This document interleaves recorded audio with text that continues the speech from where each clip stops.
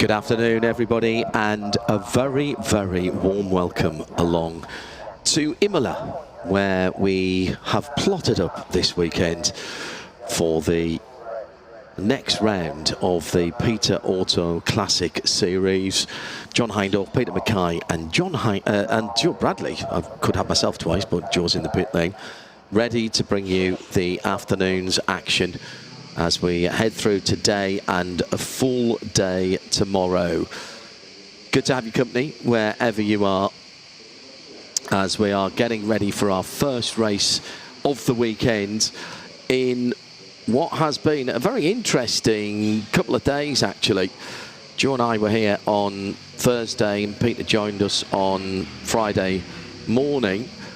A small but perfectly formed grid of endurance racing legends for the LMP GT1 category. 6 GTs and 6 of the prototypes as well.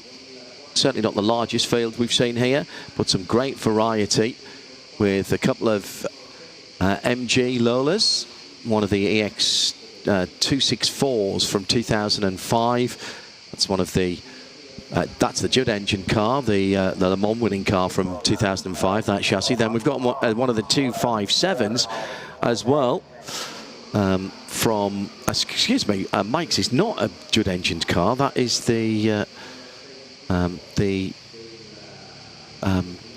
engine car, Peter, isn't it? So that must be the 2006 car. It is, yeah. Yeah. It's listed as 2005 on the entry list, but having just read that off, I realised that it's got the air intake on the left-hand side of the car, which makes it the 4-cylinder. It's Christian Albrecht who will start on pole position with the 2004 version of the MG. That's the number 16 car. Number 16 means running in period that would have been a Dyson car, and guess what? It's in the Dyson colours with the Thetford Norcold livery. Alongside that, the Zytec 04S from 2003 for Jamie Constable. He'll be running that car. Very distinctive 3-spoke alloys on that. Then Mike Newton and Emmanuel Collard. Emmanuel the fastest of the GT cars with one of the ProDrive 550 Ferraris. We'll have a look at that in a moment. There is the Thetford Norcold number 16. My goodness, I remember that one from the American Le Mans series in the early and middle part of the 2000s. And that was a successful car in the hands of a number of drivers, including, of course, Chris Dyson, who's still winning championships, let's not forget. The red, white and blue AD car behind is the Mike Newton car. And then the first of the Ferraris there is the ProDrive Ferrari, the 152. Interesting story for this one, Peter, because this is one of the cars that went into private hands, one of just 8. It is, yeah. It's a very special machine run by JMB Classic, Paul Ricard.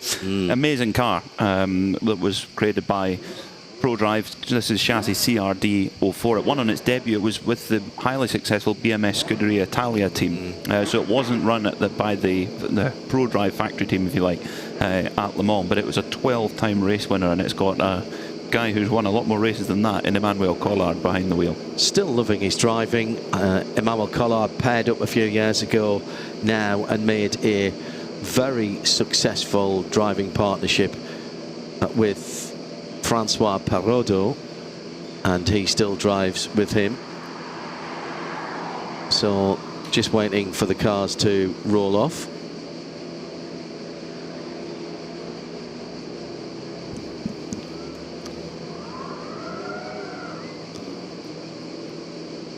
So this will be a rolling start, as will all the races today. I didn't finish running down, actually. There's Courage C65 from 2004. It's the number 31 car, but just have a listen to these cars pulling off the grid.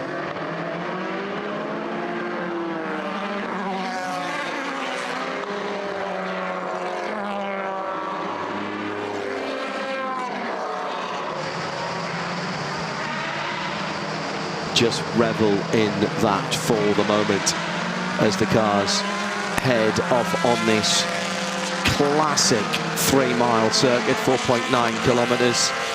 Originally a motorcycle circuit going way back to the early 1950s.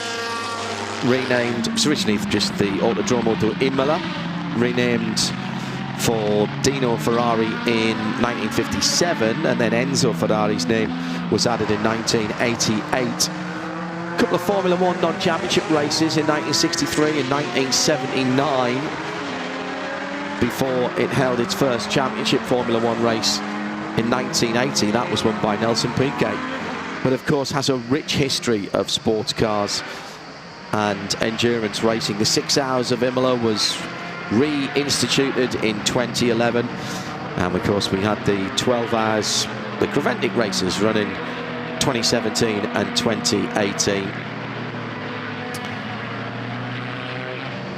40 minutes this race with a pit stop. So now we've had a little bit of a listen. Let me quickly give you the rundown.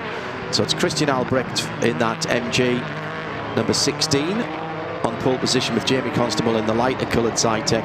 Then the red, white and blue, the 264 car from 2005, the Le Mans winning chassis that Mike has brought back into his ownership. He was part of the team that won there, of course, in 2005. Emmanuel Collard with the first of the GTs, the Ferrari 550, then Mark Drain in the Courage C65, then Joe Macari in the MC12, car with a checkered history in terms of its eligibility, the dark blue car. Behind that, the bright red Pillbeam of Marc Rostin. Giovanni Buganza in the Lucchini in the Invitational class, a little Lucchini, what was termed a P3 in 1995. The oldest of the cars that we've got here. The Aston Martin DBR9, Christian Oldendorf, and then Marcus Bautala in the twin-turbo, the bi-turbo GT2 Porsche number 996. Stefan Rothmeier for another RSR from 2006, and the Maserati MC12, another Maserati MC12, Alexander Rittweger, the number 2 on the back. Joe Bradley's down in the pits. We'll pop in and say hello to him when the pit stops get underway. Opportunity maybe to talk to some of the drivers. How cool is this to see that Dyson liveried machine on the front row? And we wait for the green flag for the first race here of the endurance racing legends at Peter Otto's Imola-Classic. And it is the MG that gets away. Christian Albrecht then heading down towards the first corner, and nice and tidy for the dozen cars that we have out there at the moment. They go through Tamburello and down towards Villeneuve before turning left-handed up the hill at the Tosa corner, turn 7 of 18 corners that we run here, and the leader already stretching away, Peter. And Mike Newton up into second as well. Yeah, great start for Mike Newton, particularly getting that move done on Jamie Constable in that blue Zytek, so moving up into second. So it's an MG Lola 1-2 at this early stage in the race. Slightly steady start for the Lucchini getting into the rhythm, but also Emmanuel Collard, 4th overall in that 550 Ferrari GT1, an amazing car driven by an amazing driver, and he's right up there mixing it with the prototypes early on. Just absolutely loving the sound of this variety of engine. 4 cylinders, of course, all the way up to the big V engines of the Aston V12. So we've got 4s all the way up to 12s in the Aston Martin, making those distinctive noise. And of course, in between there, the flat 6 twin turbos. So Albrecht then making good his escape in the open-topped MG, very low-lying car. Mike Newton having to defend from Jamie Constable with Emmanuel Collard, the best of the GTs. Watch for that Courage C65 coming through. Collard with a very quick Ferrari, particularly in a straight line. Oh, isn't that glorious? 3 across the line, side by side. Emmanuel Collard trying to make a way through on the 2 prototypes, battling away as Mike Newton in his Le Mans winning MG Lola does hold on to second place despite great pressure from Jamie Constable there, but quite different configurations of cars. The MG Lola, it's got quite a small engine, 2-litre turbo. As through goes Constable, back into second in the LMP1 Zytek. Newton in LMP2, oh dear. Constable's gone off, managed to hold on, and there goes Emmanuel Collard. I should say that Mike Newton is in a different class to the Jamie Constable car and the Christian Albrecht car. It's quite a complicated class structure, so we'll tend not to talk about it too much in terms of the racing, and just actually watch how the racing is unfolding. But because of the different years of the cars and performance potentials, there are two different prototype classes here. The GTs, I think, are all the same class. Yes, they are. And of course, we've got the Giovanni Muganza Locini as an invitational car as well, because it kind of doesn't quite fit with the rest of the cars here, but good to see it out. Also, what's happened is that while Emmanuel Collard's been in this melee between the Zytek that went just off the road coming out of the Villeneuve chicane, and then Mike Newton got a little bit, sort of had to almost back out the throttle a little bit, and that allowed Collard to go through. But Collard, he is getting held up a bit, and that's allowed Joe Macari in the MC12 Maserati GT1 to close up behind in that Red Bull liveried machine, which Joe's owned for a very, very long period of time, and he's right on the case now of Collard. This is a great lap from Joe Macari when our Joe Bradley and I were walking around the pit lane and saw Joe Macari looking at the data, watching the video, trying to absolutely optimise the performance, and that work seems to be paying off, because Emmanuel Collard, former Porsche Works driver, is now under pressure from the blue Maserati Red Bull machine of Joe Macari. Peter Mackay and John Hindhaugh in the Global Broadcast Centre at RSL_studio. If you want to say hello, we'll be keeping an eye on that. Good afternoon from Italy. 2:45, and a full afternoon into the early evening today. We've been blessed by good weather during the track time. It's rained pretty heavily overnight on Thursday and Friday evening into this morning, which was rather good actually, because it cleaned all the dust off Mercedes-Benz. Thank you to Hertz in Bologna, and particularly to Georgia and Ricardo, who were superb when Joe and I picked the car up on Thursday morning. Brilliant stuff. I just love the different noises, Peter. That one of the things that we miss nowadays in a lot of racing. We're fortunate in sports car racing, there's still some variety.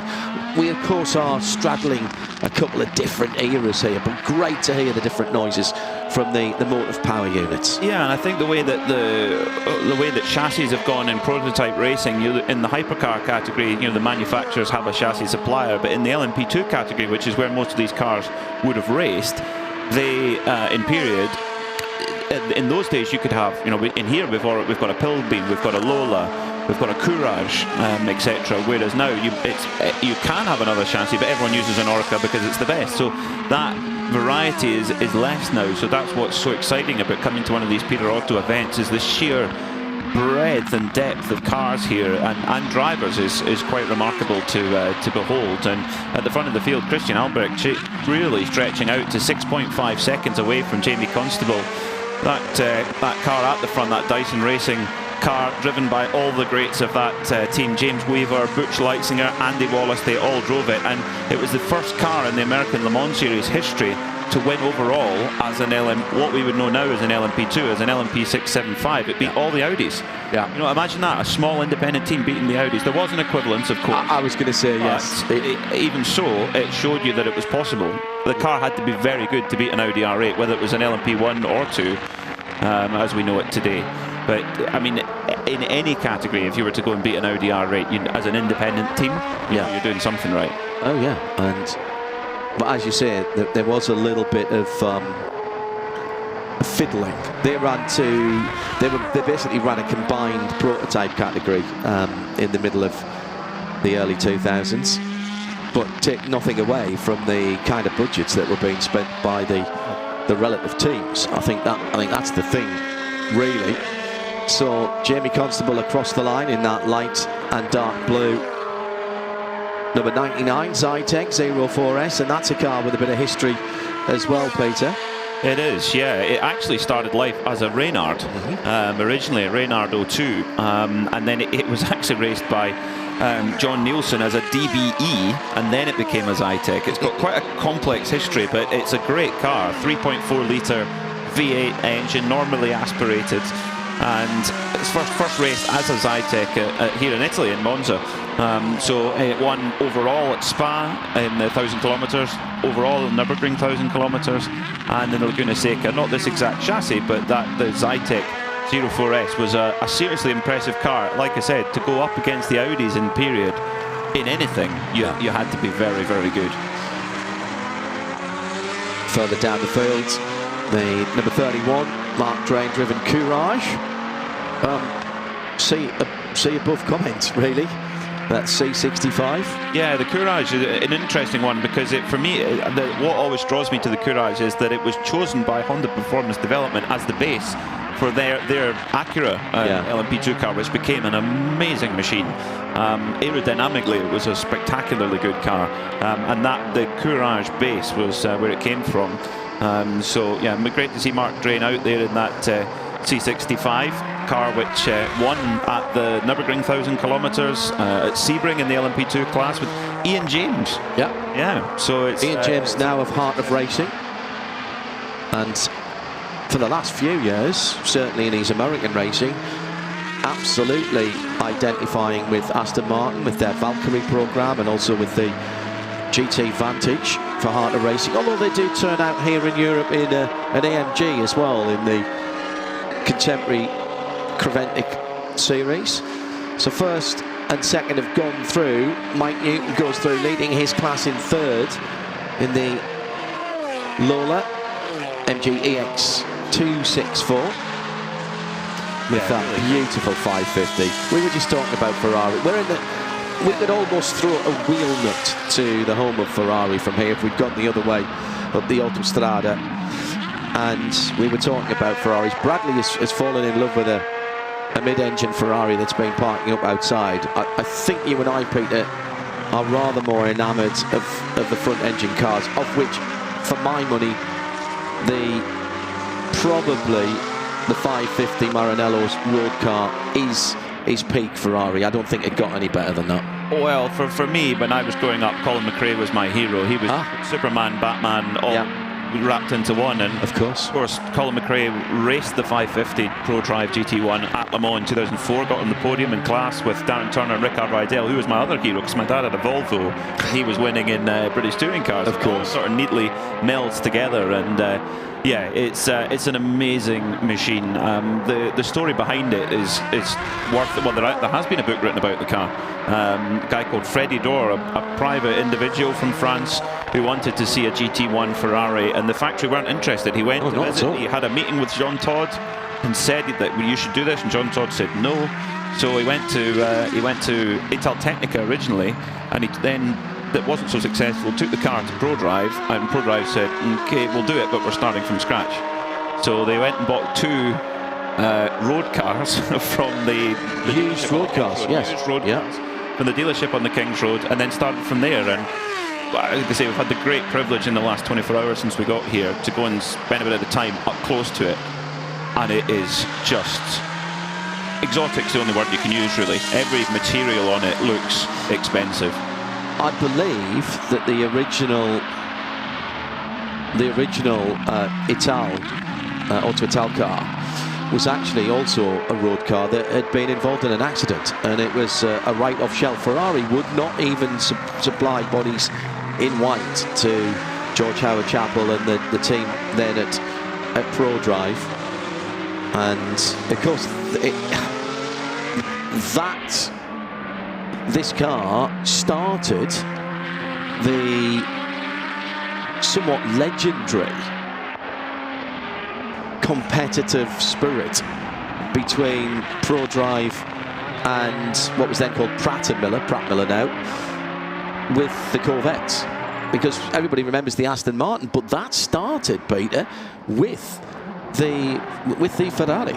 Definitely, the Aston Martin DBR9 would not have been as successful as it was without the Ferrari 550, which is Totally a agree. really bizarre thing to say, but built by the same company in ProDrive. They learned a lot. Yeah. They learned a lot with this project. Yeah, both powered by V12, slightly different engines, of course, but both powered by V12s. And again, this is why if you're watching as a fan, you need to get yourself to a Peter Otto event. If you've got a car that's eligible, you need to enter the Otto event, because getting up close to seeing a 550 GT1 Ferrari on a motor show stand is a cool thing now. But to see one in a racing paddock being prepared, ready for action, and then you just walk 50 metres down the pit lane and there's a DBR9 there. And then you look at the two cars side by side and you see the similarities they have. It's great. It's really cool. I'm reliably told by Joe McCarry, who I was talking to probably 18 months ago, maybe a bit more than that now, when I was down in his showroom in London, which is worth a day out, never mind his workshop, that the 550 now manual is pretty well sorted, and so long as you only do 5,000 to 8,000 miles a year, you could use it as a quote-unquote daily. He did have a very nice blue one in when I was there, which I'm drawn to blue cars, I can't help it. Don't know why. I wouldn't even say blue was my favourite colour, but it was very, very pretty. However, I think I probably do slightly too much miles to have one of those. Sure, it can be arranged. Oh, well. It can be arranged easily enough. This is what the battle on your screen right now is something that's so cool about historic racing as well. So you've got Mike Newton, who owns this car, who won twice at Le Mans in that chassis. Not in that exact chassis. Once with this chassis. Once in that chassis. That's HU05, which he won in 2006. It was HU03 won the year before, but he's racing along with a factory sports car legend in Emmanuel Collard in a Ferrari 550. They were in different classes in period, but with the kind of balance that you have here between a professional driver in the class below, they're having a little battle there in two completely different cars. That's fantastic. That's one of the unique parts of historic motorsport. And I actually think Jamie Constable is closing the gap down here. So as Christian Albrecht did do his personal best last time by, but it was actually 3/10 slower than Jamie Constable in the LMP1 Zytek. It's 5 seconds at the moment. Peter Otto Imola-Classic this weekend. Next season, of course, the events will all come under the Le Mans Classic Series banner. If you weren't with our coverage of Le Mans Classic, first of all, why not? Secondly, you missed some fabulous stuff, but the good news is it's all on YouTube. And that was the last of the Le Mans Classics in that current format. We change next year to 2 different time scales for the Le Mans Classic, and it will become an annual event rather than once every 2 years.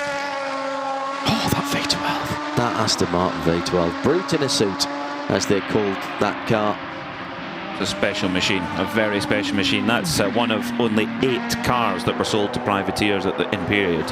10 works cars, 8 privateer cars. Is this the Brazil car? This is the Brazil car, yeah. So this has done. It actually hasn't even done 1 race in period. Oh. It's done more races in historic than it has at the time. So it wasn't in that livery. It actually, colour-wise, it was. Was so it? The works Aston Martin green. It was delivered to Capova racing team. It was going to be driven by, get this, Pedro Lamy and Tony Kanaan, but the team, they had it entered in, but the engine failed in practice, so they didn't actually start the 1,000 miles of Brazil.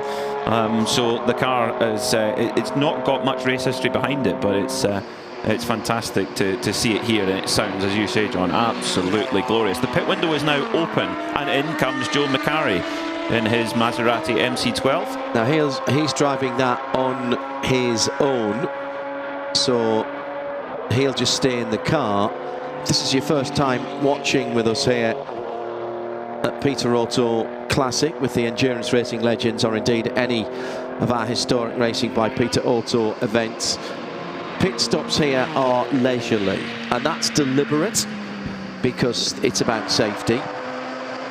There is a formula in some of the races as well about how long you are stationary, depending on what driver combination you have and whether you have one driver or two.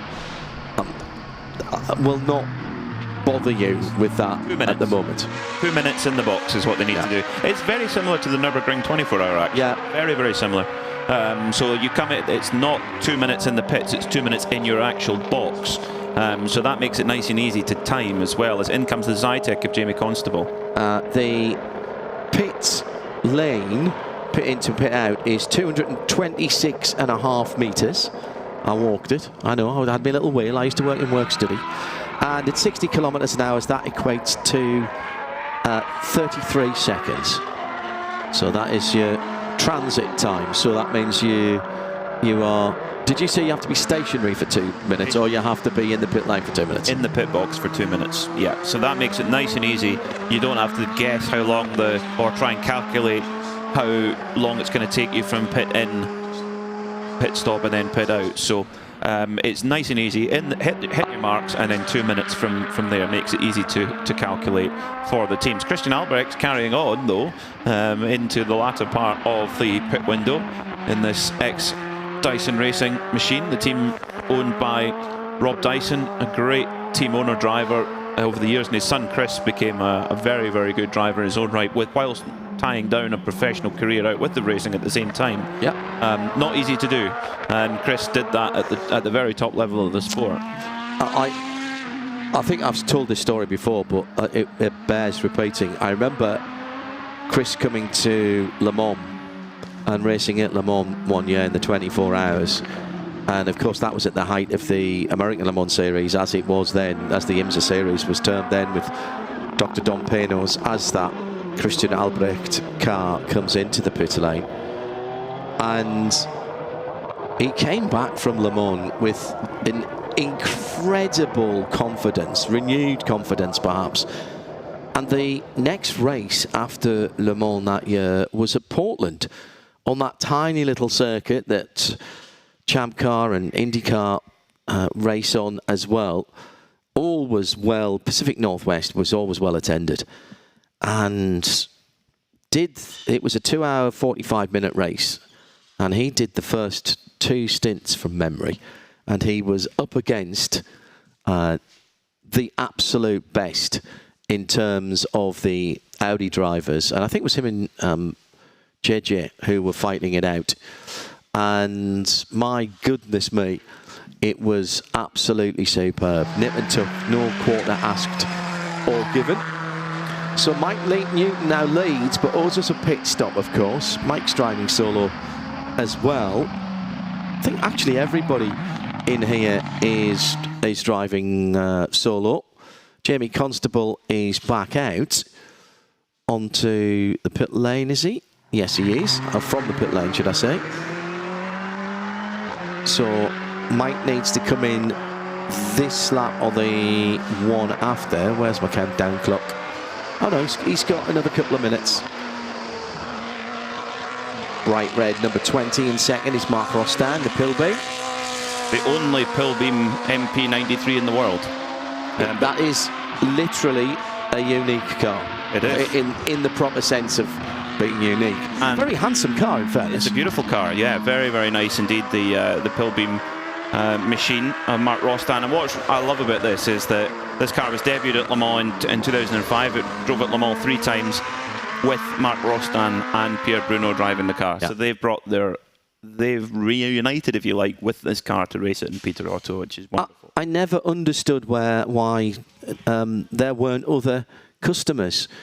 Although, in fairness, at that time, racing, this type of racing, Le Mans type of racing, was a chassis formula. There were plenty of chances to take, plenty of choices to make as Mike Newton comes into the pit lane. Phil Barker here this weekend, fabulous Phil, who would have run this car in period for RML, of course, who designed and developed the ongoing versions of this car. It started life as the 675 car with the Lola chassis. By 2006, Lola had moved on to the next, the BO7 version, and RML and bought all the bits and pieces. And in fact went back, because the previous year in 05, that would have had the Judd V8 in it. Yes. And won Le Mans with an engine that should never have lasted the previous year, because it had an airlock in the cooling system I think it was the warm-up lap. I don't even think they'd got to start the race, and they had to bleed out the whole of the cooling system, and it really pinged the temperature. And I remember talking to the guys back then, and they were saying this is never going to last. And Phil, big West Ham supporter from London, he was like, well, if it's going to go, I rather hope it goes early in the race so we can get packed up and get away. And not only did it not pack up, they went on to win the race. Extraordinary event. That was the previous year's car. Judd, the Johns Judd, with great support that year. The following year, because they had back at Wellingborough a stash of the 2-litre AER engines, as off goes the Bill Beam. Oh, I wonder if there's some oil down there. That's the Courage. Excuse me, it is the Courage, yeah. And almost followed off there by the MC20. MC12 of Joe Mackay. Yeah. Yeah, I think MC20 is the new car. Yes, it is, yeah. Just added 8. There's something going on. Has he gone off on his own oil? Because that car is smoking a little bit. And maybe Joe Mackay caught a bit at the end of it. That's very taily. And then Joe understeers a little bit. That's actually good driving by Joe, because he wound off the steering there not to lose the back end completely. Yeah, although there are a little bit of grass cuttings in the front air intake of the MC12, but there's engines at the back, which is handy. But yeah, you need to keep a watch on that. Well, that's a strange one there. A shame for Mark Train in that C65 Courage. In fact, we're going to for the second endurance racing legends race, we're going to have Sam Hancock come and join us in the commentary box, who drove that car in period yeah. and sold it. Yeah. Recently, so yeah. It's nice to have him along. Car with the Lassard sponsorship on the car. The department of France that's in which the Le Mans circuit, correctly named the Circuit de Lassard, is situated. Department 72. 72, yes. 9 times 8, which is why the Peugeot was called the 9X8, I reckon. They say not, but 9/8 to 72. So Christian Albrecht back to business then with his pit stop done, and back running again. Now his gap was 5 seconds just before the pit stop. It is now 2.7. So Jamie Constable has got a bit of a hurry up now, and actually down the long front straight here at Imola, he can see the leader. And with 15 minutes to go and lap times for the leader going out, there's an opportunity here for a battle for the overall and class win. It's game on, isn't it? Fantastic. Oh, he's really closing down. Yeah, really fantastic to see that. Jamie Constable had a bit of a steady start, but getting into his groove now. And in this ex-Jota machine, one of the very earliest Jota cars, this Zytek, which was driven by Sam Hignett when he was still driving. Yeah, which is really cool. Raced at Le Mans, this car in 2005, sold to Creation Autosportif, where it was raced by Nick Manassian and Jamie Campbell Walter. Then it went to America, where it was raced by the Intersport team, John and Clint Field. So it's got quite a history behind it. John Field just come back to IMSA racing. That was amazing as well. That was great. You were there for that, weren't you? Yeah, Daytona. Yeah. He hasn't been back though. No. I believe that this is the car that Sam Hignett had, and I think it was the rear deck. I think they had the rear deck up on the wall of the factory, and they were asked if perhaps they'd want to part with it, and they said yes. So I think this is the car that has that rear deck as part of its heritage. Very cool. Well, the gap is coming down. It was what last timing point 1.8. It's now 1.5 seconds. We've got a proper race on here. 13 minutes. Now, if this is your era of endurance racing, of historic racing, stay with us, because later on we have Endurance Racing Legends 2, which is all of the GT2 spec cars, and there are lots of them.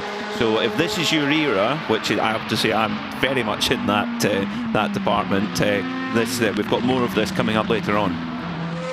Yeah, and remember when we go to the annual Le Mans Classic, it gives us the opportunity to bring more of this era, and indeed even newer cars, to Le Mans Classic as well, because there is a new Peter Auto category coming for Le Mans Classic, and indeed for the Le Mans Classic series for next year from 2006 onwards for GT3 first generation cars, and I'm very, very excited about it. Interestingly, of course, 2006 from our point of view, although I've been talking about Le Mans cars, well, I've been talking about Le Mans cars since I could talk, but professionally since 1989, 2006 was the first year of Radio Show Limited, and therefore I think that means we now can be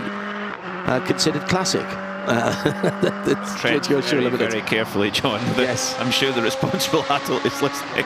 Listening and watching. She's everywhere. Yeah. Hello, Eve. Hello. Hello, listeners. So, does that mean prototypes as well? It's GT's first. Okay. It's GT3's first. I have to be there when the RS Spider races at Le Mans Classic for the first time. I have to be there. There was one entered for Emmanuel Collard actually for this weekend, but sadly the entry had to be withdrawn. Is Francois Perraudot here? I know Emmanuel is. No, I know he isn't. No, and that RS Spider would be Francois Perraudot's car. He's got two of them. He's got the Van Merkstein Le Mans winning car in LMP2 and the. So whose is the Ferrari 550 then? Is that Francois as well? I'm pretty sure that's Francois Perraudot's car. Yeah. Run by JMB. MC12 getting sideways. I said it was a little bit controversial in period, and it was, Peter. It was one of these cars that was built by Maserati to race at Le Mans and to race in IMSA, but there was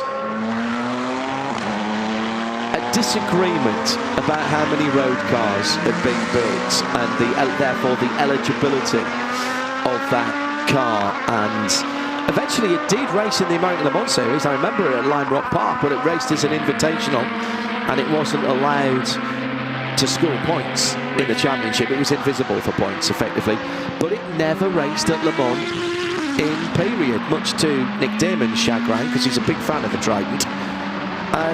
And yet, of course, it did go on to race in GT1 World Championship with SRO. And FIA GT, which it completely and utterly destroyed.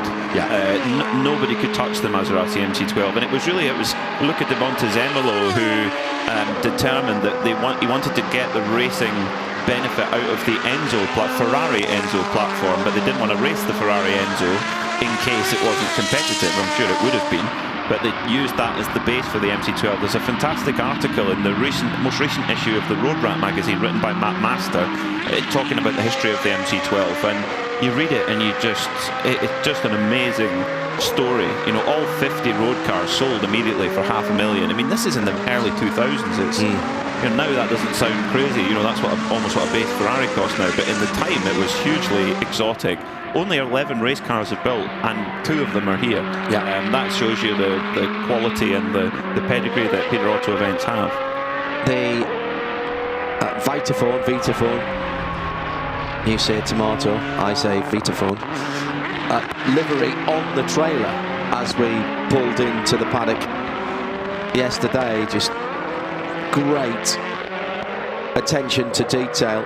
So this gap at the front of the field then has come down to under a second now, and fastest laps last time around for both first and second place cars as the Red Bull liveried MC12 goes through. Listen to that. As Joe Macari's machine, it's been driven by some very special drivers. This car. Pretty sure Dario Franchitti's driven this car. the flames spit out the back of the car. Whose car was that? MC12 made its debut right here. Yeah. 21 years ago. How is that a 21-year-old car? Whose car was that original? Which team car was that original? Who drove it? Now that's a good question. It's chassis number 8, driven by Andrea Bertolini and Carl Wendlinger, and also. Oh, he's off again at the same corner. JMB. Yeah, I was going to say it'd have been a JMB car then if Bertolini was involved. It's had an eventful run so far, but running ahead of Emmanuel Collard. So what's happened? What's happened to the Ferrari? Yeah, something. And they are in the same class. That's twice he's been through that gravel now. It's not what you want to do when you're leading the class. And now Sam Hancock, the hot shoe in the other Maserati MC12, is on the move. He's still got. He's got a little. He's got 9 seconds in hand with 7 minutes to go. And at the moment, Sam Hancock's last lap is a 1:44.5. Joe Macari a 1:47.8. I tell you what, not just at the front of the field, John. GT1 could be very, very close here between Joe Macari and Sam Hancock. Yeah, and at the front of the field, the leaders have just gone through the Variante Alta and heading down towards Livazza. They're in. Oh, there's a touch. There's a touch between the two leaders. And that was a change of the lead. My goodness me, just as we got back to it, fabulous stuff from the guys in the truck. And in traffic, a typical multi-class get-together. A bit of a miscommunication between the two drivers, and Jamie Constable goes through to take the lead. Thank you, Olivier, and the team, and our camera operators as well, out in what is quite warm weather today.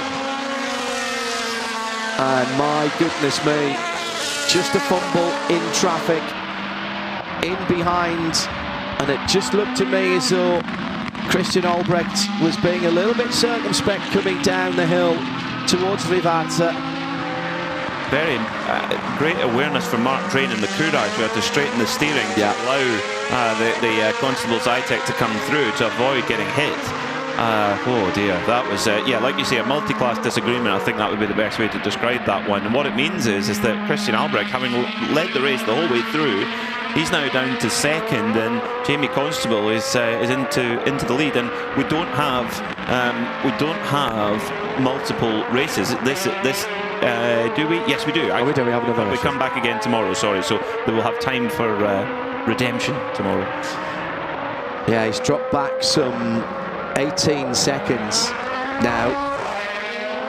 Looked like the engine had stalled there, and it took a moment to get that engine refired. Number 996 is the Pierre Martinet livery. Fantastic on that Porsche. And that's Marcus Baltala. Marcus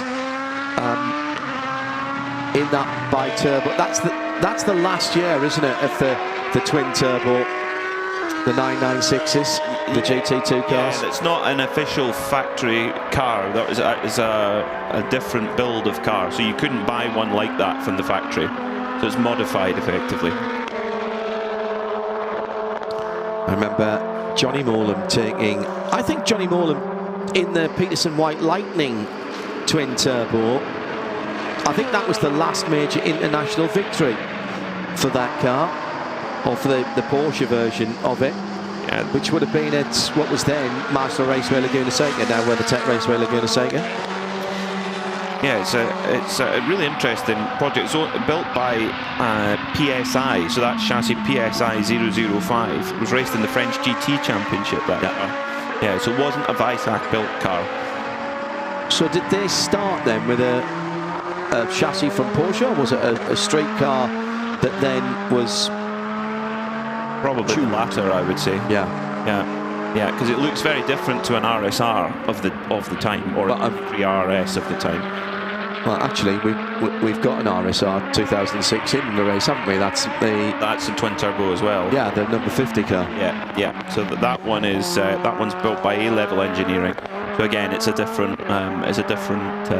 platform as such. And Stefan Rothmeyer sharing with Michael Verveny in that car. So at the front of the field now, Jamie Constable in the two-tone blue Zytek 04S, stretching away. Actually coming to put a lap on Joe Mackay, who leads the GT category, and you were right, Sam Hancock now only 6.8 seconds behind. Now let's hope there's no fumble here for the leader. I think at the current burn rate, where Sam Hancock is 3 seconds a lap faster than Joe Mackay, you could have a grandstand finish here. Could have a, yeah, in GT1 between two Maserati MC12s. I mean, come on, how much more do you want? It's going to depend where the leader is and where they cross the line. Two Maseratis on the same straight there, heading up to Tosa, and the left-handed uphill corner. Now that was interesting there. Mackay just jinking to the left as he was going up the hill, because he was starting to catch the prototype punching out of Tosa. Suspect the slowest corner on the circuit, actually. And then as the prototype gets into its stride, pulling away. Problem with the pill beam on the rear left of the pill beam. It looks like this. Yeah, suspension. The rear wheel is something's gone wrong there. Oh no, just 1 minute and 41 seconds from the end of the race. What a shame for that squad. Mark Rostan having to limp the car back to the pits. Is it Rostan that's driving it, or is it Giovanni Buganza who's in that car? It's Rostan on our timing screen, so I suspect it. Well, sorry, yes, Giovanni is in the Lucchini, isn't he? Sorry, my apologies. Those two cars in the pit lane at the same time. So this will be the start of the last lap for that leading Zytek. That it is now from race control, which is just down the corridor to us.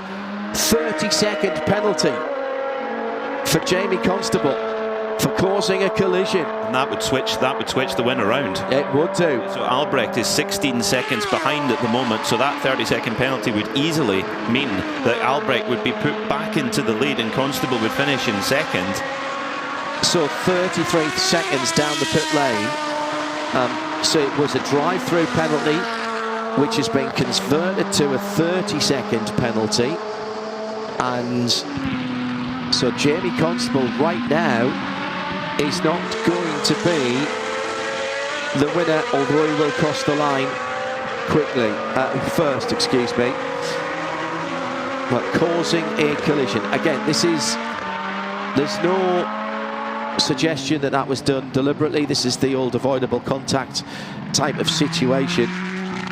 And contact driving at any level of sports car racing is frowned upon, but particularly in historic racing by Peter Alter. So checkered flag next time around for all these cars. How close is Sam Hancock? He's 2 seconds away. He's really close. And he's really close. We're going to have to keep an eye on those two Maseratis. They are just coming down the hill now to start their final lap, coming into Rivazza. The double left-handers at the bottom of the hill. Yeah, that's some drive from the number 2 of Sam Hancock in that Vodafone Maserati MC12. The checkered flag is out, so Jamie Constable has taken the checkered flag, so it's a run to the flag then for the GT1s. Yes, and that's the problem. They'd been lapped, and he's going to be very close indeed, but I think Joe Mackay is going to hang on by about a second and a half. Yes, it is, as they cross the line. One more lap, and that would have been a different result. And also coming through there on the line, Mike Newton just coming through to finish.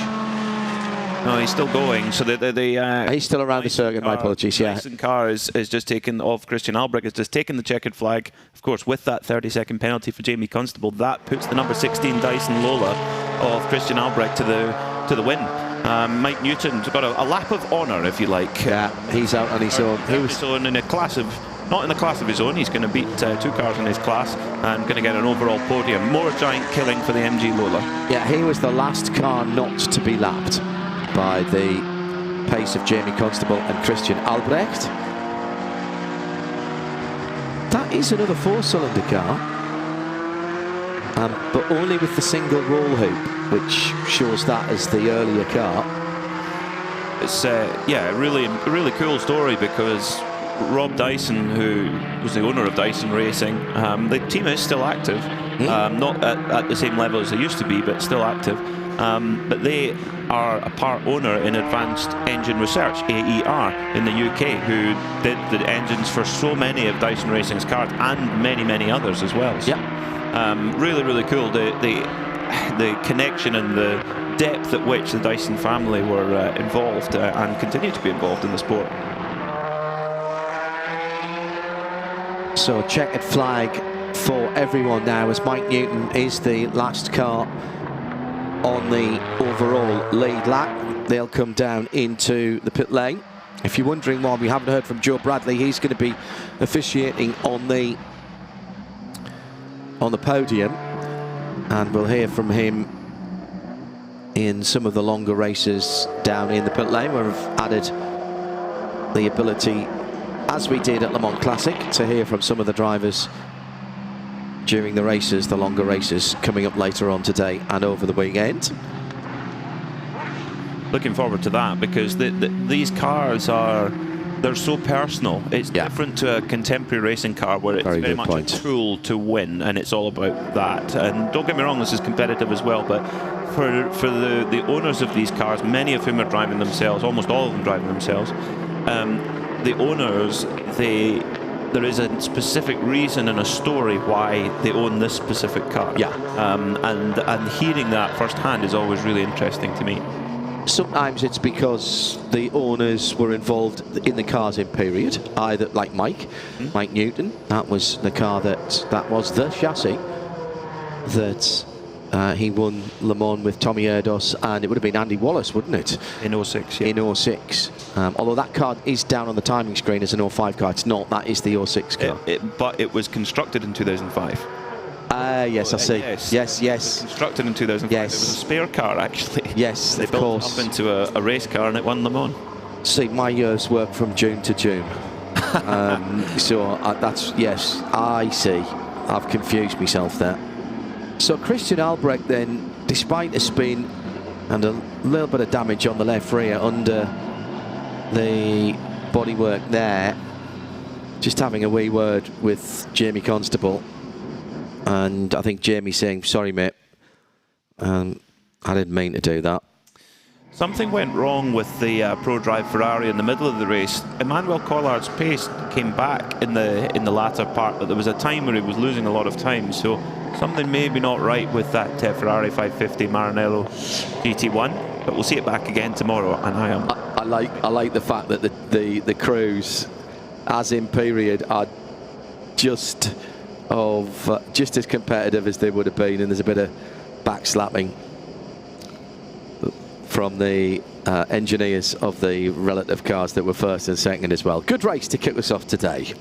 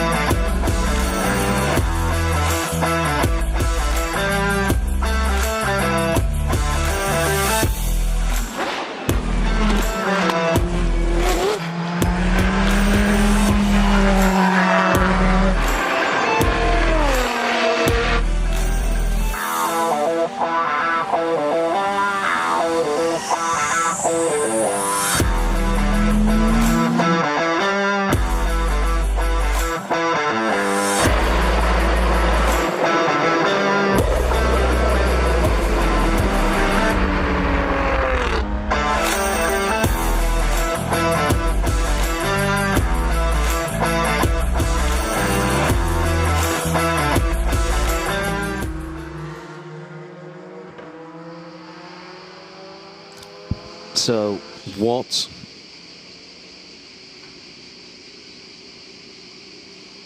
fabulous way to get things underway.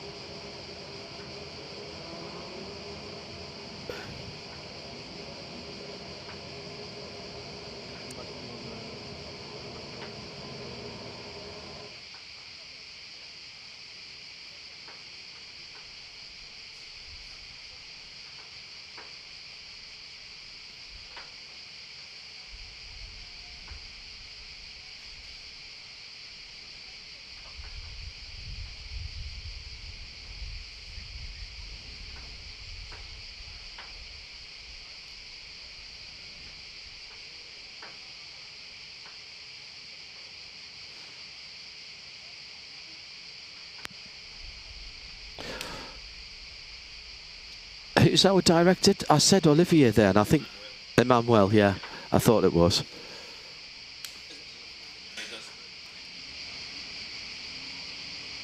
Yeah, but there is an Olivier as well who came and talked to me. That's I got myself. Right, now.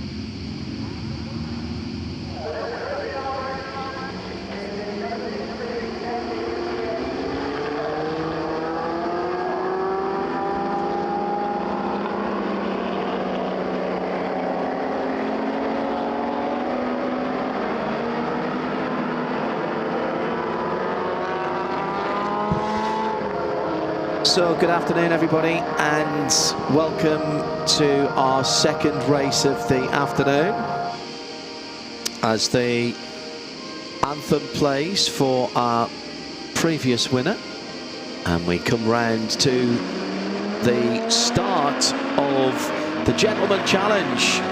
And as the lights go out, it's Dr. Afshin Fatemi in the Tajero who leads away from John Spires in the Lister Coston Jaguar. These Gentleman Challenge for cars of the 1950s and 1960s GT Grand Touring cars.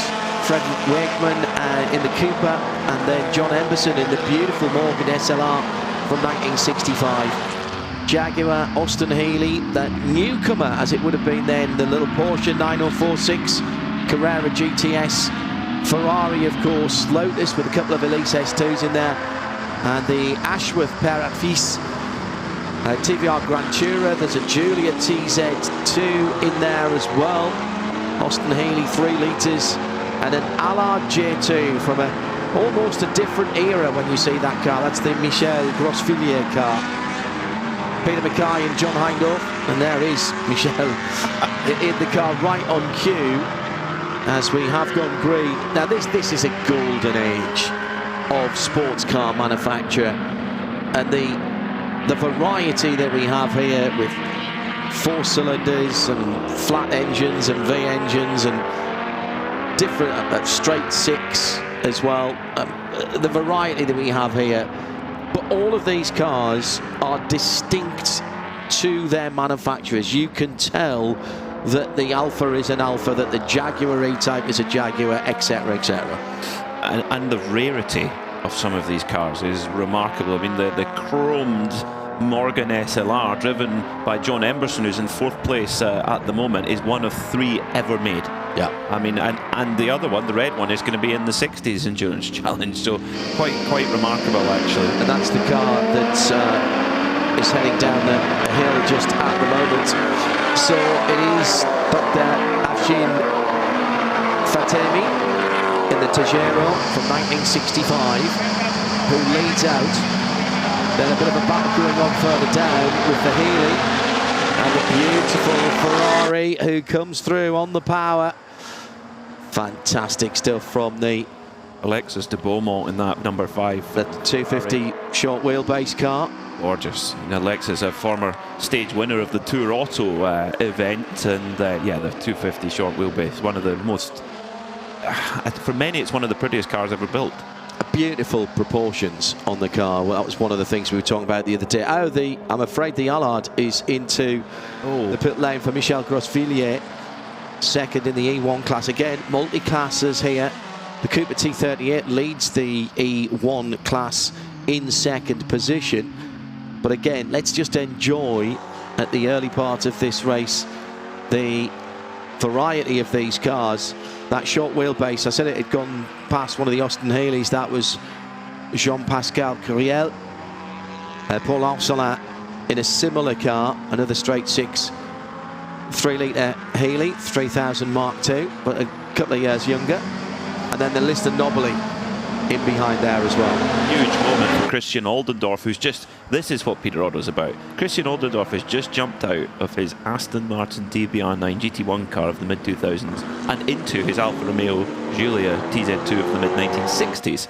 And he's just had the mother and father of all moments coming out of the Villeneuve chicane through the gravel. Managed to gather it up, but that made me slightly nervous.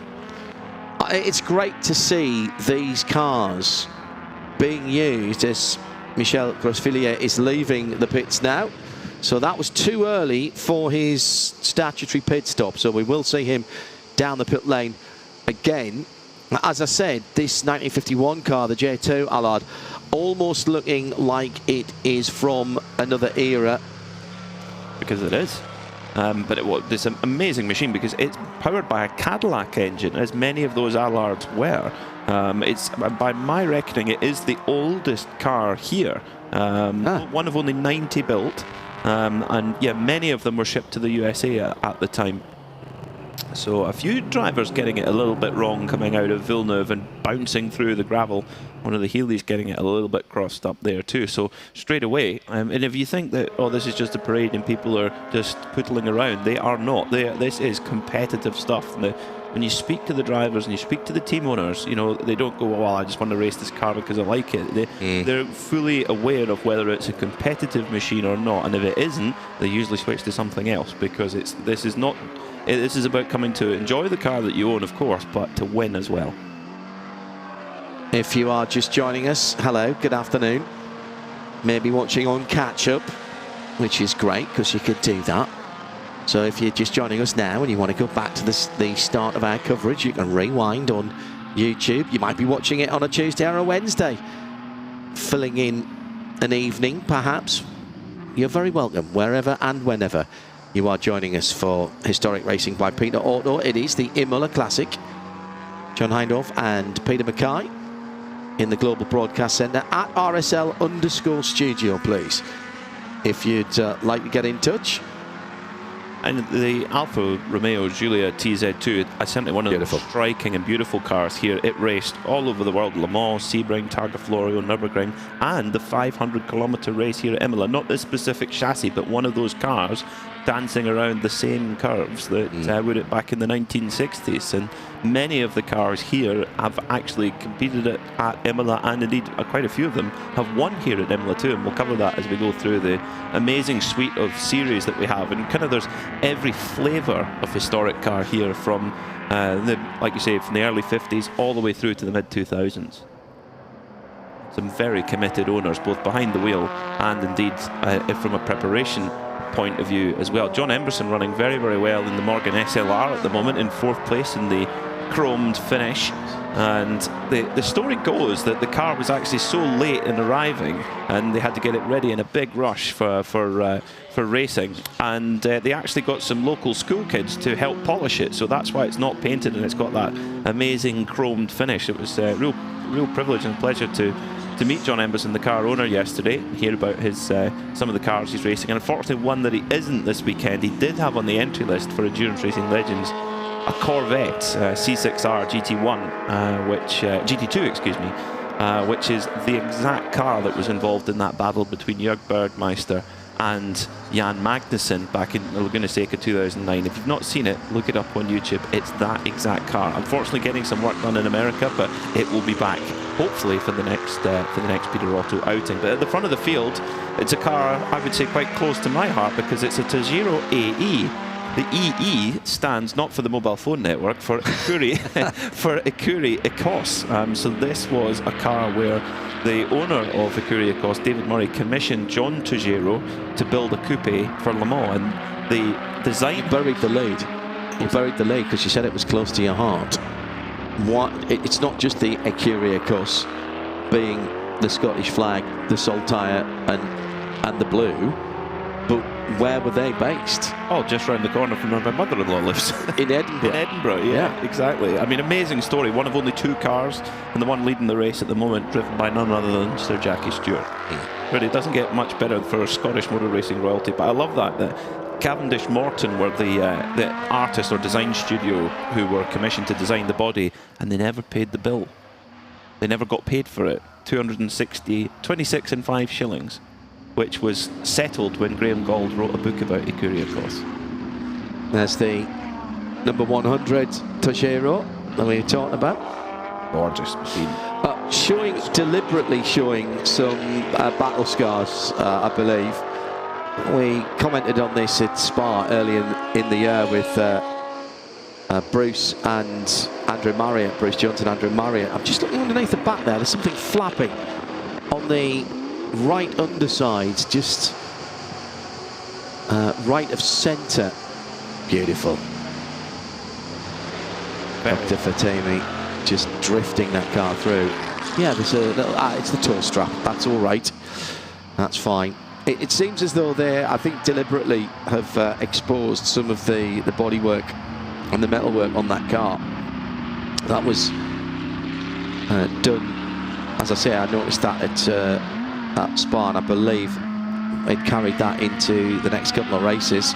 Still got Paul Ricard and Estoril to come in this championship season. And we should just remind everybody this is a championship season this year for historic racing by Peter Auto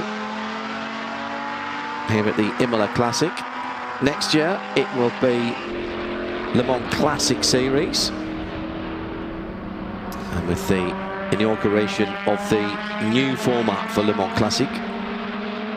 Good battle going on for second place. Yeah. A little bit further behind the Tajero Ecurie Cost machine of Frederick Wakeman in the Cooper T38, one of 3 ever built, racing away at the moment. The last. So hang on, the first 2 in the race at the moment. It's 1 of 2 and 1 of 3. And 1 of 3. Yeah. Amazing. Wow. Quite amazing. 200. Now bear in mind, this is a car from the 1950s, a 250 horsepower in a Cooper T38. A massive performance for the period. And a very lightweight car. That's the other thing. When you talk about the power outputs of some of these cars and say it's 250 horsepower, you know, it sounds like a hot hatchback would be at the moment. But this would be a car that probably weighs 500 kilos maximum, if that. Maximum, yeah. Whereas your standard family hatchback nowadays is probably more like the weight of a GT race car, probably 1,400 kilos. Yeah, definitely. So a third of the weight. Even, you know, some of the little Lotus, which will have 180, 200 horsepower. But again, it's the power to weight ratio of these cars that made them such popular cars to watch. And there will be those of you who are looking at these cars now, which are from the late 50s to the mid 60s, but you will have seen these cars possibly racing at your local circuit well into the 70s and racing in local championships at various circuits around Europe. Enthusiasts keeping them going long before people talked about historic and classic racing. These cars would be running local championships. They would, yeah, you would see them all over. Particularly, look at like the car on screen right now, one of the Austin Healey 3000s, one of the big Healeys. Big Healeys. Over 90% of those cars were exported from the UK. Yeah. A staggering thought that everything they were going to a lot to Australia, New Zealand, a lot to the United States, of course. Straight 6, beautiful, beautiful engine. Straight 6, one of my very, very favourite engine configurations. Said to be one of the smoothest. And then, you know, from the same era, the Alfa Romeo, pretty much the same year. And look at the difference in style. That cam tail with the light blue. I love that light blue on the back. You often would see a number roundel on there somewhere. That not having its road-going number plate, although many of them did have a prototypo number. Look at the design of that car. What you're seeing here, Peter, is the early beginnings of the understanding of aerodynamics, hence the cut-off tail at the back of that car and the flowing wings around the front. Nothing so fancy as probably a wind tunnel, but there were some ideas of getting that frontal area down a little bit to be able to cut through the air. You can say the same about the Tajero as well, of course. Well, of course, and one car that we're going to see later on, the Porsche 917K of the ex-Joe Siffert car later on in the weekend. That car, you know, it was actually Austrian flies that gave the idea that they knew what was going on with aerodynamics, because when the John Wyer team who were helping to develop the car with Porsche at the time noticed that the flies weren't hitting a certain part of the car, and they thought, wait a minute, the air's not going where it should.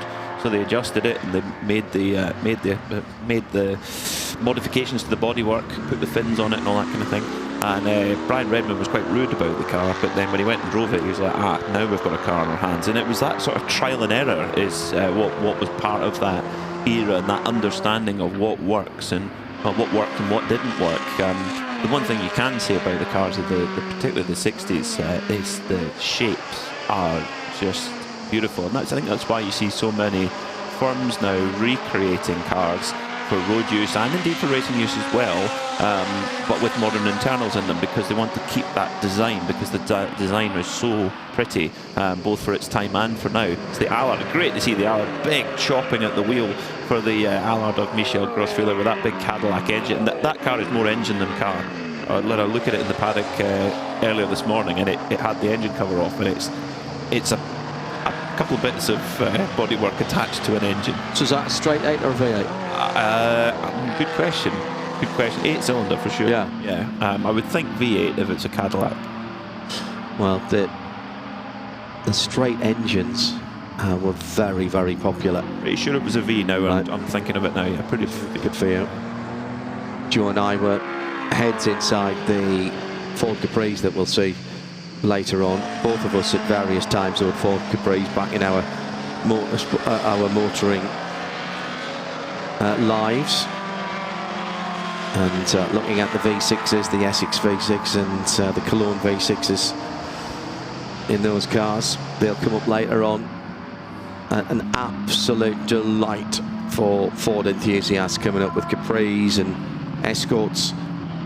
Meantime, going through the silver number 8, Matthias Kober in another one of the Giulietta SZs.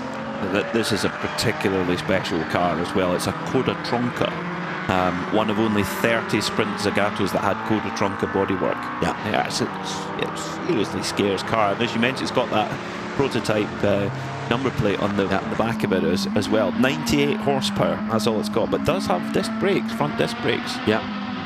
Well, disc brakes were beginning to become more, if not ubiquitous, at least more popular. That's a 1965 car, and of course Jaguar had been using the Dunlop system for a little while, won both the 12-hour race at Reims and the 24 hours of Le Mans in 1953 with disc brakes, and all of a sudden people started taking notice of them in the days when racing cars were, particularly endurance racing cars. I mean, you look back at the history of Le Mans from 1923 onwards, Le Mans was actually a proving ground for technology. Back in for Michel Grossfehler in the number 44 Allard. Looked like he had a little bit of tape on the driver's door to keep that driver's door closed. I wonder if he's having a bit of a problem with the door catch on that car. Could be.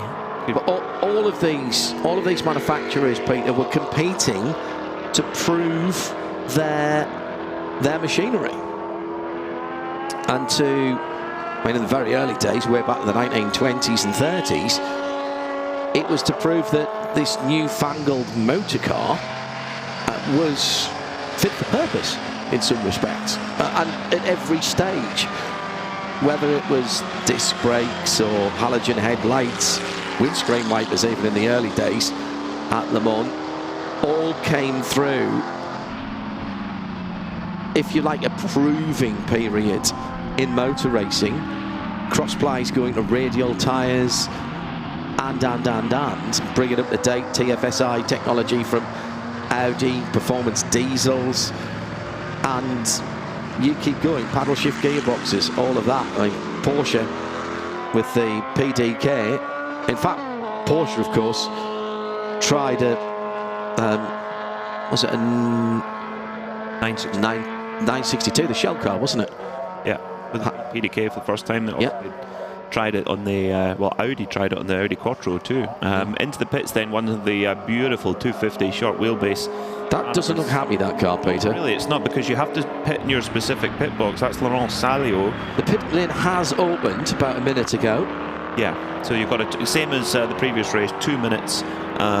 2 minutes pit stop time in the box, so you don't have to worry about how long you're taking down the pit lane or out of the pit lane. It's just what time you spend in the pit box, and that's 2 minutes is what your minimum pit time you have to serve. Leader coming up among lap traffic now in that number 100. Now, with a bit of luck and a fair wind, we might be able to speak to Joe Bradley in a wee second. I'm just waiting for our director, Emmanuel, to be able to say that we can go down there. Hello, Joe. Can you hear us?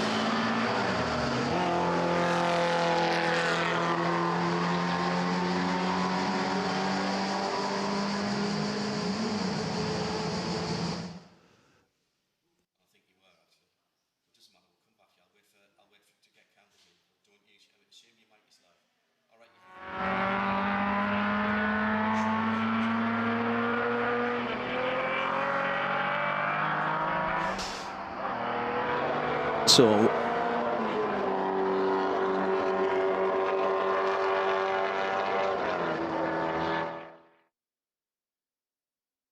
there. I've got a bit of a problem. We are just, what they're doing there is they're cleaning it down around the carburetors, and I'm not quite sure what the problem is. It's definitely in the engine area, the driver not happy. So when we get some more information, we maybe come back, but we can get a good look at the engine on this car, the Allard J2. As Peter described, it's kind of like just a bit of bodywork attached to a V8. The power to weight ratio on this car must be phenomenal. Must be absolutely phenomenal. Classic Edelbrock headers on that, who carried on making performance parts for V8 cars for a very, very long time. Joe Bradley down in the pit lane. Also in the pits, just ahead of it, the number 87 XPG1, wearing its British number plate. That's the TVR Grand Tourer of Mark Ashworth. Yeah, Mark and his dad often campaign that together. Yeah, it's a really interesting car. That specific chassis, I can't find the exact background of it, but the TVR Grand Tourer itself was driven by Mark Donoghue by the TVR factory team, which is cool. And it won races at Lime Rock and Bridgehampton in a TVR Grand Tourer. And it's funny because it's quite different from what I think of a TVR. I think a TVR is like kind of late 90s, early 2000s. The Tuscan particularly is probably the TVR that comes to mind, which is quite a outlandish car, whereas you look at an early not as much TVR, as the Cigaris. Yeah, that was outlandish, wasn't it? And then you look at the Grand Tourer, and it's this beautifully proportioned, elegant little machine, very, very different to what TVR became. Not that one's right, one's wrong, it's just different. But that was the basis of the company. Ford V6 engine in the front of that car, and one of a number of sports car manufacturers bespoke almost, or at least what would we say, atelier type studio manufacturers who would take an engine from one of the major OEMs and build a car around it, as you were mentioning with that Allard, which is back out, by the way. I love the size of the steering wheel of the Allard. It's like a proper chunky bus steering wheel, chopping away at it all the time. I love it. I bet. I mean, it's not the fastest car on the track. It's by far the oldest car, but I think the driver will be having the most fun chopping away, trying to keep it under control. Now, car number 76 is under investigation. That's the Laurent Salio Ferrari 250 GT short wheelbase. This is a car that it's actually under investigation for speeding in pit lane, which is a trifle ironic because it almost ground to a halt in the pit lane before getting to its pit box. 60 kph, Peter, in the pit lane now. Your problem here is that none of these cars have a pit lane speed limiter button. So what you will see if you take a good look at these cars in the cockpit is that they're somewhere on the dashboard will have a second 2,200 revs or something like that, which will tell you how where you need to be, which gear you need to be in, and how many revs you need to be pulling for 60 kilometers an hour down the pit lane. A lot of them have a stopwatch attached to the steering wheel as well, which is interesting.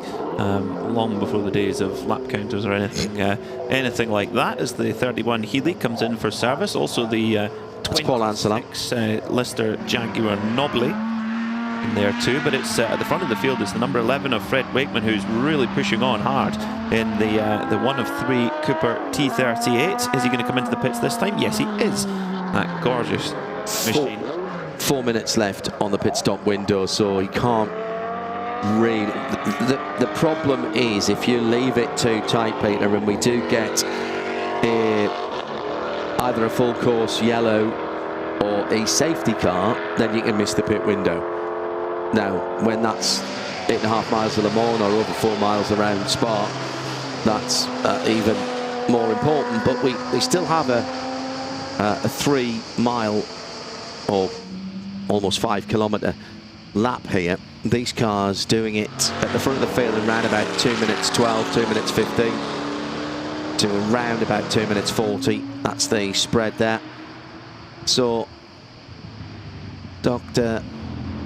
Afshin Fatemi back out in the Ecuria Costagero, and he will cycle back to the front of the field in that number 100 machine in the Curiacos blue. I have a commemorative Curiacos watch. In that colour, I presume? The face is that colour with the... Actually, I should have put it on this weekend. I hadn't thought about that. Sorry, Shami and Imola-Classic. With the salt tie on it. Robin Liddell was very interested in the story of that watch the last time I spoke to that Scottish racing driver in America. Yeah, Curiacos is an amazing history behind it in terms of the opportunities that they gave drivers. Sir Jackie Stewart driving for them, Jimmy Stewart drove for them, Jackie's brother, for many years, and it was like a proper private racing stable. And the thing as well is that you had a real rivalry between the Curiacos from Edinburgh and the Border Reivers from the south, between Edinburgh and the English border, and Border Reivers. You had Jim Clark, etc., who drove for Doug Niven, who drove for the Border Reivers. So that part of Scotland is a real hotbed for motorsport at that time. But I'm not surprised either, because the roads around there are fantastic. Two Healeys together. The lighter car, the 727, is the Marcel Peter car, and that very lovely and very evocative, almost a custard yellow, and I say that with much enthusiasm for Creme Anglaise. Absolutely lovely with the white roof. Crema Catalan. Yeah, probably. Yeah, very nice, very lovely. So back into the lead then after the pit stop cycle goes Dr. Afshin Fatemi, and he's just set the fastest lap of the race as well with a 2 minute 10.889. He's got a gap of, well, we'll do an update on the gap in a second when Frederick Wakeman hands over the Cooper T38. He is down to share with Patrick Blakeney Edwards. Nigel Greensalt's taking over the number 88 Lister Coston Jaguar from 1959, about half a minute away from the leaders, but again we'll reset that as we've had a spin out on the circuits, and that is the light green 557 Austin Healey, yeah, 104. That's the 4-cylinder car. Yes, that one there unfortunately getting a little bit wrong. That's Philippe Petit. Yes, it is. Yeah, a BN2, another lovely car. Now, also a moment and that was just in the bottom. Oh, he nearly caught it. Coming out of Tamburello just before going down. Actually, do you know what? I'm going to say he did catch that there, because he was at 45 degrees the opposite way and managed to get a point in the right direction. Just to finish off the Curiacos story, of course, David Leslie was the first privateer to win a Super Touring British Touring Car race or a British Touring Car race in the what was then the Vauxhall Cavalier in the Curiacos colours. That's a good bit of a Curiacos history. There has been a book written about the team, written by Graham Gauld, who is a close confidant of Jim Clark and Ian Scott Watson, who's sadly no longer with us. But without him, Jim Clark's legend might not be quite what it was. He was a guy who gave them those early opportunities where they had, before the Border Reivers, they had a team called Écurie Agricole, and they had a tractor in the sort of, you know, you have the horse rampant on a Ferrari badge. Well, it was a tractor trying to do the same thing. Very good. Same thing. And we should mention, for those of you watching or listening within striking distance of the borders, that the still relatively newly revamped Jim Clark Museum up in the borders of Scotland and England, just into Scotland at Duns, is worth a visit. And if you go there, you get a pass that allows you to come back as many times as you want within a year. And looks like somebody's got a drive-through. Yeah, that's the 155. Right, so that is a drive-through. For Christian Oldendorff in the Alfa Romeo TZ2. Also, Laurent Saglio will have 30 seconds added to his time for speeding in the pit lane. Right. So that was those two updating those. Pit window is closed now, by the way. Yeah, always something being changed up at Duns. I'd thoroughly recommend a visit up to the borders anyway, because it's lovely. And the run from Duns through Kelso across to Jedburgh and then back down to Newcastle, go up the coast road and come back down the A68, maybe down through Corbridge, or do it the other way around, go up that way, and then you've got the coast on and the North Sea on your side as you come back down. Very beautiful part of the world. Oh, big lock-up coming down to Rivazza, that chrome number 57 John Emerson SLR Morgan from 1965. One of only 3 ever made. Quite remarkable, and 2 of them are here this weekend. The other one's racing in the Sixties Endurance. Yep. I'm looking forward to seeing that one out there. That's the red one. There's a green one, a red one, and a chrome one. It's John Emerson just pinching a break there on the way into Rivazza. Cool shades, John. I like the shades. And no ABS, of course. No. Your ABS was your right foot and what you could feel through your backside, same as your traction control. And I say right foot for braking because these are all 3-pedal cars, and if you want to stay on the track, you don't left foot brake these. Generally speaking, you might balance the odd 1 or 2 of them with a little bit of trail braking, but generally speaking, you do your braking in a straight line with your right foot, and then heel and toe down through the gearbox. ABS only appeared on a racing car in 1971, Zeltweg 1,000 kilometres with the 917 chassis 30, which is the car that was converted into a road car for Count Rossi. The ABS system was in its it was Teldix, the company that made it at the time. The system wasn't quite to the driver's liking at that stage of its development. It was turned off very, very quickly by drivers Helmut Marko and Gerard Larousse. Yes, for those of you who don't know, Helmut Marko was indeed a more than capable driver in his day. So the gap now 21 seconds between the Tejero and the Cooper, and a further 14 seconds between the Cooper and the Lister Costin Jaguar. So 1965, 1955 and 1959. And then we'll see where Christian Oldendorff slots back in that lovely TZ2 1965 Alpha, the 155. There it is, coming down through Rivazza. That's lovely. Him a run at a podium, that drive-through penalty, unfortunately. Yeah. But he's you could arguably the best-looking man on the grid, but in that thing. I mean, if you arrive in an Alpha, like that, you're doing all right. You're doing okay. Yes, yeah, definitely. I think so. Oh, and just ahead of that, about to be lapped, actually, the Porsche 356. Now that's a 356B. That's Mark Julie. The 356S 75 hardtop. That's quite an unusual car, actually. It is. Because of the shape of the car, often called a notchback. Dare I say, it almost looks a bit in profile like a Morris Minor, but it's a bit lower. But 356s came in a variety of shapes and sizes of engine, but this one, the B model, it was only the C that got the disc brakes, but that one termed the hardtop, Peter.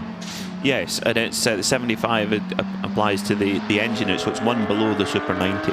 Yeah. So you had the A, B and C were the 3 generations of 356, and yeah, that one's sort of middle generation, if you like, and they are, whenever you see a 356, whether it's on the road or the track, they are just glorious little things. They were the true genesis of Porsche and the success story that followed. At the other end of the scale, the 88 machine, the beautiful blue and white stripe number 88, Lister Costin Jaguar, John Spears and Nigel Green saw that car is the last ever car to leave the Lister factory in Cambridge in 1959. So that is a seriously significant automobile. Hello to Chris Suku. He's playing a little bit of catch-up, I think, as many of you may be. The Cadillac engine on that Allard, the V8, closely studied and benchmarked by Rolls-Royce. Rolls-Royce originally with a big straight six, of course, and found in the original Princess and some of the Van den Pla, rather, should I say. They also were inspired by the Chrysler Hemi. Now, both of those American engines were 5.4 litre, and the Rolls-Royce prototype V8 was 5.4 before it went out to 6.2, and then ultimately, of course, the classic 6 3/4, 6.75 litre engine, which is just a thing of beauty. Oh no, problem for the 155. It's got some damage on the left-hand side, just behind the front wheel. I noticed that before. It's being unlapped by the Porsche, which, due respect to the Porsche, shouldn't be happening. Not in a straight line anyway. No, definitely not. Big difference in horsepower. So the Julia said 2. Now that's a great tidbit there. Thank you. Did you make a note? I'll watch it back in post. Okay, excellent. Thank you, very much appreciated. But there's a bit of a battle on though for second place, and indeed a win in class in the E1 and E2 class, because the 88 of Nigel Greensall, he is hauling the mail right now, 3 seconds quicker than Frederick Wakeman on the last lap. We'll see what it was. The gap is at 11 seconds at the last timing point. Let's see what it's going to be when they come over the line, as the Lister Coston Jaguar really opens up the taps coming over the start-finish line. Now, what is the gap? It's come down a little, not as big a gap this time, but fastest lap of the race for that car, number 88, Lister Coston Jaguar of Nigel Greensall, a very experienced competitor in historic motorsport. Still the better part of 9 minutes left though, Peter. That's the key thing that I notice in that. There's time to catch up. There is time. 25 seconds near enough for Dr. Afshin Fatemi, and he has driven immaculately. Do you think they get to play Flower of Scotland if the Tejero Equaria course wins? No, I think it will be that of the entrant and driver. Oh. But never mind. I like your thinking. Just hum it in the background. Yeah. Wait to see that car coming through at the. Oh, big! I tell you what, Doctor, take it easy. He's absolutely enjoying himself there as he comes up to put a lap on one of the Alpha SZs, the red car with the blue cam tail. You will notice as well, slightly different wheels and tyres, front to back. Different profile and sizes, more the balloon tyres on the back to set the car up in a particular way. It almost looks like it's got bigger diameter front wheels on the front than it has on the back. I don't think that's the case. I think that's just an optical illusion because of the two tyre sizes. Across the line to start what will be the 17th lap. And it's for both for car and driver. Yes, they ran longer in period, of course, but for car and driver in this heat, it is tough. 40 minutes at the wheel is a lot because it's really busy. Yes, we were talking about this yesterday. How yes, you don't have the same aero load that you would on a modern car, but you have a lot more steering input, probably, to put it. I mean, there's a lot more chopping about. The grip is way less. So you've got to be used to the car moving around underneath you. Now, what is the gap at this battle for 9.8? 9.2. Quick enough. So Frederick Wakeman is he's holding off Nigel Greensall on the timesheet really, really well here. It's just struck me actually that Tejero from the front, we're going to see some chevrons later on, including the BT8, and there's a look of that Tejero on the BT8, isn't there? At the front end. Yes. You could actually, if you looked at one across the paddock, you could mistake it for a chevron. Just from the front end. Definitely. Yeah.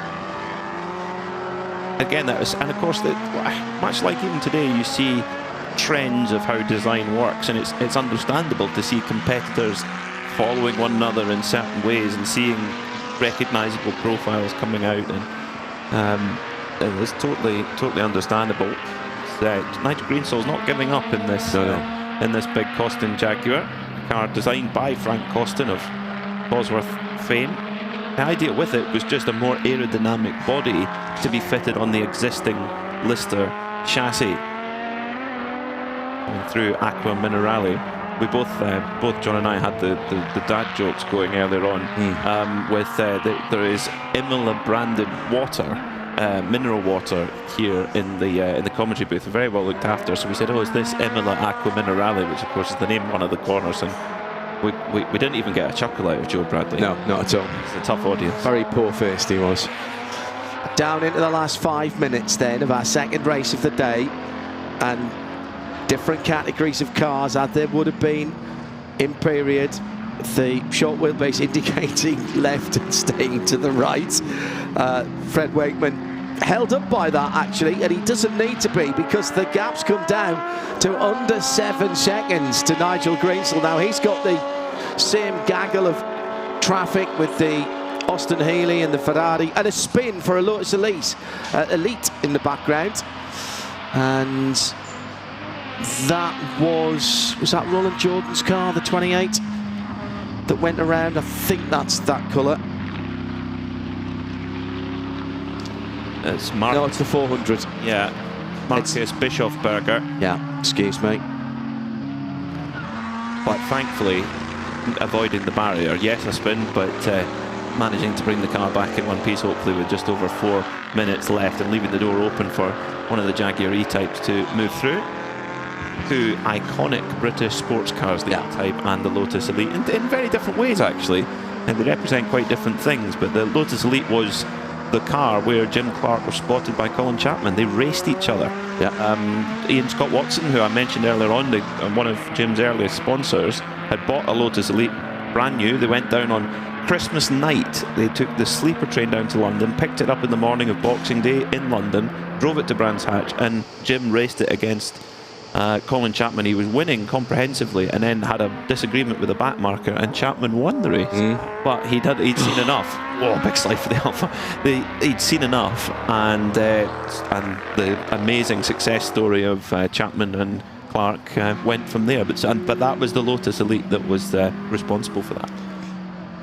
Do you know, there's nothing better than seeing these cars being campaigned as they are here.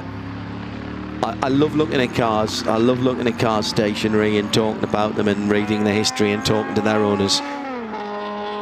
But for me, there's something a little bit sad about cars just being dusted down in a museum. And to have these cars, particularly racing cars, but I'd say the same about road cars as well, to have these cars doing what they were designed to do, Peter, either doing long runs like the 2 Auto or being raced on classic circuits, where very often they raced in period. Yeah, which Imola's, there was a 500-kilometre sports car race here, which was won by Brian Redman on his own in a 917. Imagine that, 500-kilometre race in a that'd have been 3.5 hours on your own. Yeah. different level. 917 round here is scary enough. Remember, no chicanes as well. One lap. We actually have, there's quite a few pit stop infringement penalties. Yeah. We hardly saw any, if any, in the Endurance Racing Legends race. But car number 26, which is car number 26, that is the Jacques Sandos Jaguar Lister Nobly in 11th place. 24-second time penalty. The 76 has a huge time penalty. That's the Ferrari 250 short wheelbase of De La Haye, and that one is 186 time. But that comes down to a multiplier of how much under the minimum pit stop. Must have been quite a bit. Well, maybe he hasn't taken it all in that case. I'm still slightly boggled at 917s around here. But as I said, just to finish off that thought, I think you honour the designers, the mechanics and the drivers, as well as the cars. I know it's a machine, but there's something, I think, right about these cars being out and being run, and I really hope we can continue to do that. And you know, thanks to Peter Auto for making sure that there's somewhere for these cars to go, and the next generation, and the next generation, and the next generation, because we are looking at moving history here, and the history of our sport doesn't just start at the moment that we get interested in it. If that was the case, then you know, all of these things would have been disposed of by now, and let's hope that's never the case. It doesn't look like it. Doesn't look like it to me when you see the absolutely rammed paddock we have here in Peterborough. Well over 200 cars across the classes, and some exceptionally valuable cars too. Quite remarkably committed owners to take these machines out. As Nigel Greensall sets another fastest lap of the race, and he has closed that gap down. It's half a second for second place. Now there they are. It's all over the back of Frederick Wakeman. So Greensall in the blue number 88. Lister Costin Jaguar right behind the Cooper T38 of Frederick Wakeman, which ironically, of course, was a Jaguar project, or Jaguar blessed project as well. Yeah. Graham Whitehead, who approached Cooper saying, I think we should have a Jaguar powered sports car, and that is where they went. 250 horsepower. Another straight six. Oh, amazing. Another straight six engine. Eventually, of course, the AJ6 has a pause. Went on right through to the end of the 90s in the Jaguar XJ saloons and two-door sports cars. Won Le Mans 1953 with that straight six engine, and here is the battle for the second place and the best of the E-class cars. Fred Wakeman doing a great job at the moment in that number 11 Cooper T38 from the slightly younger Lister Costin.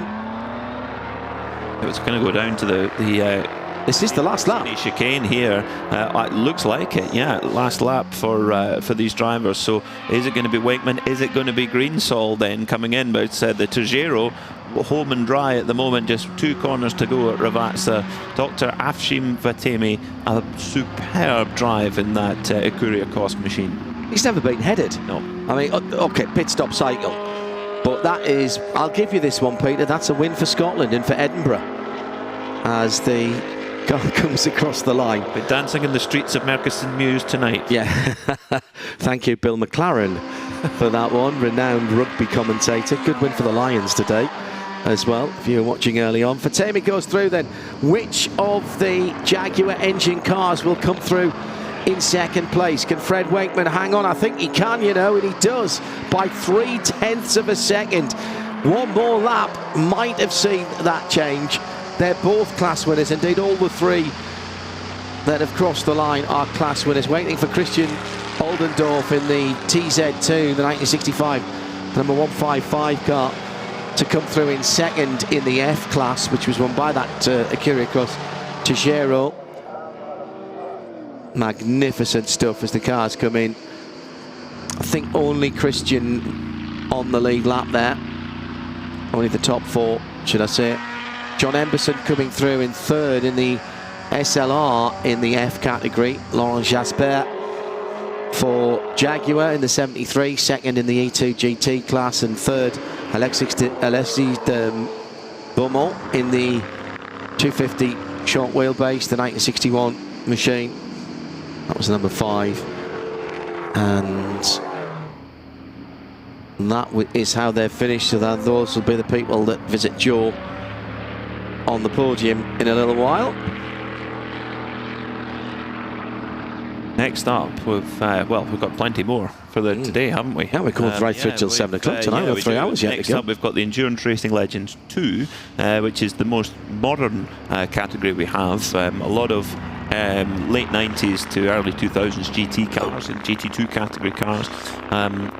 Lots of very, very cool machinery there. And then finishing off with a 2-hour epic with the 60s Endurance for today. And then something I have to say I'm thoroughly looking forward to is there is a dinner being set up in the Imola pit lane here for all the competitors, and luckily we've managed to bag ourselves an invite, so that's something I thought I would never ever do, is have dinner in the Imola pit lane. But that looks like it's going to be a lovely evening. We've all bought our dinner jackets as well. No trousers, just the jackets. So I don't know how that's going to work. We'll be welcomed. I'm sure we will. Yeah. No, I'm sort of kidding. We've all brought our smart casual or sporty casual wear. Chinos and polo shirt. Button down for me, I think, if you don't mind. Yeah, but you're branded up. Yeah. Yeah.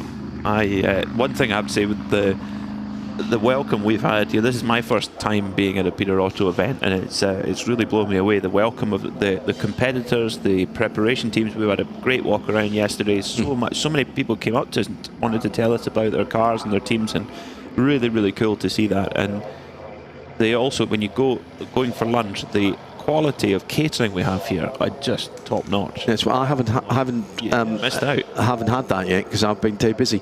Did you find out who Cole Trickle was, who was in that race, by the way? Do you think it's Tom Cruise? No. That would be quite the He keeps size requesting a flyby. I don't know what he's talking about now. So we do. That is something we need to do before we see those cars again tomorrow. Sometimes I always think that's quite clearly a pseudonym, which some drivers in various categories of motorsport run under a pseudonym because they want to keep their own Nom de cause. They want to keep their identity private, and that's absolutely fine. I don't mind. And if we can say Cole Trickle finishes in 17th place in the Austin Helia, then that's quite cool, getting to see you commentate on a race with Cole Trickle. Yeah. So top three in are all class winners.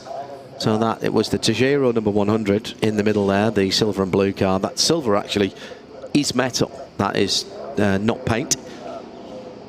The number 11 classic British racing green. That's such a dark green, not metallic, flat dark green.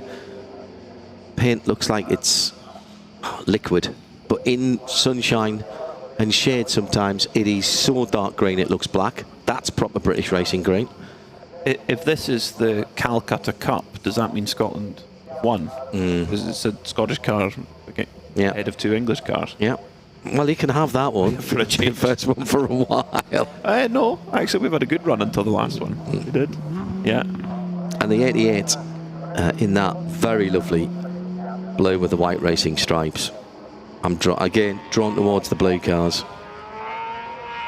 Dr. Afshin Fatemi just he's had a workout. He's had a workout, yes. That is quite a physical car to drive around for 40 minutes. And it's hot here, really hot. The track temperature is high as well. A couple of the drivers have been mentioning how greasy the track has been because every night we've had rain overnight and they've come to a fairly green track in the morning. Track temperature is 43 degrees Celsius. So it's pretty greasy out there. So that was the Endurance Racing Legends 2 here at the Imola-Classic.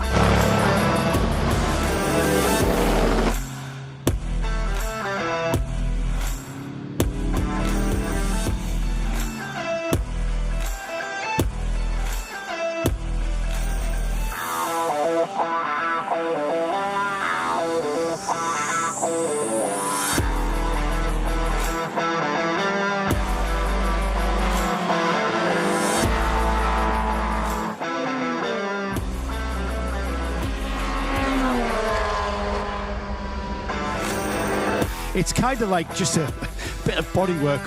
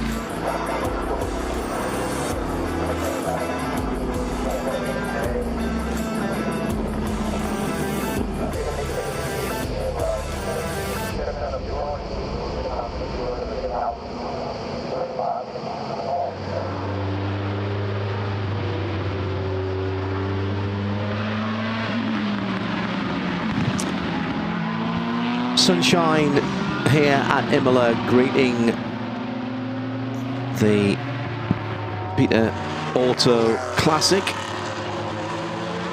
and endurance racing legends, the GT2 category coming out onto the circuit. Now we had the GT1s and the prototypes earlier on. We've got a grid of 24, 24 GT2 category cars. You've got to cast your mind back here to the mid to late 2000s. In fact, actually, we go back all the way to 2000 itself here with one of the BMW M3 E36s. In fact, I think we've got a 1999 car. Oh, we've got lots of 90s cars, yeah. Porsche 993, a go-go in this class. But these were the secondary class of GT cars, rather than it being Pro and Arm as we see now in IMSA, for example. There were two different homologations, two different specifications of GT cars. The big monstrous GT1s, which we saw earlier, and we have an exponent of sitting next to us because Sam Hancock's with us. Hello, Sam. How are you? Hello, mate. It's been a while. It has been, hasn't it? Good to see you. Good to see. Can you actually get your head around the fact that we're talking about some of these cars as classics, which I talked about in period, and of course you raced in period? I know, and I've got the grey hairs to prove it that the amount of time that has passed since I raced them in period. And there's a Courage actually that was on the grid that I just raced in ERL 1, and that was the car I drove in 2004 at Le Mans. We won the ELMS championship with. It's mad to see it. It's kind of nice, and then it reminds you just how old you really are. How has the classic, I should say, a lot of people will know your name as a driver, but you've been involved around classic cars of whatever we've decided classic cars are for quite a long time, and you've bought and sold some of these cars. How's the classic scene evolved in the last 15 years or so, and how much has things like Peter Auto and this historic racing series, which becomes the Le Mans Classic Series next year, how has that influenced this scene? It's massive. It's the generational shift in full swing. There was early signs of it, I don't know, 10 years ago, where you started to think, okay, there's a few younger people coming into this, the sort of sons and daughters of the people that were owning the cars and had been racing the 50s and 60s cars, for example, for their whole lives, for fun. And then you could sense demand picking up for younger categories. Yeah. And as soon as Endurance Racing Legends was created, there was just this buzz around it. I mean, normally to launch a new series in the historic world is tough. It's really tough to test the market and know if the demand's there. But I went to the first test day informally that Jarrah Venables organised at Rockingham in 2017. And you just knew this thing was going to be huge. And it's blossomed so much. We now have a split grid, and we're looking at the GT2s split into their own grid, which that wasn't anticipated when this thing launched. No. It's just so popular. And just to bring it even further up to date, of course, we're going to get the first generation of GT3s coming next year in this what will be next year the Le Mans Classic Series, and that completely blows my mind. So that's 2006 onwards, and we were just saying earlier on, Radio Show Limited, the entity that we now have for covering endurance races all over the world, was formed in 2006. I mean, I've been going to Le Mans since '89, but that company, we formed that in 2006 to ensure Radio Le Mans continuation, and my goodness, how that's done. I think we did 74 race events last year. You mentioned that test event for Endurance Racing Legends, Sam. What were these cars doing before that event, do you think? Were they just sitting around doing nothing, or were they going to track days, or what were, in general, what were these cars up to before that? Genuinely, I think most of them had been sat around since the end of their period competition career doing nothing. Really? Because a lot of the cars were still, not all, but some of them were still in the hands of their original owners. The teams that were looking after them back in the day were still the ones there preparing them. And that was great to see. It was really nice. I remember people like, Martin Short out with his Dallara, which is now owned by Gregor Fiskin. But that was just great. It was sort of everybody pulled the dust sheets off their cars that had been in the back of the workshop, and suddenly they had a place to play with them again, and off we went. It's the voice of Sam Hancock with us in the Global Broadcast Centre with Peter Mackay and me, John Hindhaugh. GT2, I mean, when we look at these cars now, it was kind of the start of things moving. GT1 basically got too big and too expensive, and moving towards what we now see at Le Mans is GT3 for the last couple of years. But this was moving much more towards a car that could be run by a private entity rather than the manufacturers and the works teams. Yeah, very much so. This was where you would come to play if you were that sort of experienced enough gentleman driver with a few bob in your pocket, more than a few bob, and you would buy a seat. This was the class, wasn't it? If you wanted to do the 24 hours of Le Mans and tick that off the lifetime bucket list, these were the kind of cars that you would probably get your bum into. Yeah. And great fun they are too still. Marco Zanazzi is on pole position with one of the Evo versions of the Ferrari 430 GTTs. The GTCs was their nomenclature, and there's 3 of those at the front of the field with Philip Cadori and Pierre Eret, who drove these cars in periods. Then Seb Glazer has the GT2 Evo Porsche from 1999. Then Adam Sharp was on our plane actually when we came over on Thursday with the GT2 version of the Morsler MT900R from 2009, one of the younger cars here, Peter, and a bit of a story behind that one as well, because that was a car, particularly in its GT3 guys, which again had the same sort of controversy as we were talking about with the MC12, whether it would get homologation or not.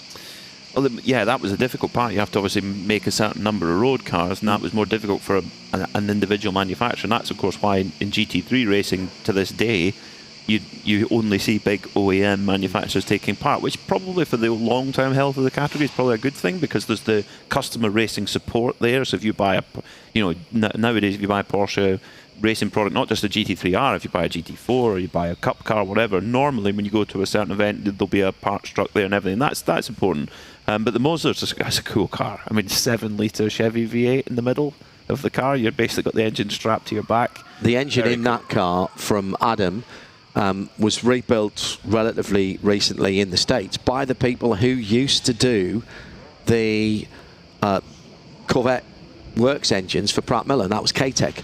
K-Tech were the guys. I've actually been to K-Tech. They hold a really big sort of barbecue every year when the sports cars come to town being Moortown, Detroit, and what an operation that is. A lot of Porsches, of course, a lot of Ferraris, 2 different types of Ferraris, because we've got the 360 Modena in there, Joe Macari behind the wheel of a 360, and there was actually a little bit of crossover between the 430 and the 360, and we did sometimes see both racing in period, depending on which category and which championship. A couple of BMW E36s, the GTs and the GTRs, which we'll get to as well. But the Marcos, we've got to talk about the Marcos as well. Stephen Keating in the 1994 Marcos LM500. A little bit older than the rest of the cars, Peter. They are, yes, and this is where I'm quickly doing the maths to see if Sam ever raced against one of them or not. Was that before your time, Sam? Marcos, I don't think I was doing that series. It was definitely during my time, but I wasn't in that series at that time to have raced against one. I've actually seen one drive at Knockhill in the mod sports competition. It's a hugely impressive car, big engine at the front. 97 car, yeah. Yeah. You saw them racing British GT a lot at the time. Marcos never quite took off, did it? And the thing is, though, at that time you had to go up against the Porsche 993 GT2, which was such a developed car. There were so many of them out there, and so many people who found little improvements for them as well. That it's a tough thing for a small manufacturer to do. Just seeing the Morsler go through there in the black and yellow, looking absolutely brilliant.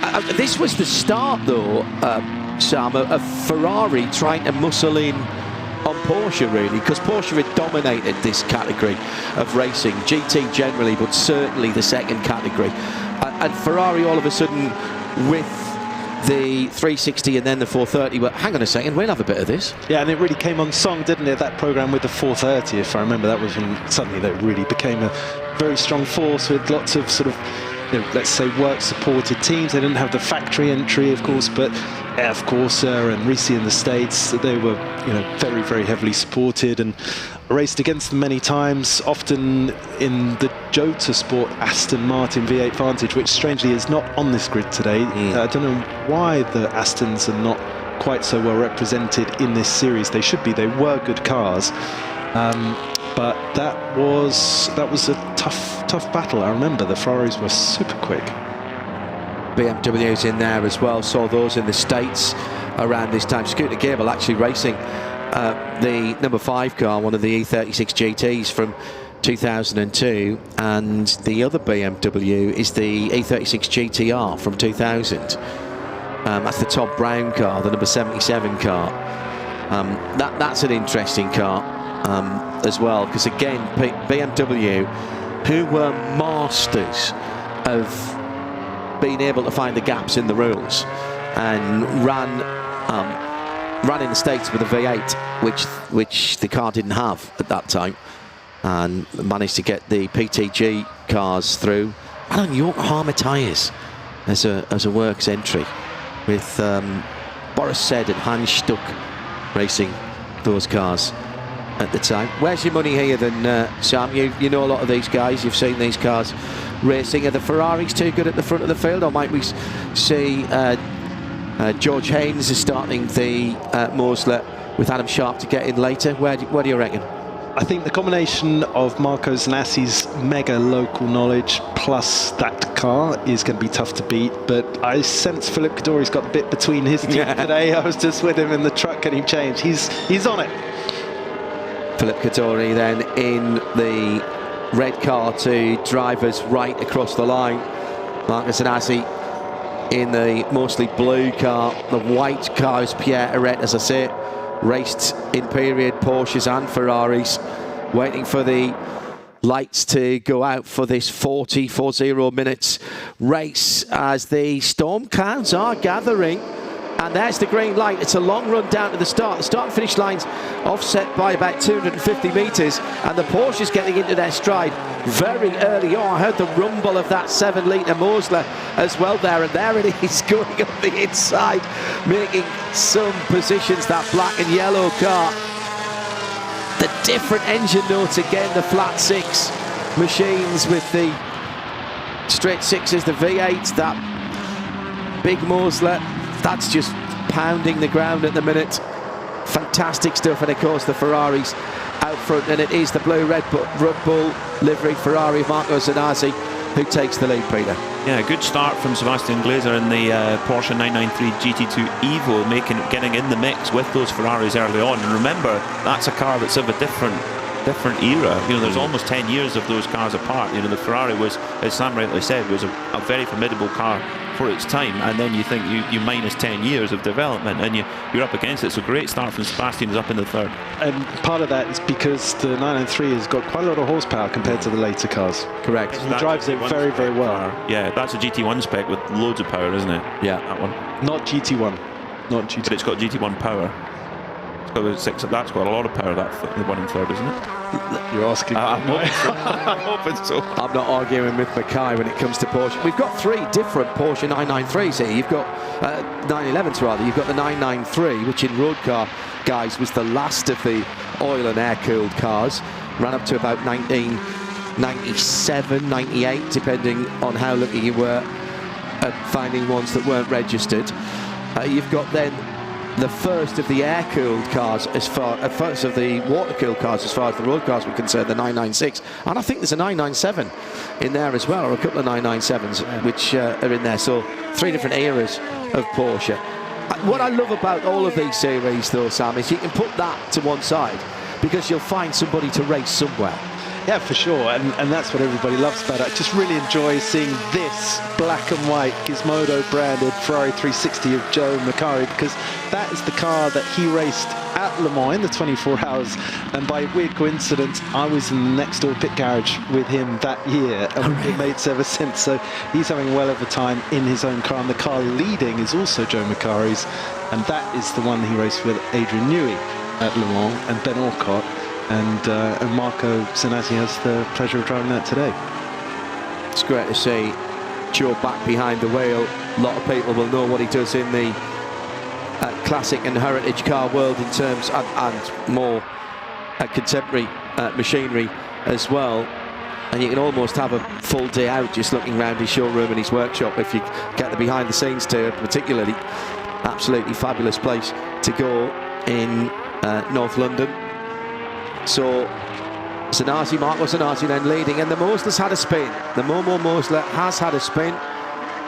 Look at that, look at the lines of that car and see how distinctively different that was from the road-based GT cars that it was racing against. And that, of course, part of the issue with the manufacturers not wanting to go up against what they saw as a purpose-built racing car. A story that's as old as time when it comes to GT racing, Sam. Certainly is. Nice to see Philip Kadori not being dropped at all by Marco out front. And actually, if this yellow flag possibly turns in, well, it's not going to be a safety car, is it? If it does go to a full course yellow, technically the gap's supposed to stay the same as they all break down to 80 kilometers per hour. But it looks like the race directors decided just to keep it as a local yellow flag for now whilst they recover that Mosler. A lot of people tuning in all around the world. Good afternoon to you. Local time coming up to 15 minutes before 5 Central European summertime. Sam Hancock joining Peter Mackay and me, John Hindhaugh, in the Global Broadcast Centre. Joe Bradley patrolling the pit lane, and another spin, I think, for... Oh, no, that is the recovering Mosler, I think, getting further down the circuit. Had to cross back across the track to get around because he spun coming into Tulsa and comes back out the other way. A lot of people here this weekend at Imola, yeah, that's exactly what he did. At Imola, Sam, who have very high-powered jobs, who run companies, and people will say, why do people come and race cars like this? It's a big commitment. A lot of that is the atmosphere in the paddock. Describe that, because you come here and partake of it. It is a commitment. It's still, any time you drive a racing car, particularly this kind of era, it is a commitment to do. You've got to keep yourself fit and maybe do a bit of testing. But what is it about these meetings that you think that brings people out to get the cars out and give themselves a run? It's quite simple. It's all the pleasure without the pressure. And if I compare it to modern racing, very good. That's what I mean. It's all the love for the cars, the social element, catching up with your mates. Everyone here's a petrol head, so you're never short of anything to talk about, even if it's a total stranger that you're meeting for the first time. And there is enough time between track outings to enjoy those moments where you're sort of catching up, or lovely things, you know, having lunch with a team and they bring a couple of cooks from Italy who bring all the local produce, and I don't know. For me, it's just, it's no different to the old days, except zero pressure, but definitely more of the fun. So, is that what you missed? You missed the adrenaline and the excitement and the fun of driving.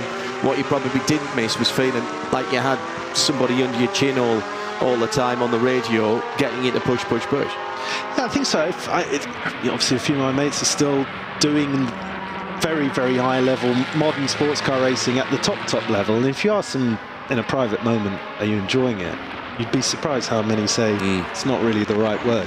Yeah, they enjoy having done it when they look back.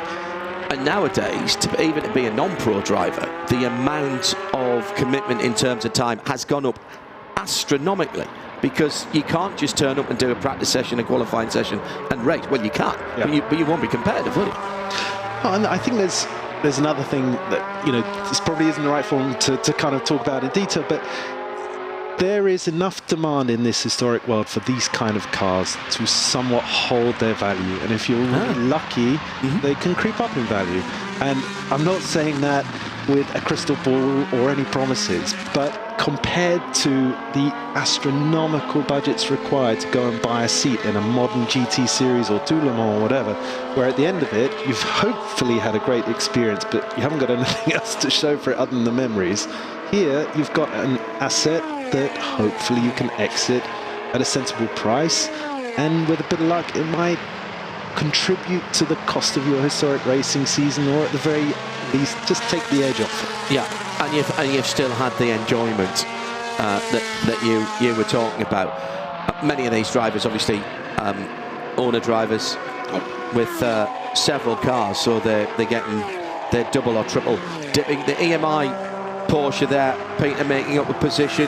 The classic MK Racing colours. Yeah, that's Paul McLean in that car, in that beautiful 993 GT2 Evo. That car was driven by Derek Bell, raced by Derek Bell, which I thought was really, really cool. Driven by Wynne Percy and Mike Jordan as well. But that's showing, as Sam rightly mentioned, the horsepower of the 993. It's probably chassis-wise not as advanced as some of the 2000s cars, but it's got real grunt. The Labra team developed the 993 into a GT1 car to try and keep up with the probably quite a futile exercise to try and keep up with some of the GT1 cars, but they put a lot of power through it. 600 horsepower you could get from one of those 993s, which is an enormous amount of horsepower for the time. It'd be interesting to see then if the handling of Joe Macari's 360 Ferrari will help him close up in this sort of infield section, or if the horsepower, and also Paul McLean's driving beautifully, he's absolutely no slouch, so just wonder if there's a bit of a balancing act across the different elements of the lap with the car's characteristics. Red and white EMI. Steve O'Rourke, of course, was the man. He brought MK Motor Racing in, and I think there's a couple of EMI livery cars here, and ended up with a McLaren at the end of towards the end of his racing, and got the result at Le Mans. I think got a podium result at Le Mans in that McLaren, if I'm not mistaken. The battle at the front of the field is amazing. As Sam said, Philip Kaduri is obviously revved up for this. 150.9 on the last lap, 150.6 for Zanassi, which is his best. There's only 6/10s between them, and it's quite cool that they're both in very similar cars. There's a little bit of difference in spec, but not that much. It's super impressive from Philip, actually, because he's clearly, as lap times are proving, he's on it. And it's a bit of a shame because I think he got slightly dropped as the lights turned green on the rolling start, and it looks like he had to defend his position going into the first chicane, and hasn't quite recovered the little gap that created since. How serious is the racing here, Sam? Not everybody can win. There's a class structure within the events as well. It's very respectful, but people still want to have a good race. Certainly, with all the people I'm involved in, we take it pretty seriously. I'm very lucky to be in an MC12 with the Bartels guys from Vita for One, and that is, you feel like you're fighting for the World Championship sometimes. They take it very seriously, which I love. But it just varies. I think that's the key, is each participant has the choice to decide for themselves how seriously they want to race, how sharp they want their elbows to be, how much preparation they want to do. And as you can see, Philip Kaduri is on it, filling the mirrors of Marco Zanassi. The blue car and the red car had a race, and the blue car is leading out at the moment, but not by very much. It was a half a second across the line last time. It's going to be about the same this time around. Sebastian Glazer goes through in a 51.2, quicker than both of the leading cars in the best of the Porsches. That number 22 car, which is hoving up on them as well. That the much earlier 993 GT2 Evo from 1999. That's the silver and dark blue car coming into view there, Peter. That will, like, if it's a 1999, that will be one of the 13 final GT2R Evos, which is a seriously special car. Tim Pappas was going to have one of those this weekend. Unfortunately, a personal commitment, business commitment meant he couldn't come along. But yeah, it just shows you the 993 with that power plant in there, the turbocharged power plant. Of course, it went to normally aspirated after that with the 996. And yeah, Philip Glazer is driving this really, really well. And as they come through a little bit of traffic now, this can make a difference. And of course, we've got the pit stop cycles to think about as well. This is Philip Kaduri's chance in that red Ferrari, because just as the leader gets bulked by the tail enders coming around to lap them for the first time, luckily they haven't been split by bad timing passing those back markers. So the battle resumes with the splits between them pretty much as they were before.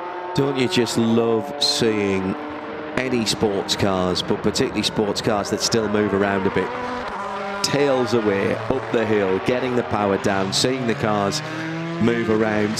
251, that's the Giancarlo Tanzi GT3R from 2002, and we've got one of the 996s on the infield as well there, Peter. Yeah, that's Dennis Bush in the number 40. Oh, he was going well. Yes, he was. He was in the top 10 overall. That's a pity. Now, will that bring a full course yellow, I wonder? Hopefully not, because we don't want this battle at the front interrupted at all, as the Twin Bush liveried 996 isn't moving.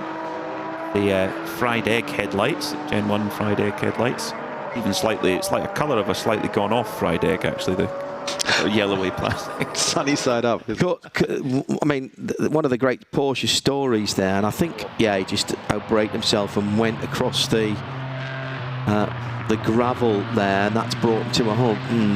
Hopefully nothing's got in to the engine there.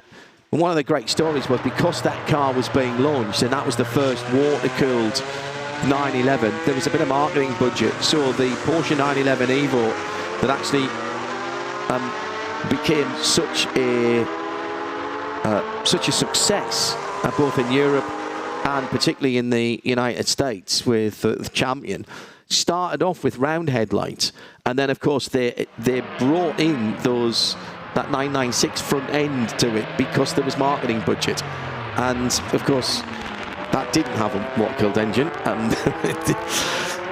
This is Philip Cadori's chance in the red Ferrari on Marco Zanassi as they make the run up towards the chicane, because they're both gonna, well done Philip, just squeezing through the back marker there without losing any time. That could have split the lead battle. Oh, we've got a safety car now. I see the safety car board. Yeah, good spot. Up on the timing screen. Yeah, absolutely, just coming out.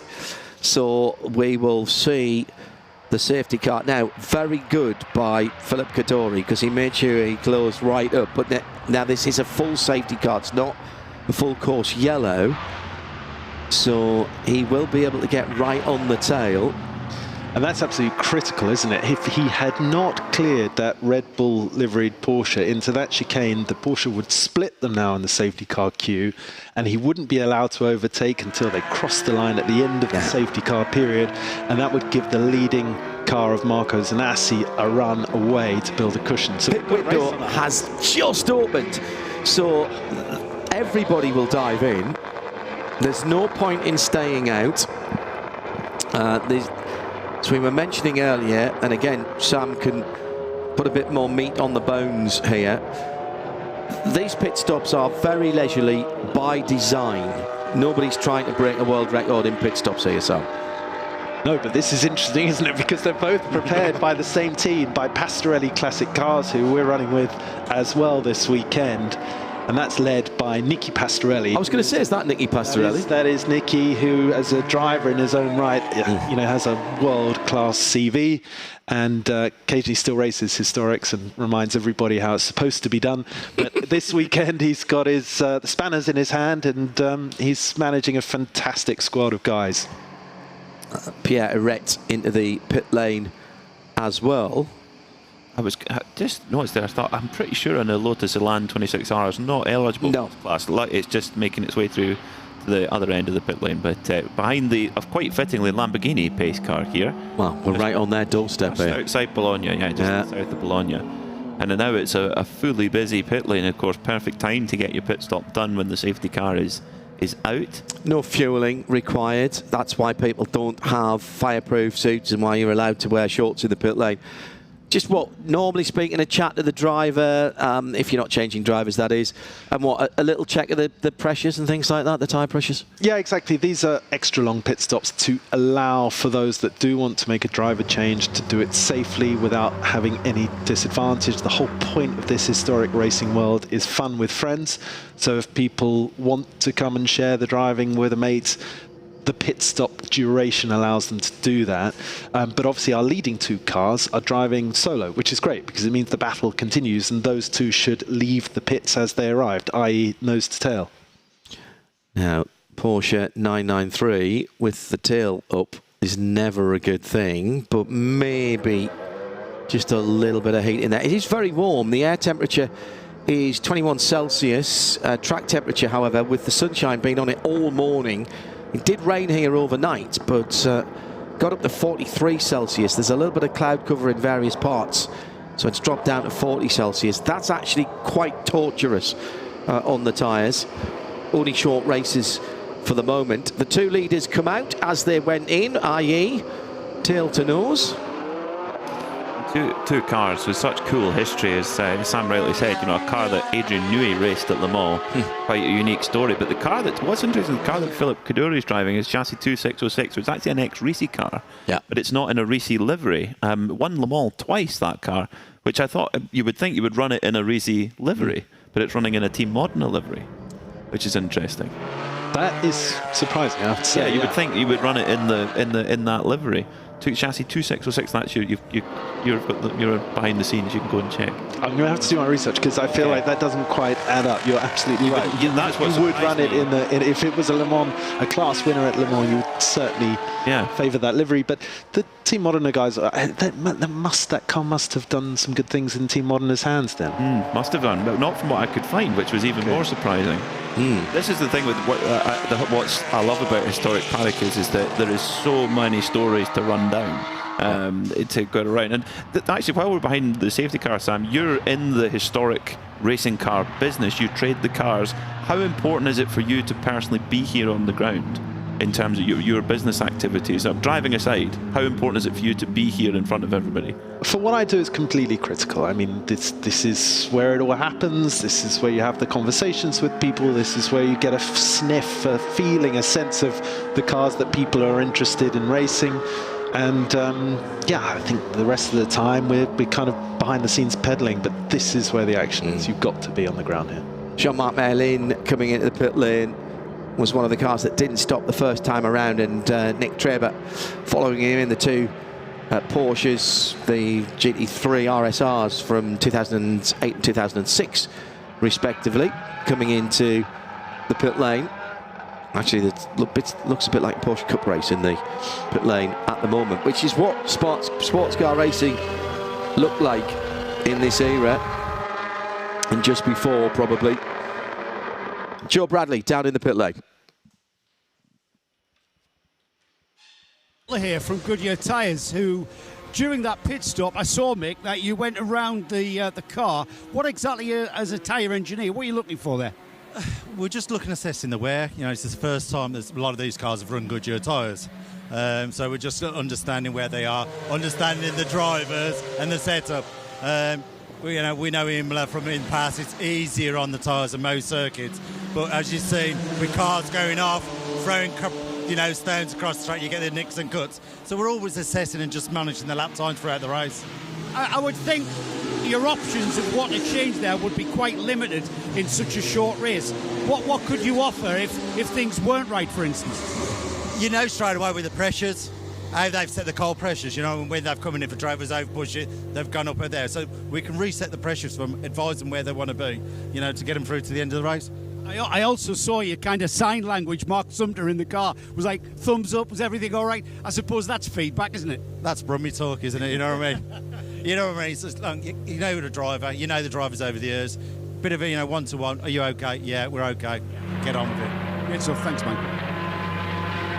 Goodyear supplying the tyres here, and originally the Dunlop brand from Fort Dunlop in the Midlands of the UK. Used to always pass it on the M6 on the way down, or it would be M5 by then. No, it'd be M6. M6 on the way down south a lot, used to see that building. And turned into some very expensive apartments and shops now, the old Fort Dunlop building. Yeah. And but still very much involved in motor racing with Goodyear, now the brand that has the GT, has the LMP2 cars at Le Mans. And the GTs. And the GTs, Yeah, good contract to have that one. And brought the blimp for 100 years of the blimp this year. I suspect we're going back to green, gentlemen. So this is an opportunity for Philip Kaddouri here. I've taken the regulations here Sam, is you can't overtake before the line, but getting the run out of the last two Ravazzas are going to be key here. Yeah, absolutely critical. And I know Sebastian Glaser is leading his GT2A class, but he did have a bigger gap than was necessary to the front two cars, the two Ferraris. There you see it now. He's not going to make that back up. He could have had a run on them with all that extra horsepower he had down into turn one. He's nice and clear in that Porsche. Pierre Arret, the light-coloured Ferrari, is the third of the Ferraris and the third of the GT2C classes. He comes through to the bottom of the hill now. So Philippe Cadori in the red car in second, just couldn't get the power. It's so difficult, Sam, isn't it, to know when to go. And there is an advantage of being in front because you're controlling the pace through the last two corners. Yeah, absolutely right. And we were told very clearly in the driver's briefing that you're not even allowed to be, side by side minus a metre or whatever. You've got to be totally behind the rear bumper of the car in front. So if the guy leading is very subtly adjusting the throttle on the run to the line, you've got to make sure that you don't ram into the back of them. So inevitably you can't quite keep that gap as close as you would like when the lights turn green. Everybody has done their pit stop during the safety car period, so what we've got here, Peter, is effectively a 16-minute race as if we'd restarted almost. Brent, it's almost IMSA style, isn't it? With the safety car restart, and lots of care being taken there. Marco Tanasi trying to optimise the corner as best as possible. Philippe Caduri keeping him honest. And Philip, a driver with a few really cool cars in his stable, races one of the pink Yost 962s as well. I've seen him racing that in America before, but in the Ferrari 430 this time. Slight advantage to Marco as well is that he will not pick up any traffic for quite a while here. He's got about a third to almost half a lap before he comes round to the cars that's at the back of the field. There is a pace advantage undoubtedly there, but actually the cars that he's catching up is Matthew Holborn and Nick Padmore in a couple of Porsches, and they're sort of out of position, so they'll actually take a bit of catching. He's not going to be on to the back of those, possibly not even before the end of the race actually, we'll see. Yeah, and Philip not having the best first lap there. Maybe the tyres got a bit cold under the safety car or something, but they all have the same conditions, I suppose. But he's lost about a second, hasn't he, to Marco on that first flyer.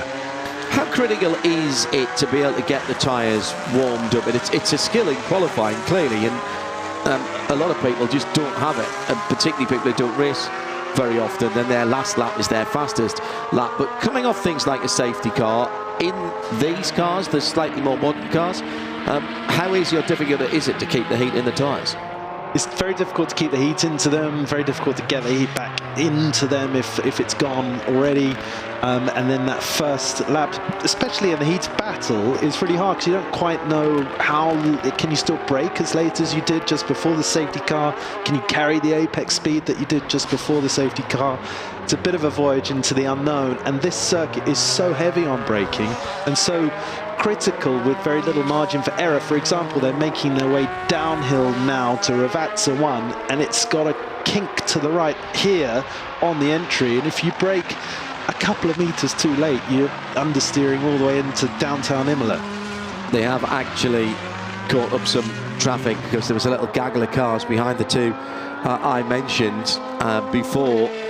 Were you a weaver or were you a braker to get your tyre tempo? You got to do both. You got to use the brakes as the sort of primary device, but only you've got to load the tyre basically. You're not just turning left and right, you're accelerating right and then braking left, accelerating right, braking left, and then you switch it around. You've got to load the tyre front and rear. So we're talking technical stuff. When you were saying, are you a weaver? It's like, are you like James Weaver or something? Everybody wanted to be like James Weaver when I first went to the States. Him and Andy Wallace were kings of the United States. I'd be very happy to be a weaver. Yeah, absolutely. I was with Andy Wallace a couple of weeks ago talking about how him and the Weaver bird we kept American racing under their hats for a very long time because they were having far too much fun out there. You did a bit of racing in the States, Sam. You came over and played in the American Le Mans series. I did, yeah. You've got a good memory. Yeah, very long time ago now, but yeah, a bit of American Le Mans series. Blagged a few drives with a few white lies, porcupines. Yeah, sure, of course I know Road Atlanta. Of course I've driven a Porsche before. Of course I've raced at Petit Le Mans before. And yeah. So all good fun. You wouldn't be the first or the last driver to spin a yarn like. Hearing from our intrepid pit lane reporter Joe Bradley, who's pounding the beat down in the Imola pit lane, there are 1 or 2 splashes of rain coming in. Now, this isn't a very long circuit in terms of its lap length. It's only just over 3 miles, or just under 5 kilometres around. But it is actually a long circuit in terms of the layout of the track. So from one end to the other is probably half of that distance, if you say what I mean, about 1.5 miles. So the rain is coming in from, I think, from Ravazza end. So that's where the rain is arriving from. So we'll have to keep an eye on what's going on. With 11.5 minutes left, I would suggest nobody would be even thinking about stopping for rain tyres in these short races, Shaman. And in point of fact, if the tyres are up to temperature, which they'll be getting up there now even after the safety car, a little light rain isn't actually going to bother the slick tyres. No, it should be fine, especially for the more confident guys who can keep the speed up, keep the load in the tyre, and therefore the temperature.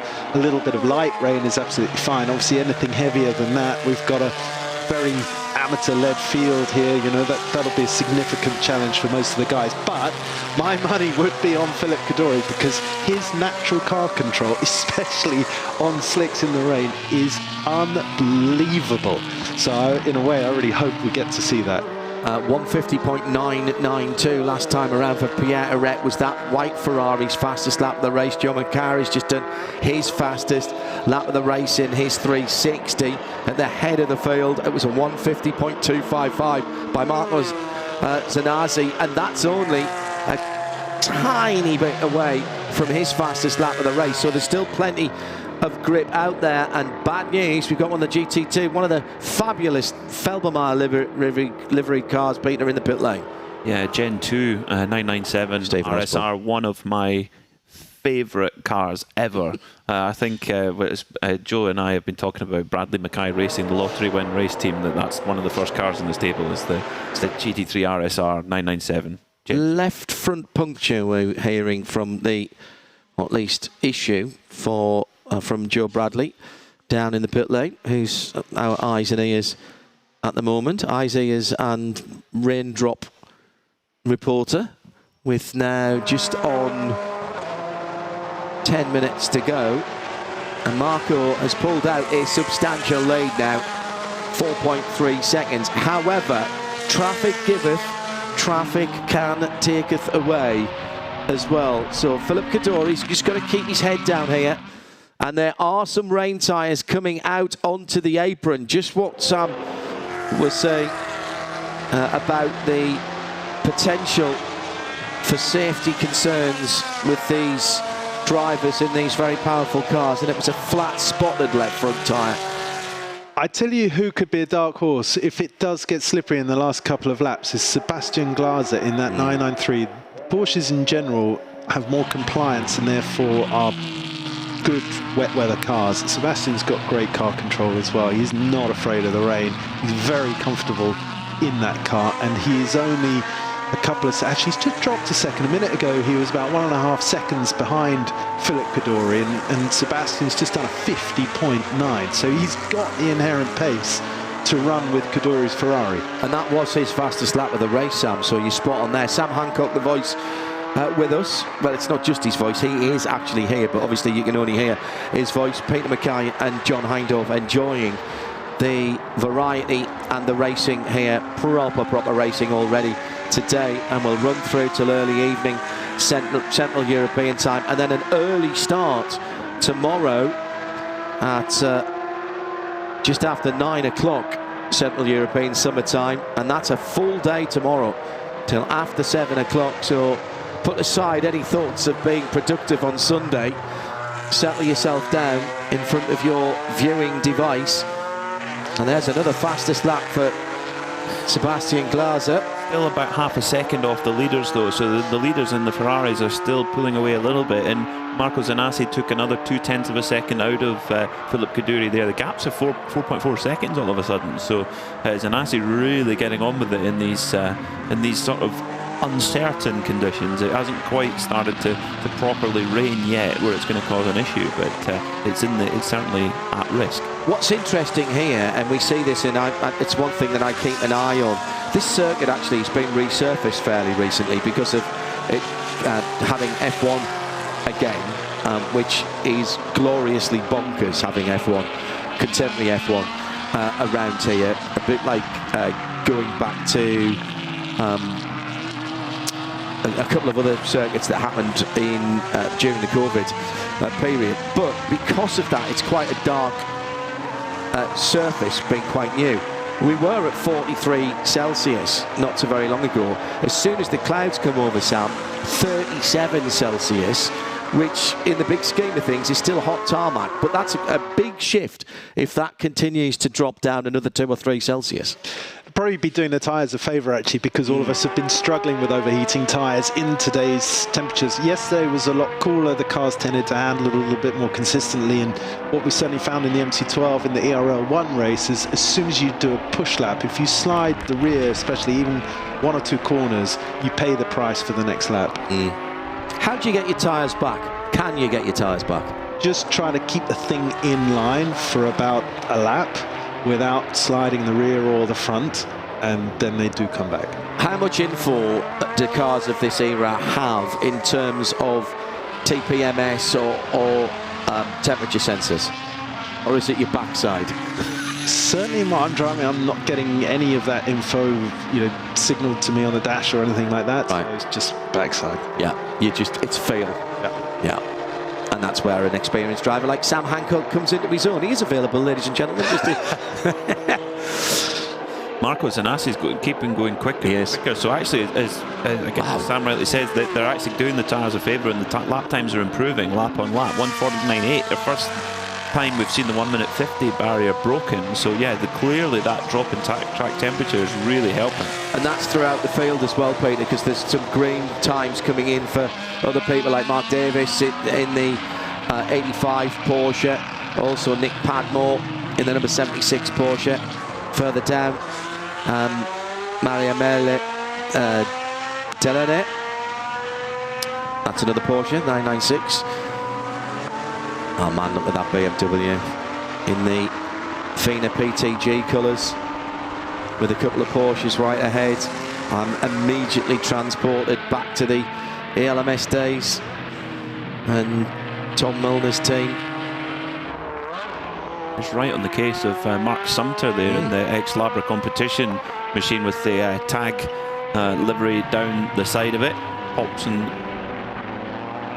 spits of flame out the side of the car as well. Fantastic stuff. Scooter, the number 5, the Scooter Gable's right on the case there in that Grand Am spec BMW E36.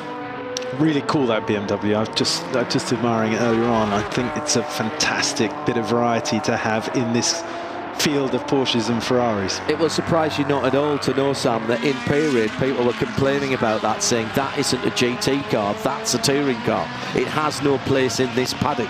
There's just no pleasing some people. Was ever thus. Indeed so. Scooter Gable getting it. Yeah, very good exit from Rivazza too. Look at the straight line boogie though of the 99. That's the GT1 engine car. Yeah. So that's the Labra developed car. The fat logos on it. But I tell you what, Scooter's a really experienced historic racer as well, right in there. And you think that people that drove those PTG BMWs, you look like John Paul Jr., Boris Said, Bill Oberlin, David Donoghue, Mark Duez, well, which I thought was quite cool. Randy Polk, Shane Lewis, remember CP Racing with Shane Lewis? Great sideburns. He had great sideburns. Still does. Yeah, I think we've lost them from the 24-hour series now, but great. And it is raining, and it is proper rain with 3 minutes to go. Now, how long will it take to actually make its presence felt? As a motorcyclist, I'm afraid I'm not very brave. If I see a few spits and spots on on my visor, then I'm not leaning over more than about 2 degrees. I'm riding like Miss Daisy is sitting on the back. That we call in motorcycle terms, Sam, psychological rain. Is it the same when you see it on the windscreen? That looked relatively meaningful, that shot we just had of the raindrops coming down. And I noticed Marco Zanassi much more gentle on the braking downhill into Ravazza 1, but he had the grip on the apex through Ravazza 2. So as long as the tyres retain their heat, and you can see he's keeping the car loaded, he's not tiptoeing around yet, they can retain the bulk of their grip. And it looks dry here. I can't see any rain in the background. Again, making the point that underlining the point we were making earlier about the rain coming in from the Ravazza end of things. And then, of course, we see that he misses the apex on the entry to Tosa, heading up the hill now. Still going on the card quite a lot, though, considering the rain. I don't think it's wet at that part of the track, though, Sam, do you? Very hard to say from this TV image that we're looking at here. There you can see it, couldn't you? Rain clearly falling in that last shot. There's plenty on the start-finish line too, and I guess each time you come round, it's going to get worse, isn't it? The rain stays on. Such a unique character, the Imola circuit, how it's sort of weaved into the village here, and it covers quite a big area. So Piratella up the hill to Acqua Minerale. You could just see the rain here spitting across the chicane, and that's incredibly tough for the drivers, because picking that braking point when you don't yet know until you've already committed to one. And look, it's really chucking it down here. This is downhill, very difficult braking zone. Leader's got it all under control, but it would be unbelievably easy to understeer wide into the gravel down into Ravazza. Starting the last lap. Variante Alta actually has been renamed, Peter. That's right, after the late Fausto Grissini, double world motorcycle 125 champion, who passed away a few years ago, and his wife's taking the team on, and brilliantly great success, with Marc and Alex Marquez. So it's very aptly renamed. But what a drive this is from Marco Zanassi, And you're saying this isn't his car, this is Joe Macari's car. This is Joe's car, yeah. Yeah, so it's not your car. You're leading the race. It started raining. No thanks, I'm quite happy with this seat. I have to say, Zanassi doing an absolutely fantastic job. The car clearly working very well underneath him, and the gap to Philip Kadori, which I thought might just reduce in these conditions, because Philip is brave and talented when the grip level plunges, and Zanassi holding him off. In fact, he's eked out another second. The gap between them now 5.9 seconds. Porsche's going across the line, followed by that Grand Am BMW. This in their own little private battle further down the field for overall 6th, 7th and 8th, but that's 2nd and 3rd for Paul McLean and Mark Sumter in the GT2A class. So that is a real battle and continues to go on, and they've got traffic. So those two red and white Porsches are fighting for the last 2 steps on their respective podium.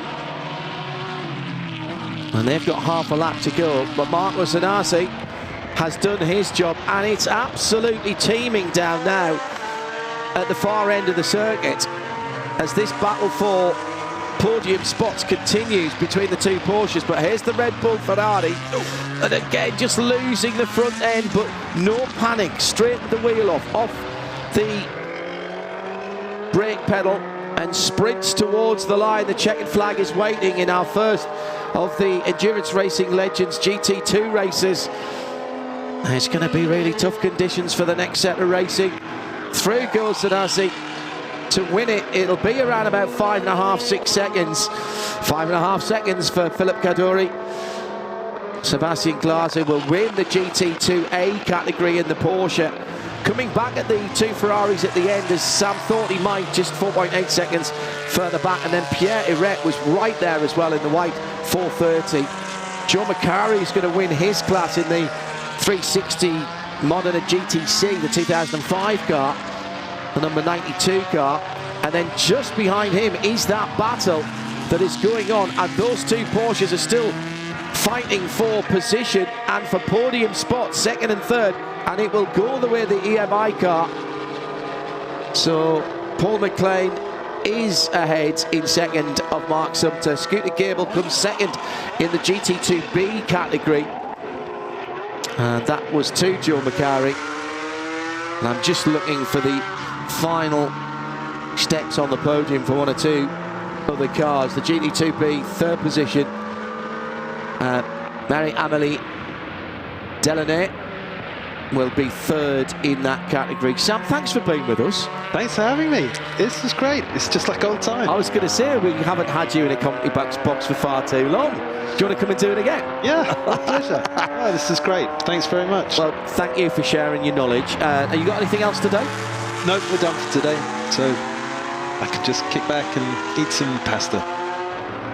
Is that what's called success ballast round here? She said, all the pleasure, none of the pressure. Yeah, let's just say the diet is slightly less regulated than the old days. Sam Hancock joining Peter Mackay and me, John Hindhaugh, in the booth. Then we'll be watching him with interest in the Maserati MC12 when that car's back out again later on in the weekend. Well, there was plenty of drama there, wasn't there? And the first intervention from the safety car this weekend.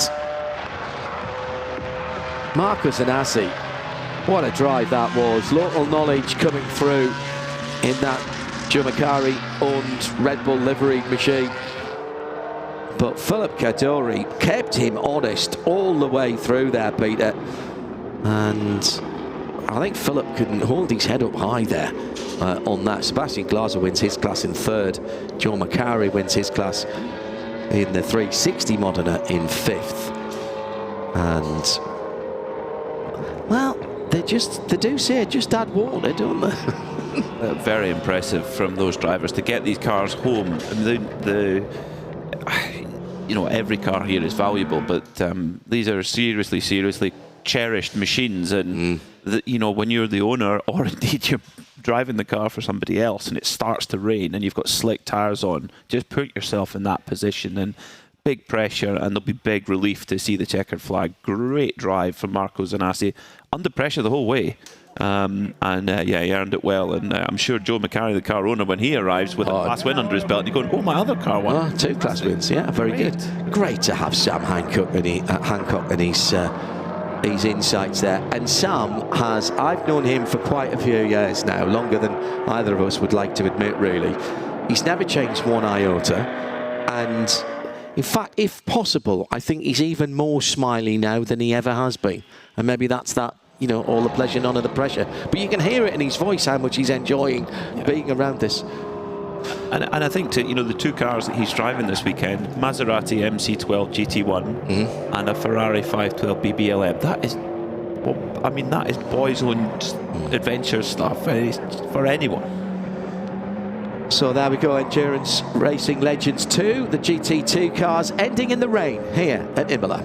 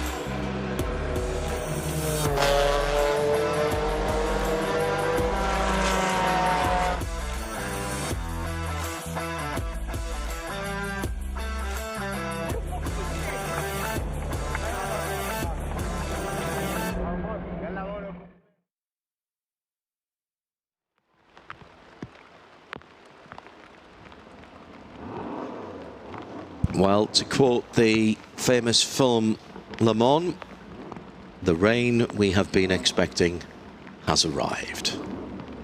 And if you listen carefully, you can hear it on our effects mics. And please spare a thought for our camera operators who were sweltering earlier on. They might be quite glad of it to cool off, possibly. I don't know, maybe. Peter Mackay, glass half full. Exactly, but when you come right from, you've got to see the positives in the rain. Back in a couple of minutes as we go for our first endurance race of the weekend, the 60s Endurance. That's next, here from Imola.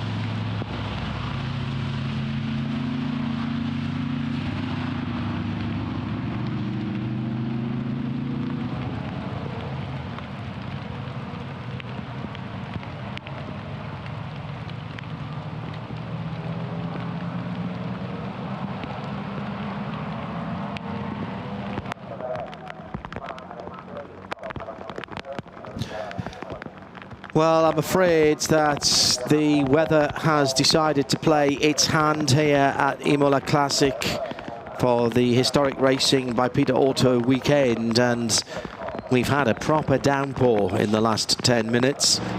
Out on their run to the grid right now, the 60s Endurance racing cars, a fabulous grid of almost 30 machines that are representing everything that would have been racing pre-1966. And what a great variety of manufacturers, with the Bitterini, Shelby Cobras, Jaguar, Lotus, Austin Healey. We've got another one of the Morgan SLRs here, and a Singleton Porsche, one of the 2-litre 1965 short wheelbase cars. I think in these conditions, I'd be putting my hand up to say, thank you, I'll take that. And we've got a lovely rumbling C2 1963 Chevrolet Corvette in the Invitational class as well. Peter Mackay alongside me. This passing shower, we are told, will make things very interesting. But indeed, the rain has got much heavier, but it should be abating from the Ravazza end of things. And actually, we've just stuck our head out of the commentary box and looked down that way, and there's already some brightness in the sky coming from the Ravazza end of the circuit, which is to the north and east of Imola itself. Let's hope so. Let's hope so, because this is going to be seriously challenging for these cars. I mean, of course, tyre-wise, this is what's so interesting about this era of car. The tyre's the same, basically. It's the same tyre they would have in all conditions. But a lot of them have. I mean, you look at the AC Cobras and the Shelby Cobras; they have a lot of power. So they're going to be lively in these conditions. You're looking at I think I agree with you. The 911 short wheelbase will be a good car. I think actually the real car to watch is you beat me to it. Yeah, Lotus Elan 26R. A great car for this kind of condition. Super lightweight, very good braking performance, and could spring a surprise. And I remember there used to be a Lotus Elan 26R that raced in this kind of competition that was nicknamed the Mongoose. Called, why do you call it the Mongoose? And they go, because it's used to eating cobras. Yeah, eat snakes, correct. Very good. So this is the longest race we have at the weekend, over this weekend. It will be a safety car start, which means the 2 hours will start as the cars roll off behind the safety car. So some last-minute adjustments by the hard-working teams. Still a heat haze around and over the cars. The air temperature is still 20 Celsius, but the track temperature, which was 43 Celsius, is already down to 30 Celsius, and I expect that it will drop further away even than that, which... Spare a thought for the mechanics as well, who have probably not been anticipating a downpour, and they've been a little bit caught in the hoof here. Very unfortunate for them. A few have got the Macs on. A few umbrellas in there too. This is also as well where some of these cars as well, build quality are probably not what we would expect in today's standards as well, in terms of panel gaps, etc. So water can get into the car a lot easier. I'll tell you now, no racing car is waterproof. No, of course not. But even contemporary cars, an older car is going to be worse. So it could steam up quite easily as well. Nobody tells you how wet and cold you get in a racing car when it's wet or cold. It's just something you don't think about. You get very hot when it's hot, and you get much colder than you expect when it's cold. Oh, and now mechanics running down with an air bottle. I don't think it's raining enough to need an aqua lung in the car, but that's what it looks like. As what they're going to do is repressure the tyres on the Corvette C2, and they'll be doing that with what's called dry air. So that will be a tank of air that has been run through a compressor and a drying filter that you would probably use normally for spraying paint or something like that, and it takes all of the moisture out the air. Why do you do that? Because it makes the air within the tyre slightly more inert, and it will change pressure less. Now, if you want to go one step further than that, if it's allowed, you can use something like nitrogen or a nitrogen mix, which is even more inert and is less, therefore less susceptible to change in pressure with temperature. Now they're putting air into those tyres, and the reason they're putting air into those tyres is because the track temperature is going to be a heck of a sight cooler than they would have been expecting. And it looks like they are making suspension changes on the back of that car as well.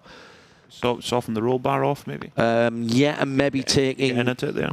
Yeah, maybe taking the dampers, maybe taking a click or two, because they've done both sides. So it'll be roll bar and possibly a couple of clicks out the dampers. I saw somebody else at the front. They might even be disconnecting the rear anti-roll bar completely on that car. I've been at school over the last couple of days. Professor Bradley's been showing me all these different cars where the roll bars are, and like you say, oh, he's got that one stiffer, he's got that one on, and it's been highly educational. Watch that little red Porsche. At which point he's been copying my homework as well, so it's been a good trade. No, that's absolutely fine. So a reminder, this will be 1 minute to the safety car start. And four-wheel drive Lamborghini is probably quite a good machine to have in these conditions, actually. I think we've got an all-wheel drive Mercedes-Benz. I'd be quite happy in that. Listening to Radio Monte Carlo, as we were this morning on the way in. Stick with the Lamborghini. Couldn't get your luggage in that, mate. I could. Yes, I could. Couldn't get everybody's, and one of us would have to be running alongside. And if you brought the Atlantic conveyor that you'd brought to Le Mans... It's so fast, though, I could just do 2 runs. Yeah. Drop it off at Bologna on the way past. Okay. Probably the car where it's going to be the most handful, I think, is if you're in a Cobra, because the power they have is huge. Or maybe the bits. I was going to say the Bizzarini 5300. Well. Yeah, 400 horsepower in a Bizzarini Chevrolet V8. Yeah. I would think there wouldn't be much difference in the Ford engined Cobra.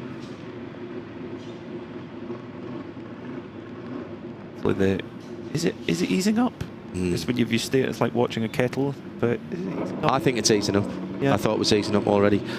The other car that was the Mongoose, of course, was the Di Tommaso Mangusta. Mangusta in Italian is Mongoose. Oh, okay. For the same reason. Chris Suko was absolutely honoured today at RSL_studio.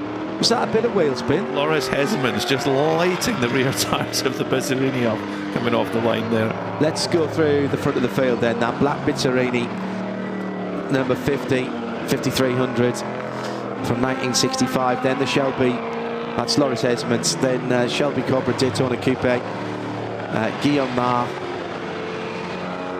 Jonathan Mitchell on the inside of row 2 in a 1965 E-Type 3.8. Another Daytona Coupe, Yves Kamama, Lee Mole for the Jaguar on the inside of row 3 with Christophe Van Riet in the Shelby Cobra. Tony Sinclair's got another 289 Cobra with Laurent Jasper alongside in a low drag E-Type Coupe. Another E-Type for Marcus Anderson on the inside of row 5 with Kevin Jones and another Shelby Cobra. Then it's the Jaguar E-Type 3.8 of Armand Mille in 11th with the Shelby Mustang GT350. What a car that is. Thomas Studer in 12th position. Andrew Newell, the 111 E-Type, has another E-Type Coupe of Jean-Luc Blanchimont.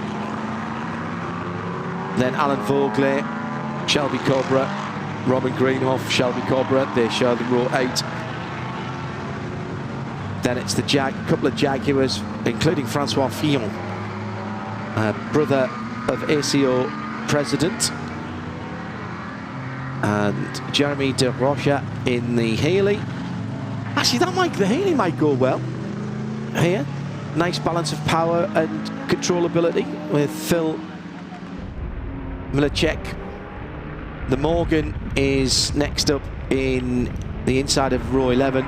Lawrence Saglio for the Jaguar, then the Porsche, then the Chevy Corvette, and then the Mark Drain in the 26Rs dropped all the way at the back. And I haven't seen yet John Spears and Frederick Wakeman in the 126, which is the Jaguar E-Type, or the number 11 Shelby Cobra. Frederick Wakeman likes the number 11, but I didn't see either of those two cars on the grid, Peter. Yeah, and the way that the conditions are, I mean, for John Spears, his car, the Jaguar E-Type lightweight, is an original car from back in the 60s, one of 12. It's a seriously valuable car, and there's a lot of valuable cars here, of course. So it's totally understandable if a driver looks at it and goes, do you know what? No. Well, what was Sam Hancock saying? All of the pleasure, none of the pressure. There's no need. You don't want to make it. If you're not comfortable and you look at the conditions and you don't like that condition, you just say, okay, enough's enough. We'll come back and race again. There's always another race. Yeah. And there's absolutely no shame in that whatsoever. These are seriously challenging conditions in any type of race car with any tyre on, but on a mid-60s car with quite a lot of horsepower and very little grip in the dry, in the wet, it's going to be a real handful. So yeah, big respect to all these drivers. So the time has started. I always liken this to the Bathurst 12 hours, and where we roll off at 5:45 in the morning in the darkness behind the safety car, and that starts the 12 hours. Well, we've started the 2 hours here. This our final race of the day. Yes. And we're hoping for a bit of clear sky after this to have our party in the pits. Yeah, the plan is to have, I presume, one very long table. put it all the way up and down the pit lane, I presume. Do you think?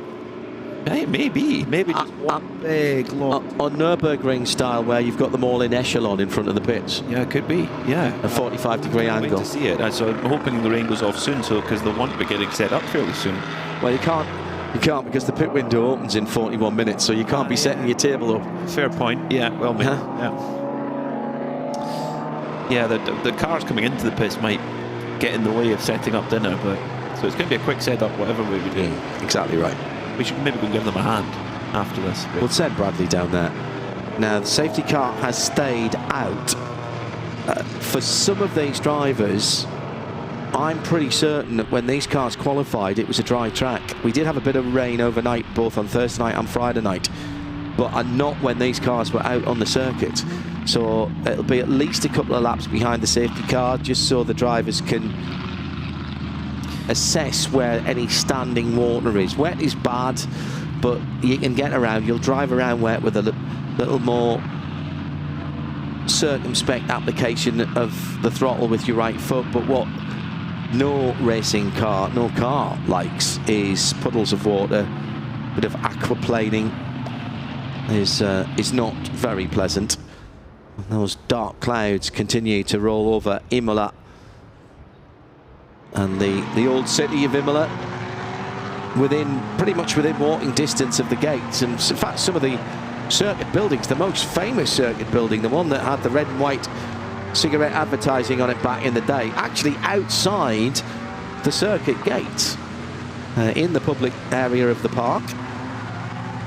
And the old town around the big old square in the old city centre, dating back from late 12th, early 13th century, with the old town hall linked to the vault and the armoury. Beautiful piazza. Some lovely restaurants too. Yeah, we found one last night, just down a little side street. Yeah, you were very good there. Tutorial. Don't tell everybody, we might want to go tonight. Still raining. All tomorrow. Well, we were the first there, and they were fully booked. Luckily, their fully booked only started to the point after we would have our meal. We had some lovely, I had some ragu pasta, bit of antipasti. Very good. Joe had the beef tongue. Yeah, very good. Nice, yeah. That's why we've not heard that much of him today. Had a glass of spumante. Yeah. Good. You didn't get your Negroni though. No. Maybe tonight. I'm very particular about my Negronis, in fairness. Negronis are a bit like old fashions in cocktail terms, in that nobody makes them exactly the same, which is one of the things that I quite like about both of those drinks. That's why Japan is the place to go. Really? Yes, by far and away the best place in the world for cocktail drinking. Yeah, Interesting. Yes, oh yes, the best bartenders in the world by far. Interesting. Yeah. So you can do when my dad and I went to Japan and we had the Negroni diaries. We just went from bar to bar tasting Negronis. It all Working also. It all depends which red vermouth you use as well. That has a massive, not just the gin, but the red vermouth. Obviously, the Campari is much the same everywhere. Got the red vermouth. Got to be martini, of course. No, It's got to be. Maybe I'm biased, but it's got to be martini. I'm not.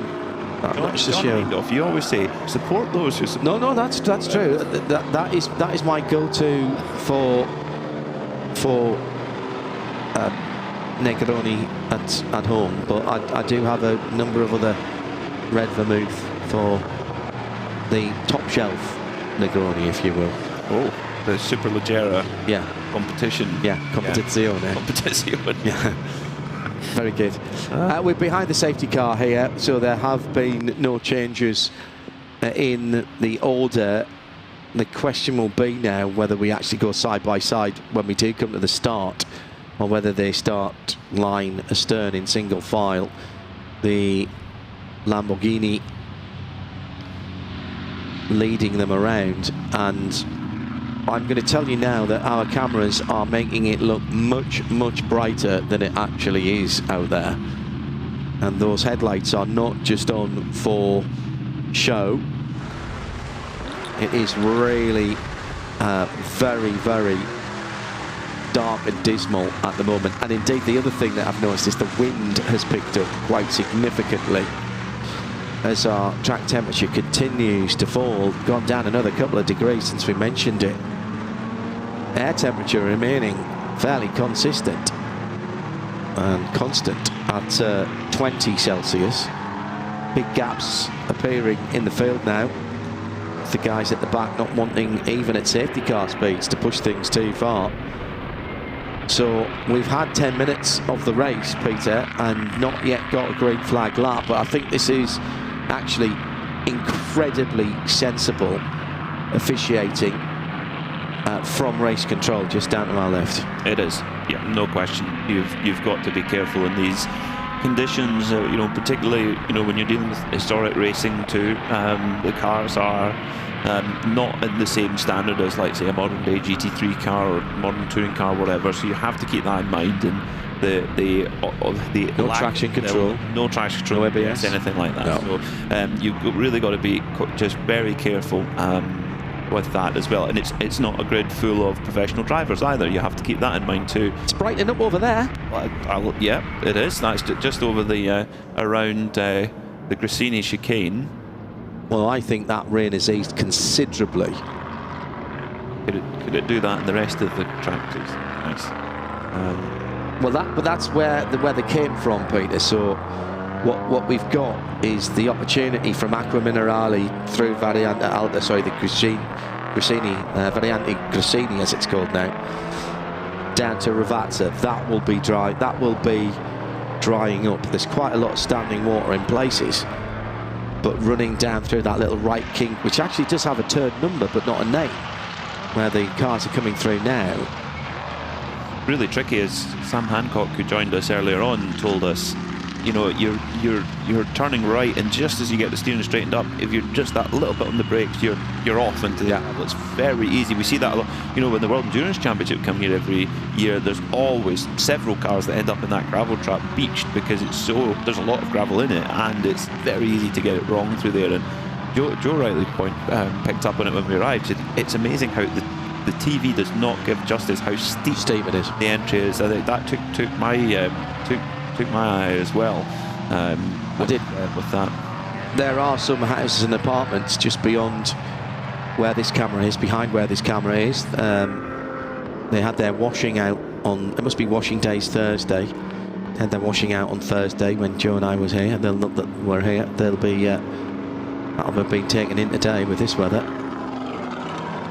Incredible how close the houses are around the outskirts of the public park. And of course behind the paddock there's no room. One of the reasons that you can't expand here, there's no room to expand it, because there's a river, which people don't realise. Go and look it up on your favourite map programme and just see how close the public roads are and the river. Well, I think we're going to start another, yes, we have started another lap behind the safety car. And from race control, the lights will be turned out, the flashing yellow lights will be turned out on the Lamborghini. And we will have green flags this time around. And some of the cars who've split themselves off are just picking up the pace now and joining back home. We've actually got some fastest laps of the race further down. 27 cars slated to start. I think I'm pretty certain we're only going to start 25 with John Spears and Frederick Wakeman's Jaguar and Shelby Cobra not taking the start. So it's Mark Drain in the Elan 26R who is on his own on the 13th row of the grid. Watch that car come through. Mark can pedal. I think this is going to be a race of survival. I think it's anybody's race here. That 26R is lovely, isn't it? Oh yes, yeah. Do like a 26 or any kind of Lotus Elan really, but particularly that shape of Lotus Elan. I'm surprised I haven't seen more of those resto modded, if you like, because the shape is beautiful and the handling of them is amazing and very lightweight. But a lot of what puts people off is the potential unreliability. Potentially, so you know I'm surprised I haven't seen more companies resto mod them like we see with Porsches and Jaguars and all various other things. Are you defacing? Joe Bradley is defacing my perfectly prepared track, man. Never be able to sell that now on commentatorsnotes.com, will you? Not that was in the plan in the first place. No. I'm going to be slightly controversial here and say I prefer the shape of the Elan 2+2. Oh no. You could have used the erasable pen too, but anyway, never mind. No. Okay. I've always liked the 2+2 shape better. Really? I just think it's a better balance. No, not for me. It's too wedgy at the front. I like the kind of rounded look of it. Okay. Yeah. More practical as well. Longer between the wheels. All right, we're going for a start, and it looks like we are going to go for a sort of a grid-like start if people can get themselves organised. So it'll be Loris Hesemans in the black Bizzarini 5300 GT from 1965. Green flag, green flag, green flag. No overlap or no overtaking rather before the start line. Now I think there's possibly been a little bit of a breakdown in communications at the front of the field, because there's a big gap. There was 3.5 seconds between our pole man and the rest of the field, led by Guillaume May. Guillaume May then going through in second with Jonathan Mitchell in third. Yves Shamama and Christophe Van Riet, Lee Moore and Tony Sinclair. Laurent Jasper, Marcus Anderson, Armand Miel for your top 10. All either Jaguars or Shelby Cobras. And you're going to hear just how little throttle is being used by the majority of the field. Do not include Loris Hesemans in that. He is not worried about getting that number 50 Bizzarini out of shape. Not at all. No problem at all. I mean, the big power out of that Chevy V8 and the Bizzarini, 400 horsepower through 4-speed gearbox. That's all it needs, 4 speeds, got that much torque. There you go, yeah, and Loris Hesemans really handling it well. It's a rare machine, actually, the Bizzarini. Not many of them made, 133 of them ever made. Really cool car, designed by Giotto Bizzarini, who worked on the Ferrari 250 GTO, worked for Alfa Romeo and Ferrari before starting up his own firm. Just had a run of continuation cars made from the original plans as Loris gets sideways, and they were all assembled at RML in Wellingborough. in Northamptonshire, in a bespoke facility that they have there. Although you get a driver from the general Benelux region is usually pretty handy in wet weather conditions, fucking like Scots in that way.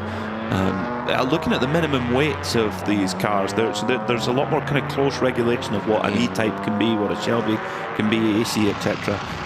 The minimum weight of the Lotus Elan 26R is 580 kilos. Right. And the Jaguar E-Types, they're 1,000 kilos. The 1,000 kilos for a Shelby Cobra 289, and the coupe is 1,075. So I happen to know that a current, a 992.1 GTS is just about 1,400 kilos. The lightest modern car I've driven recently was an Alpine A110 GT. That's 1,016 kilos.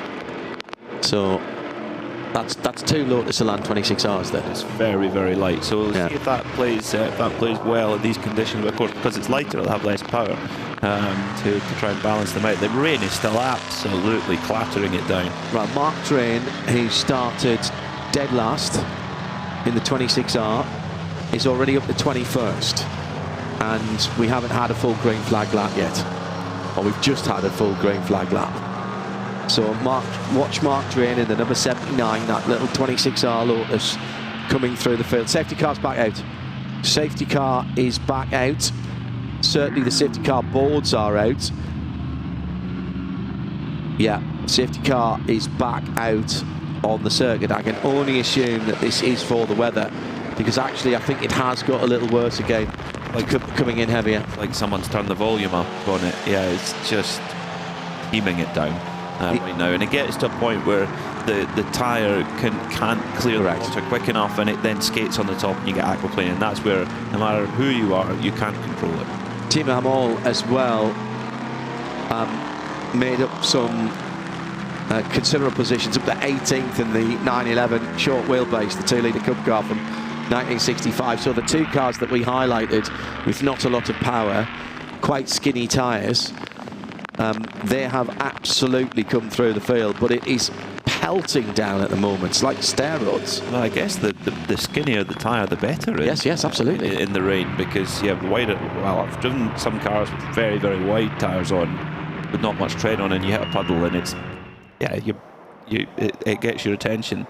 Alan Vergley in the pit lane in the GTS 12C category, number 190 Shelby Cobra, and I think he's had enough. Nah, it's too bad. Very nice chevron in there. There is every garage you walk through on this very long pit lane here at Imola. It's just full of a variety of very, very special machinery. Some seriously talented preparation companies here as well that have got to run such big varieties of cars. Some of them specialise, but others, you look at the variety of machinery that they've got. You know, there's one garage that's got a 997 RSR, so mid to late 2000s GT2 car. It's got some Capris, it's got some Mark 1 Escorts, it's got a 935 Porsche, and you think you've got to have guys that can work on all of those and go, right, what car am I on now? Right, what am I doing? How does this one work?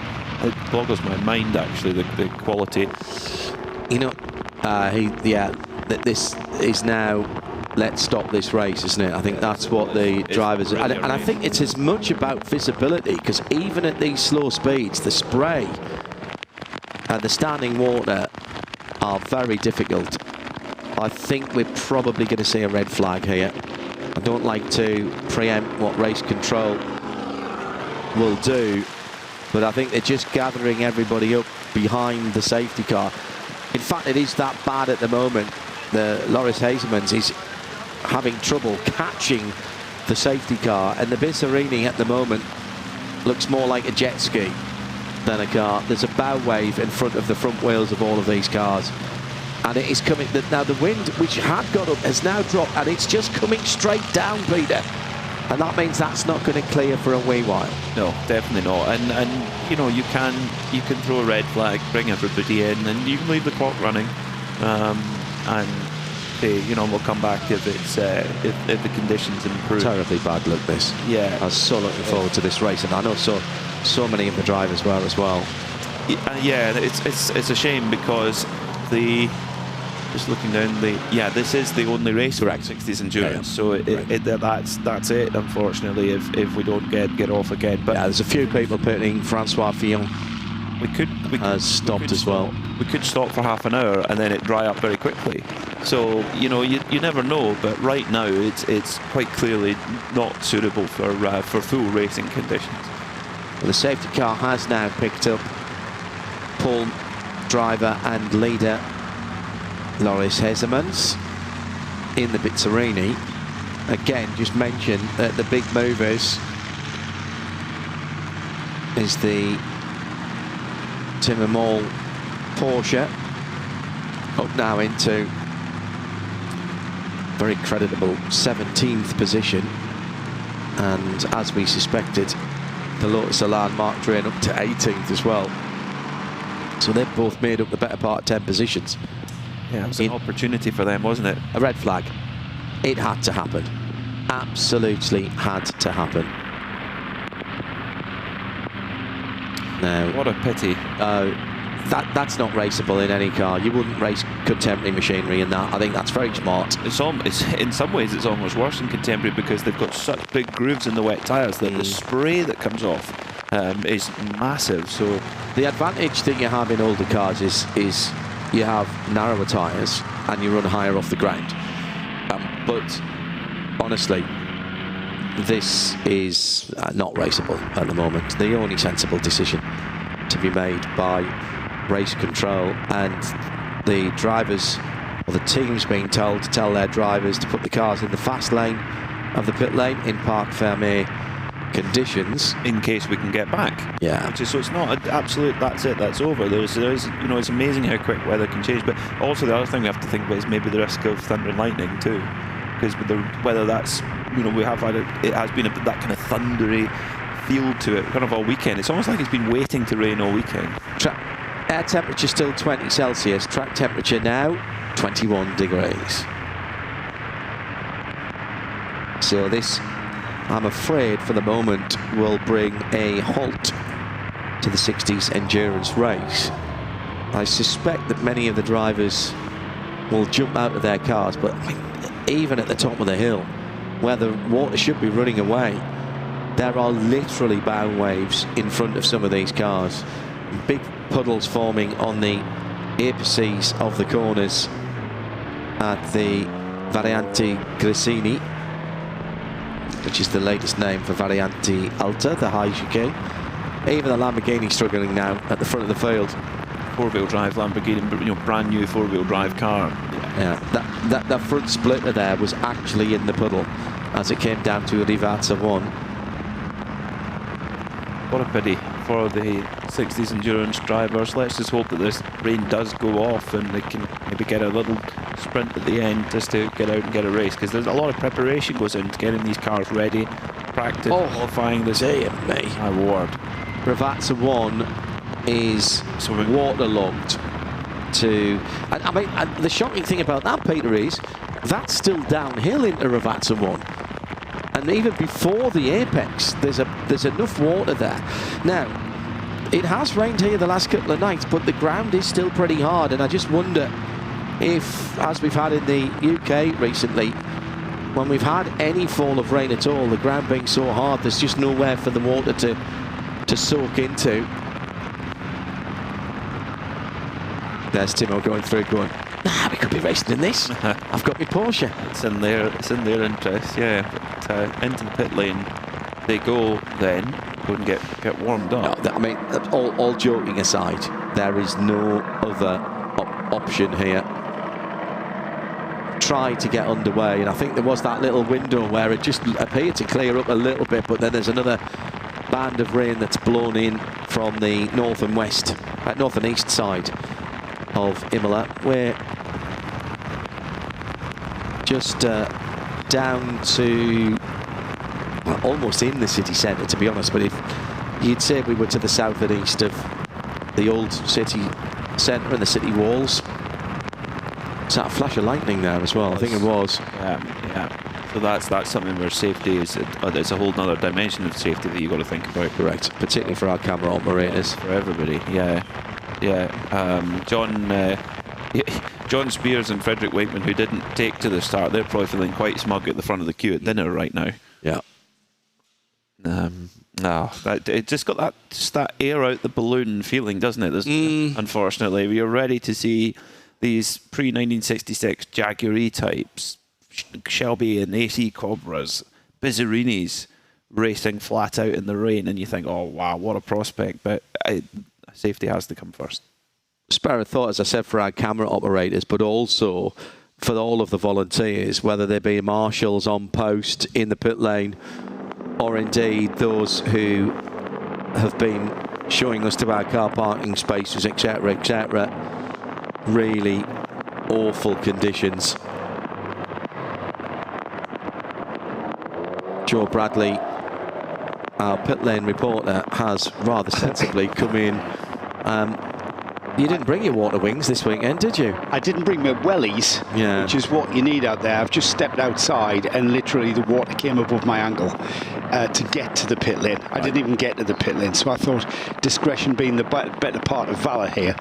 I was thinking I was going to head down there and get a word with people about the cars. However, they're being put in the paddock now. That's where those cars are being taken to.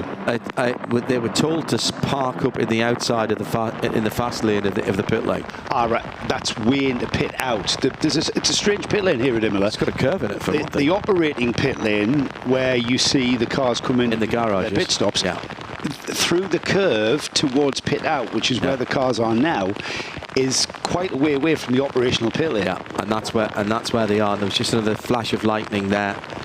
So if you are joining us now, I'm afraid the disappointing news for everybody, absolutely no other option. So please don't think there is any criticism, actual or implied, from the race control. This is the only decision, and another flash of lightning outside our booth at the moment. We're looking back onto the paddock with half an hour gone. That's about the eye of the storm, therefore, is about 3 miles away, or 5 kilometres away, and it is torrential rain, zero visibility, even without any water and spray in the air, and heavy standing water on the 3 miles of Imola circuit. Peter Mackay, Joe Bradley with us. Well, what we'll do is we'll stay with you for a moment until we hear from race control what is going on. Let's reflect on what we've seen today, Peter, with a couple of 3 great races that we've already seen, and also look ahead tomorrow. This is your first opportunity for an historic Racing by Peter Auto event. The atmosphere has been literally dampened here, but generally speaking, how have you found it coming in over the last day or two? I've been totally blown away by the entire package and what the Peter Auto team put on, because you come in, the paddock is so nicely laid out, where all the cars are separated by class. You're almost following a story. There's different chapters of a story in different areas to walk around, and also what the organisation have to do to have the right type of championships, the right type of series which customers want to come and take part in, and then get the owners to attract the owners to come and take part. So what I've experienced and the quality of the event being put on is I'm just blown away. I had high expectations, I must be honest, but they've been exceeded. Just hearing from race control, the drivers have been told they can go back into the pit garages now. They do not have to sit in their cars. Well, Peter, you've been to Rennsport before. Joe Bradley, you're, if I may say so, a veteran of a variety of historic events, both here in Europe and in the US, and you got very excited even when I just sent you the Dropbox link for the entry list. And obviously in a circuit that has its own history, like Imola, 70th anniversary of Imola Plus here. What's been your first impressions of your debut, if you will, in historic racing by Peter Auto event? The organisation really knows how to put a historic festival on, don't they? The Imola-Classic. I mean, you come to Imola, a lot of Imola's history is tied up with Formula One, but there's been a lot of sports car history created here. I mean, you know, the 1982 Formula One World Championship comes to mind, where the Villeneuve-Peroni thing started, and we know the ripple effect of that went on to the next race at Zolder. The Ayrton Senna legacy here, we don't need to say anymore. The memorial is here. And then, you know, sports car racing anywhere in Italy, when you think about it. And when you consider we fly into Bologna for so many Italian flags, don't we? Yeah. It's a rich heritage around here. Absolutely. You realise you're in a very, very historic motor racing heritage area. For me, a personal highlight of today is from the Gentleman's Challenge race up on the podium, behind the podium, before we got on with our trophy presentation. We had Fred Wakeman and Nigel Greensill came together. Now, if you remember, those guys raced absolutely to the line. Yeah. And the conversation that was going, even though Nigel didn't get past Fred, and Fred, you know, subtly was talking about his defensive driving, but it was a very subtle defence, just placing the car in the middle of the road. Yeah. And then Fred was talking about how he used the traffic. And Nigel said, "Yeah, I could see how you were going to use the traffic, and I was trying to follow you through."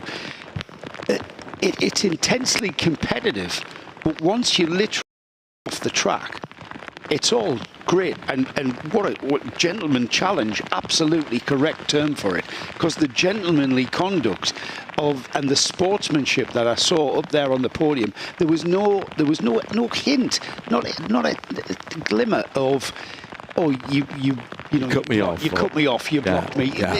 Nigel knew how Fred was going to drive. Nigel was coming, and the pair of them just enjoyed that moment, and then stepped onto the podium and took their trophies. Brilliant, absolutely brilliant. Joe Bradley, Peter Mackay, and me, John Hindhaugh, in the broadcast booth at RSL_studio. If you want to join the conversation, time ticking down.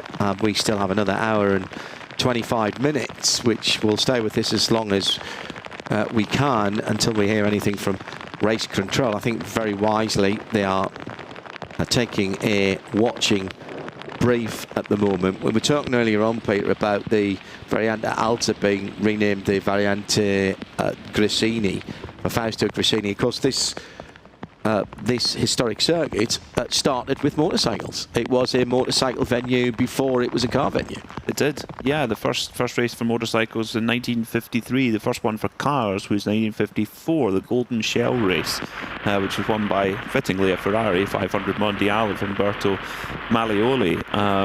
So yeah, motorcycles are a big part of it here. Think of the World Superbike battles that we've seen here down through the air with Francesco Chili and with Carl Fogarty and some of those names. This place to me is, I think, probably more synonymous with World Superbikes than MotoGP. Definitely with MotoGP, yeah. It's a World Superbike track, and I think that it's a track which suits two things really well. It suits motorcycle racing really well because motorcycles, it's easier to overtake than it is Grand Prix cars. True. And it suits multi-class sports car racing because it really puts a premium on the quality of driver in terms of how they can get through traffic. And the way that the circuit's laid out is very, very good for that. So for something like the package that we have here with Peter Otto, where nearly all the classes are multi-class, if you like, that makes it a perfect... Well, there's only the Porsche Cup race that is not. Yeah, that's right, yeah.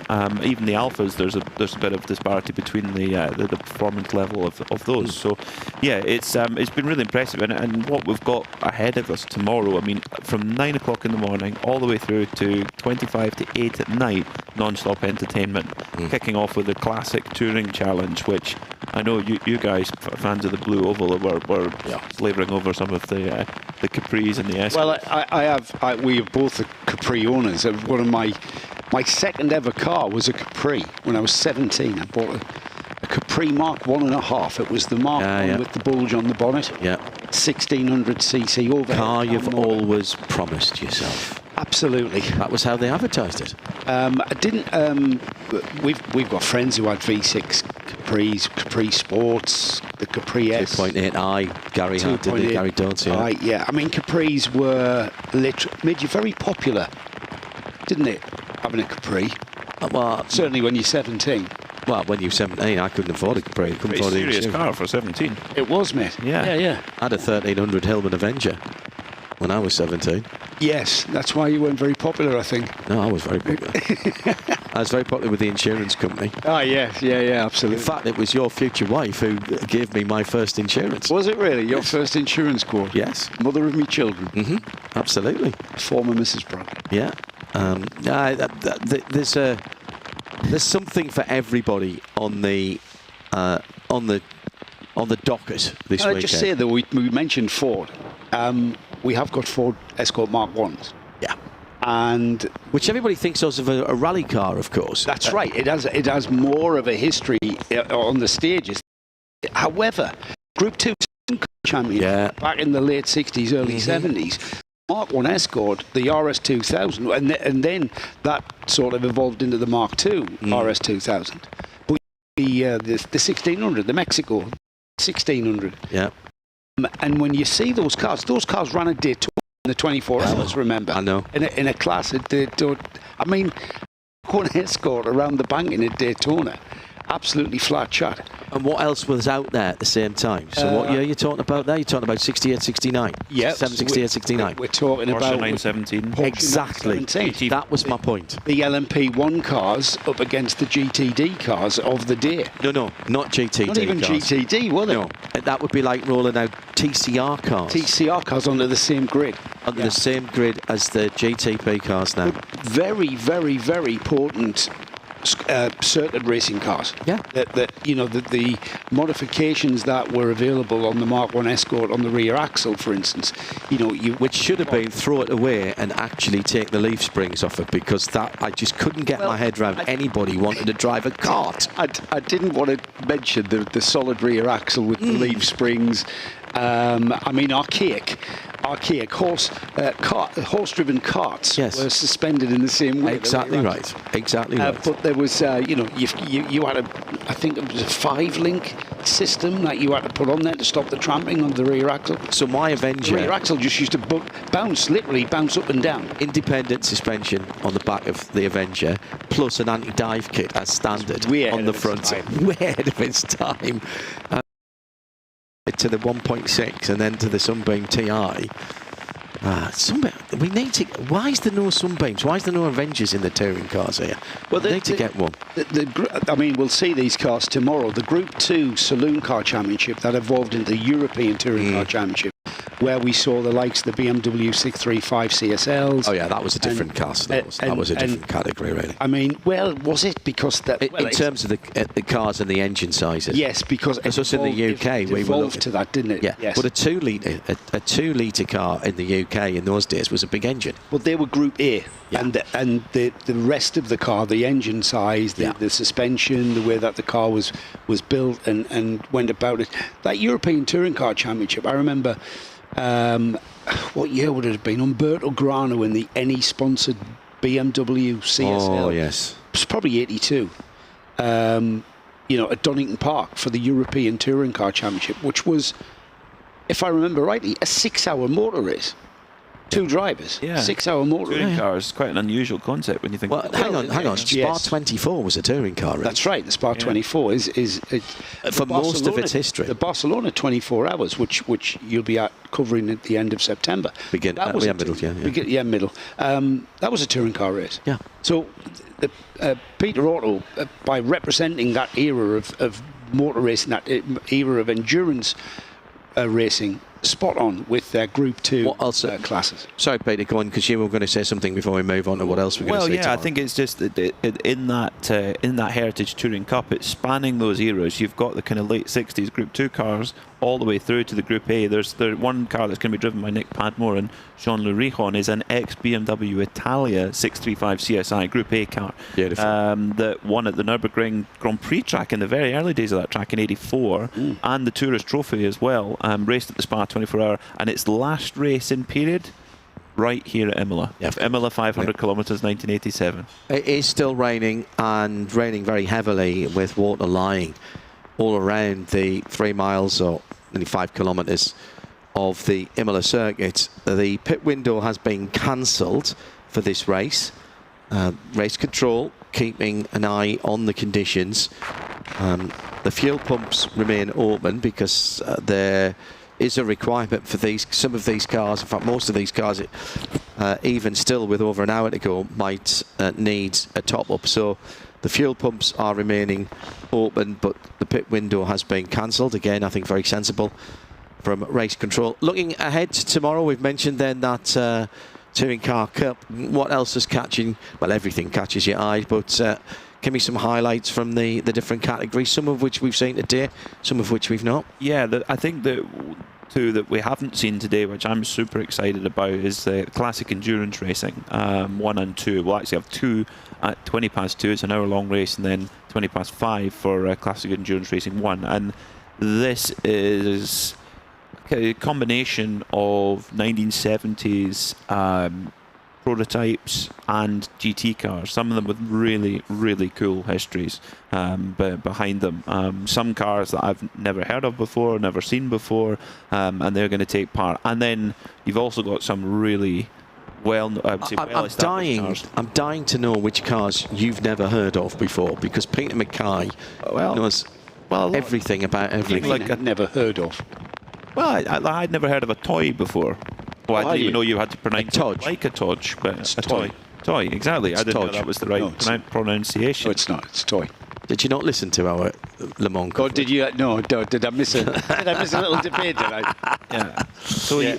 I too went for years calling it a Doge. Yeah. Right from period until I was corrected by a car owner. But I think that HSR event. The start of that show, I think it's the start of the entire weekend show, is a car that's, Joe and I were talking about it yesterday. It's here competing, racing. It's probably one of the most significant race cars ever built. It's an iconic race car for one moment of its life. Right. Yeah. It's the ex-Joe Siffert and Derek Bell Gulf 917, chassis 29. That was raced in period by John Wyer's Gulf team in 1971, and was on pole at Spa at an average speed of 160 miles an hour. And then in the race, down the hill towards Eau Rouge, that's the iconic, that photograph that was captured by, I think, René Schellmeyer was the photographer, where he was banging wheels with his teammate, Pedro Rodriguez. Yeah. And the actual moment, if you see the actual cinema footage, it's over in a moment, but that iconic photograph of them together as they turn in for the left hand at the dip of Eau Rouge, it's just iconic. But the key thing about that was that lap time, that's qualifying time. 160 miles an hour average. And the race average as well, over the whole 6 hours, the race average, including the pit stops, was faster than Formula One of the on same the year. old Spa circuit. On the long track. On the old Spa. Not the one that looks like a glue gun, which is where they're racing this weekend. Or the old one that went out through Burnville. And the biggest thing you've just said there, or the most incredible thing, is the 6 hour race speed average. Over 6 hours. Not a 2 hour Grand Prix. No. In a Formula One car, which if you imagine in 1970, the DFV would have been putting out 450 brake horsepower, the Ferrari maybe 480, 500 max. But the sports cars were putting out probably the same. But a lot lighter Formula One cars. Yeah, but they didn't have the aerodynamics that the sports cars had. But but nevertheless, that stat is still incredible to me. You had, and we were there between Le Mans and, talking about the old Spa, in between Le Mans and the Nürburgring this year, the contemporary races, we drove across, and I made the point of going to Raz, and Spa were in a battle, the fastest race circuit in Europe. So the changes that were made to racetracks in those days weren't to slow people down, it was to get them to go quicker, which is why you've got, and it's still there, although not part of the circuit, why you had, instead of going down towards Francorchamps, a hairpin, it became a banked hairpin so that you could keep your speed up before you came back on at Stavelot. And they did the same at Reims as well. They smoothed out parts of Reims. Turn 1, I think, they changed it. Correct. There. Didn't they reroute the road course at Spa to not go through the slow bit, to just go, they went, instead of turning left, they continued down the hill to Burnhamville. Is that the big sweeping right angle downhill? Well, that was the original circuit. So there was a couple of places that changed at Spa. It used to go as you went over the bridge over the Eau Rouge. Don't forget, it used to turn left there. That's right, off to Le Combe. And go, no, it used to go long before you get to Le Combe. Oh, really? It used to go left and into a hairpin round the customs house, which used to be the border, and then on to Le Combe and down to Burnville and through the sweeping right-hander. So where Sterling Moss would say that they were sideways for about a quarter of a mile. Incredible. But then, of course, you came through Eau Rouge, which is the corner at the bottom of the hill, and then straight out through Radillon. The old customs post hairpin, I think the tarmac is still there. It certainly was a few years ago. And remember, here at Imola, you mentioned it earlier, without the chicane. Without the chicane. It was a straightforward blast from Tosa. You've gone back towards the original configuration from Tosa all the way to, from Rivazza. the last one. Rivazza. From Rivazza all the way to Tosa was just that sweeping right, left. Now it's truncated with the at Tamburello, we've got a chicane, or an S-bend really, and then the Villeneuve S-bend before you get, just imagine that just flowing through there.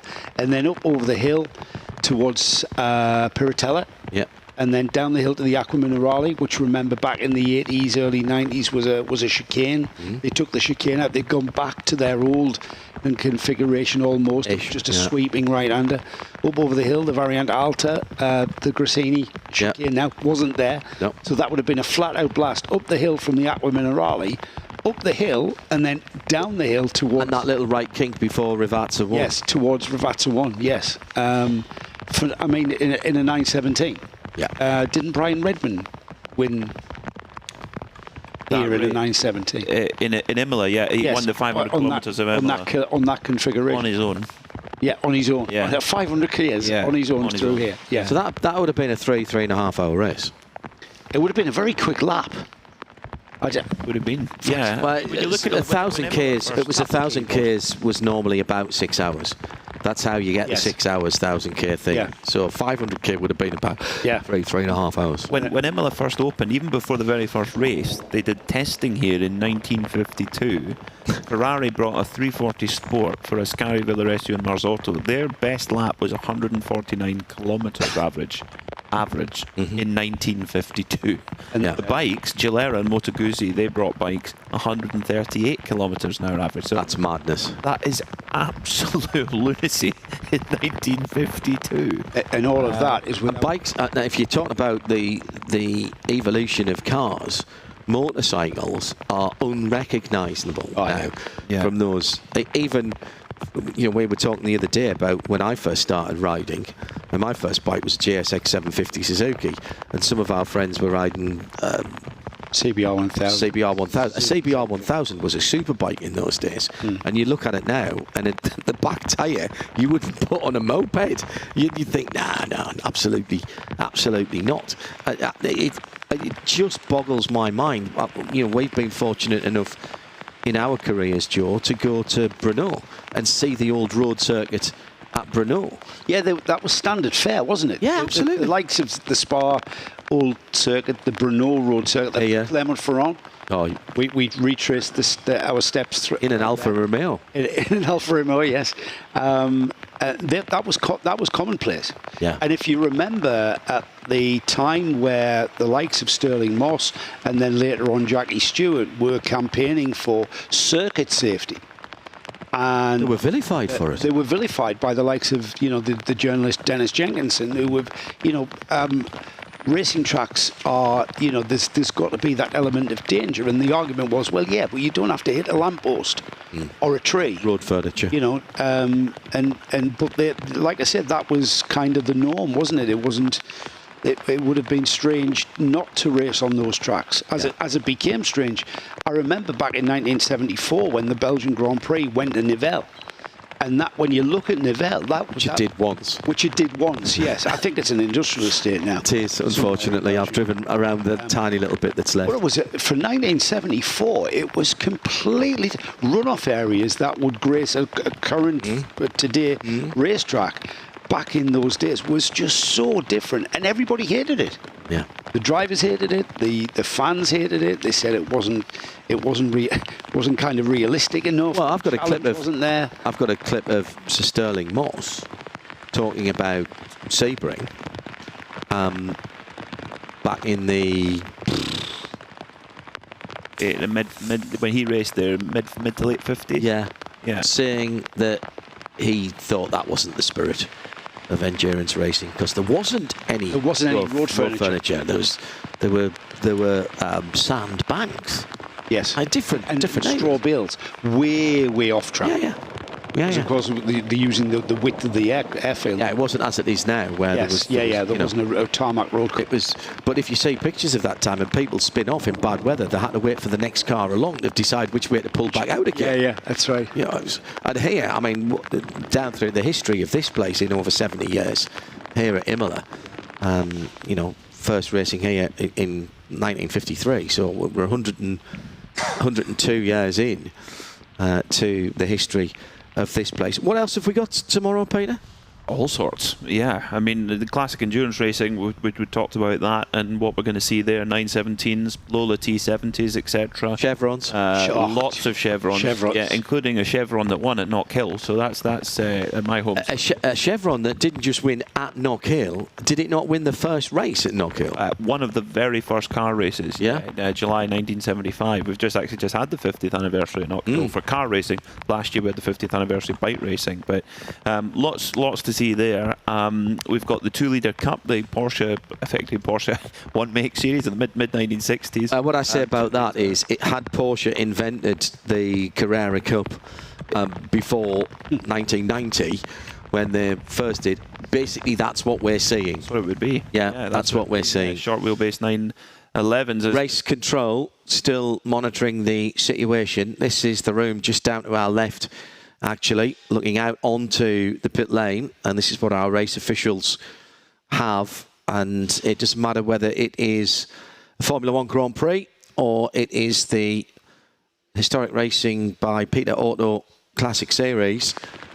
The race control officials are taking in all of the information they can. That is literally just down the corridor. We're just back towards the paddock side of that. So Porsche tomorrow, we've got a small but perfectly formed field. I think 13 cars of these very specific cars. And the reason, we'll get James Turner in tomorrow and get his... When this was proposed, there was a very sensible reason why the 911 Porsche 2-litre flat 6 short wheelbase was chosen, because it was produced for such a short time in 1964 and 65 that it was controllable. I think, Peter, that was the idea behind it. Yeah, because if you take something like, maybe a bad example, but if you take something like the Porsche 935 and you compare it from the very first car, chassis 1, that raced in 1976, and chassis number 2 did as well, and you compare that to even the Porsche Works took it from 1976 to 79 when the Moby Dick raced for the last time. The two unrecognisable cars. Correct. And then you go from there. Kramer took it on even more with the K3 and latterly the K4, but particularly the K3 was the sweet spot. And various, John Paul made his own iteration of it. Andile made their own iteration of it.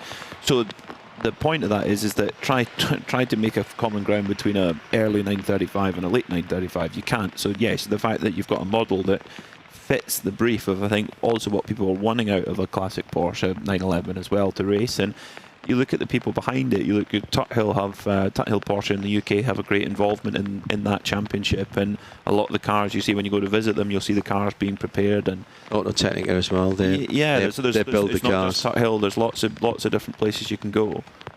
They're very spectacular to watch, though, aren't they? You see synchronised drifting. You have to. You have to drift the car. And it's a balancing act, and I'm just really looking forward to seeing these cars being driven through these through the Tamburello. Yeah. Through that, because you're going to get a change of direction, and the flow that you have to get the car. You have to balance the car through there and get the car flowing from left to right. Now, and the drivers do that in absolutely. very synchronised fashion. And you can use curbs on them as well because they're quite softly sprung. Yes. We've got, I think that was our race director actually going out in one of the course car BMWs here to assess. Now they'll be assessing the standing water on the circuit. The rain has eased considerably. It is still raining quite hard, to the point where I'm not going outside, but we'll send you out there in a moment with a big aerial on his head to see if there's still lightning in the air. Yeah, I'll step out without me wellies as well, with me soggy feet. They're soggy now, might as well. Oh, no. I know. I'm a dog in the car on the way home. You mentioned visibility, which I think is what brought out the red flag. It was becoming impossible. Standing water and visibility. So, and if we get out there and start kicking up the pools of water, the visibility might still be a factor. Even though the rain's dying off, we've dropped a lot of water onto the track. It's still raining very, very heavily, but it is nowhere near as bad as it was. Just go back to the 2-litre short wheelbase Porsches then. Those cars need to move around. If you're going to be quick, you need to move around. The standard of preparation on all of those cars, whoever has built them, and there's no mandate that you've got to buy a car from a particular preparer or builder. You could prepare your own. You can prepare. The engines are very, very strictly controlled, which I think is important. There's a strict build sheet, homologation sheet for each of the cars. There's a couple of ways you can tell whether it's an early car or a late car, mostly surrounding the suspension top mounts at the front. I'm just getting the bullshit anorak out. That is really, really important. Of course it is. And that was my point. Some historic event organisers do not do a very good job in that way. And it's like, I've fitted a different intake, and I've fitted a different exhaust, and and it's kind of like you then start, stretching that envelope and blurring the lines. You're blurring the lines, and it kind of, and I think in a series, in any single car series, any single manufacturer series, single mark, type series, I think you've got to be very, very stringent, because I was going to say consistent. Well, yes, you do, but you have to be stringent because those marginal gains are much more important when everybody's driving the same machinery. Absolutely. And James Turner and the rest of the team and the guys who scrutiny here at Historic Racing by Peter Auto are absolutely that. Now, generally speaking, the guys who prepare the cars, or even the guys who've built cars for themselves, or at least begin to modify cars for themselves, they know that. So there's no point in trying to blur the lines. So you actually get people being very consistent. We had a couple of brothers at Spa and at Classic Le Mans from Belgium whose dad used to campaign one of these cars back in the day. And so it was already partially prepared, but it needed refreshing. And after their dad died, they recommissioned the car. The car had stood for ages. And they brought it out at Spa for a shakedown, and then they took it out at Le Mans on one of the grids there, because there wasn't a specific race for the 2-litre Cup. And the first race was on their dad's birthday at Le Mans. And there was me, Marriott, and Bruce Jones sitting there going, right, yes, okay. And lovely lads. For both of them, their first foray into any kind of motor racing, never mind classic motor racing. And it's a great car to get involved with. And the fact that they had such a connection to the car and wanted to honour their dad by getting the car running again and running in his old livery. Great. And they were fab. Really, really good lads. I do also like the fact that the 2 Litre Cup is, even the logo for the 2 Litre Cup is Porsche standard font. Yes. Yeah. Right, too. As it should be. Yeah. It's fair to say they are fairly rare to find these cars now because that they had such a limited run of the 2 Litre short wheelbase. The 2 Litre flat 6 engine is a thing of beauty and is somewhat like a Swiss watch in terms of how it needs to be maintained. And I don't think rebuilds are pocket change, if I'm honest. But it's a great form of racing, and if you haven't seen it live, try and get trackside. So we'll see that tomorrow. But at the point that these cars were created, Porsche wasn't really a huge, numbers-wise, No. car manufacturer. Were they virtually a boutique car manufacturer? It was still still in the. I mean, don't forget they remained a family-owned and run firm for a very, very long time, and the origins of Porsche don't start with building cars. The origins of Porsche and Dr. Porsche, the original Dr. Porsche, was engineering and engineering solutions. And one of the reasons that the car numbering system that they started was because of their project numbers. So their project numbers started and began to build. And, he'd done all kinds of engineering concepts long before the first car. And the first car was 356. 356. Aluminium coupes, which when the story of... I was thinking what year, because that's just 48. Yeah, that's great. Exactly the same month that Harley Haywood was born. Yeah. So he was born to be a Porsche driver. He was. And you think about the context of that time and what they were up against in terms of getting finance, materials, and particularly materials to build cars and to market them and to get them out around the world. To get currency in and out of the country. They were based in Austria. Their works in Stuttgart was under American occupation for the first few years. So it was a huge effort, family effort, from their little woodshed in Gmunden, Austria, to build the aluminium Gmunden coupes are some of the most precious cars ever built now. And they didn't have, as you rightly say, they didn't have the wherewithal to do big flashy advertising and all of that. So that's why they went racing. Yeah. Once that first car was built, that was their marketing, wasn't it? That was their marketing. And proving their product. And people would look at these tiny little cars. Even then there were small cars. I mean, they're tiny now, but on paper, with small engines, on a sheet, 1100, 1200 cc engines. But on paper, on an engineering sheet of paper, the 911 shouldn't work. Sticking the engine out back, all that unsprung rate out back of the rear axle, reversing the gearbox to drive the rear wheels by putting the gearbox in front of the engine. On paper, that is crazy. And the fact that they got that to work in such a way and where it's evolved to is just incredible, because they proved the worth of the product. They didn't just say, it wasn't a Sinclair C5, was it? You know what I mean? It was. A lot of people who are watching won't understand what that was. Well, you've got, but it's a certain age thing, is that? Yeah. Okay. So, I'll try and use a different example.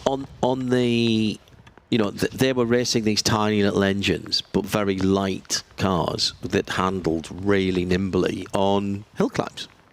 And they were proving their worth, and basically on that reputation took on more. I mean, they were still doing other. Dr. Ferdinand Porsche was still doing other engineering projects for people, and Porsche kept doing other engineering projects for people way down the line. If you think about the original Audi RS2, that was a joint project with Porsche. They did the Mercedes, the big Mercedes 500. 500E. Vauxhall Zafira.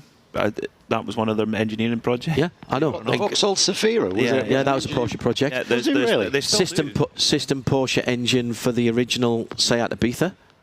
Right. And this was all, again, before, although there was a link to the Volkswagen, what is now called VAG, Volkswagen AG, the whole group. They weren't actually a part of that at those times. They were close to it, and sort of, and nothing, no links with Mercedes. The story goes about the 500e. It's a great story. Is that the engineers at Mercedes were told to go and build this super saloon, and when they spec'd it all out, they realised it was too wide for the line.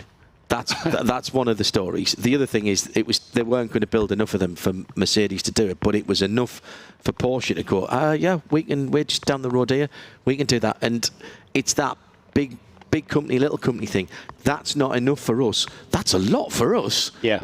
And there's the other train of thought. When I interviewed Norbert Haug for a magazine article recently, and he told me, he said, that was Mercedes helping out Porsche as a Stuttgart neighbour, effectively. That was, so to get the 500Es out there. So yeah, there's so many examples of that. Now, got some good news for you. You don't have to listen to us wittering on about classic cars in any way, shape or form, because we will be resuming the race with 1 hour to go. The countdown clock has been held at 1 hour, and the drivers have been asked to get back to their cars, and we will resume, I presume, behind the safety car to start with, in under 5 minutes' time, in about 4 minutes' time now. So at 55 minutes past this hour, which is 4 minutes' time, we will be back underway. So this is super officiating again. We did say, Peter, didn't we? It would be a shame if the 60s endurance race didn't get any racing. The pit stops have been cancelled. Actually, no, there might still be actually 1 or 2 cars who will have to make a pit stop for fuel.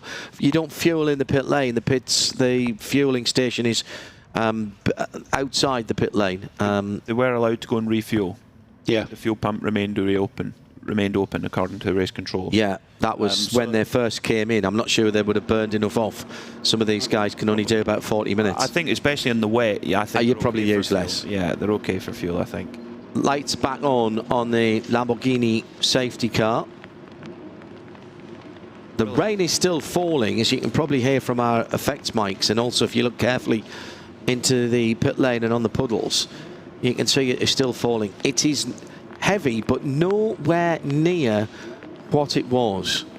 Roman from our competitions department to the left of the line there, just checking things out and protecting his ears as well as they are about to go back out. The Pizzarini 5300, Loris Hazemans. Now, I've been, bizarrely, in my very short historic racing career of one race, I've been in this exact situation where a race has been stopped for bad weather, the pit stop has been cancelled, and the driver who was supposed to be driving had to nip off for another race. So I got thrown in to restart the race, which I wasn't expecting at all. I'm wondering if they've been able to change drivers. Yes. If they've decided to. If they want to, yeah. If the I'm going to call them the amateur driver, the gentleman driver, has got a hot shot with them, then you're going to plug that hot shot in and try and take that to the checkered flag. So it's going to be a straightforward race to the checkered flag, isn't it? Yeah, the pit window has been cancelled. Now, we're still under red flag conditions at the moment, although I now see the safety car boards are out and waved yellows and safety car boards. So I am expecting to see the Lamborghini rolling in about 90 seconds time.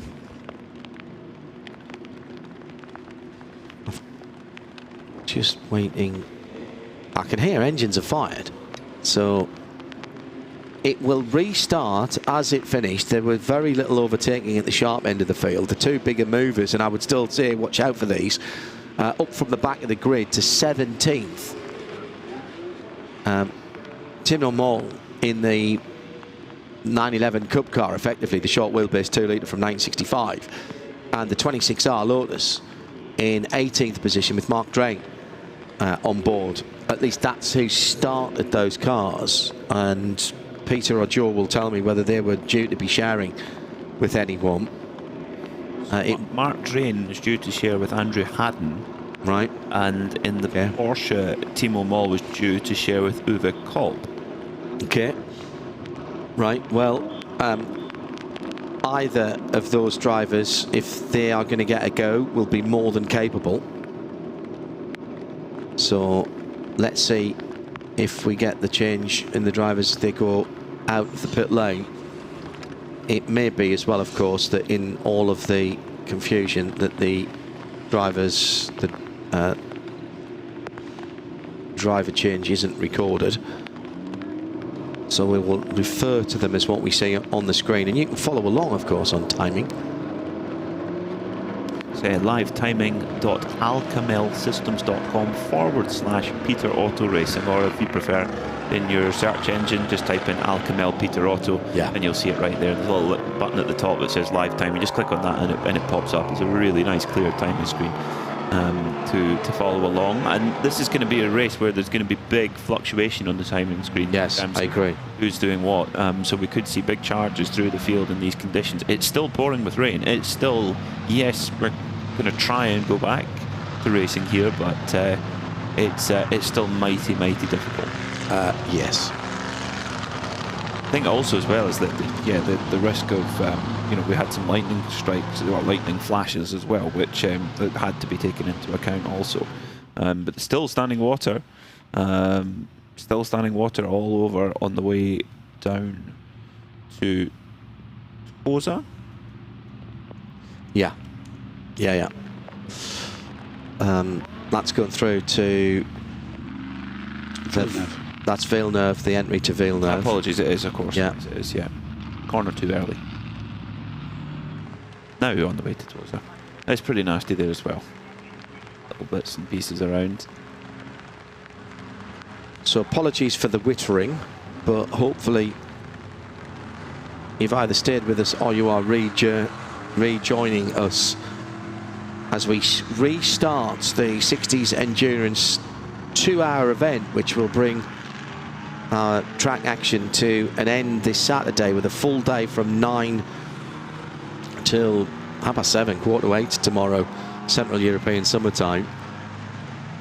The clock was reset to 60 minutes as the Lamborghini safety car rolled out of the pit lane. So we are counting down. I do think, by the way, of all the things that you can add to classic race cars, and I know people have very strong views about putting modern things on racing cars, but a rain light on the back of a classic car does not exactly ruin it, does it? If you're going to go racing in bad conditions. If it's a safety thing, yes, definitely. I think it's more important that you improve the safety to modern standard if you can. For things like that, you're not exactly compromising these things didn't run with fire extinguishers back in period. No. So it's a similar enhancement, isn't it? Yeah. Some classic cars didn't run with roll cages seatbelts or seatbelts. Yeah. So it's. Yeah. I was in a Ford Cortina 500 GT, which was a particularly Australian thing, which was a Bathurst winner overall. And it had standard seats in it. No way, without a headrest? Without anything. Just at below your shoulder blades, really. And it still had the back seats in it. As a race car? As a race car. It was the Bathurst winner. Because of import duties, very few Lotus Cortinas got to Australia. So Australia had their own version, which was called a 500 GT, which was a tuned 1600 cross flow, basically, rather than the Kent engine. Yeah. basically, rather than the Lotus engine, the Lotus twin cam engine. Yeah. And this thing was amazing, and it was the chassis, the Bathurst winning chassis, and I've been in that car, and it reminded me of Dave Beige's NEF. Did it have 410. a 5-point harness still? No. Right, no harness. No, had a lap belt. Seatbelt? A lap belt. Yes. And they were still racing that in historic racing, were they? No, it was. All right, it was as it had after it had run the race. My uncle Dave Beige had a Mark 1 Cortina Super, his estate car, NEF 410, and it was exactly the same as that. So from second position, Christophe Van Riet has come into the pits in the. Now, are they doing driver changes now? Is that what they're doing? Well, Lee Mole, yeah. So I think Lee Mole, who started the race in one of the Jaguars, looks like he's going to switch over to. Yeah, I can see driver getting out of the silver Jaguar. Right. So because I remember I thought they would have changed behind the safety car, given that they'd scrubbed the necessity for a pit stop. I wonder if these are some teams who haven't understood, because there are rules, aren't there, about how long people can drive here. But if the pit stop window has been scrubbed, then surely you could have changed your driver whilst we were red flagged. It's not just about changing drivers though, because drivers that were doing the race themselves, which I doubt. There is entries that only have one driver. Yeah, they're still going to have to pit stop and do their 5 minutes. No, they're not. The pit stop window was cancelled. Right. So those cars there that have pulled in have really dropped out of this contention. And then the minimum drive time still has to be served regardless. But just the pit stop window was gone. Okay. You could stick your head into race control and ask. That's a good one. Yeah. There were also people who were changing roll bar settings, I noticed, on some of those cars. Very interesting. Christophe Van Riet, for example, who's come into the pits, he's on his own. Yeah. So he was getting some suspension changes to the back of the car. Yeah. He was the furthest down the pit lane, wasn't he? So he's going to have a bit of work to do. So I was interested when yesterday we were at one of the Jaguar teams. Half the field's come in, guys. It has with that was with the Lee Mole and Phil Keane team, and they were sort of joking over who would go first, and Lee Mole's like, well, it depends if it rains or not. If it rains, it's you going in, of course, pointing at the pro drivers, and you're going in if it rains. And of course, what's happened is Lee Mole started the race, it started pouring with rain, but it's now handed the car over. Phil and Lee were on our flight actually on Thursday morning. Great characters, the pair of them. So Loris Hazeman now leads from Guillaume May in second place. So it's the Bizzarini 5300 from two Shelby Cobras, because Guillaume's there and Yves Skemama's there as well. Then it's Laurent Jasper in the first of three Jaguars in line, with Marcus Anderson and Satanas Montparnasse in sixth. Robin Greenhoff for a Shelby in seventh. The Lotus 26R now, and if it is still Mark Drain, it's listed as Mark Drain. If it is, now up to eighth. So that means the Porsche must have stopped. Where's the Porsche gone? Ah, yes, the Porsche did stop. But I thought Timo Moll was driving on his own. No, he's sharing with Uwe Koll. Oh, of course he is. Yes, you said. You told me that. He's in the middle. Yeah. Now, he's everybody else coming into the pit lane. Well, I have to say now, and I apologise, dear viewer and listener, but I am slightly confused now, having seen on the timing screen when we put the first red flag out that the pit stop window was cancelled. And I haven't seen anything to say that that was reinstated or when it was reinstated. But quite clearly, there are cars at the front of the field. The first half dozen cars at the front of the field have not been in the pit lane for a pit stop. They've only been down there for the red flag. So let's see how this plays out, and whether we're reading it the same, or they're reading it the same way as we have, or vice versa. I suppose we'll find out if any of the top 6 decide to pit. It's still looking, well, Loris Hasemans wants to get on with this because he's right up with the Maserati. He's feeling for grip around the circuit, and he is doing that racing driver thing, Joe Bradley, which is accelerating up almost alongside, certainly to the rear three-quarter panel of the safety car, as much as to say, get a move on. I think that's more to get some heat into his brakes, Mike. I don't think he's trying to intimidate the safety car to pull in. That's kind of like trying to intimidate race control, isn't it?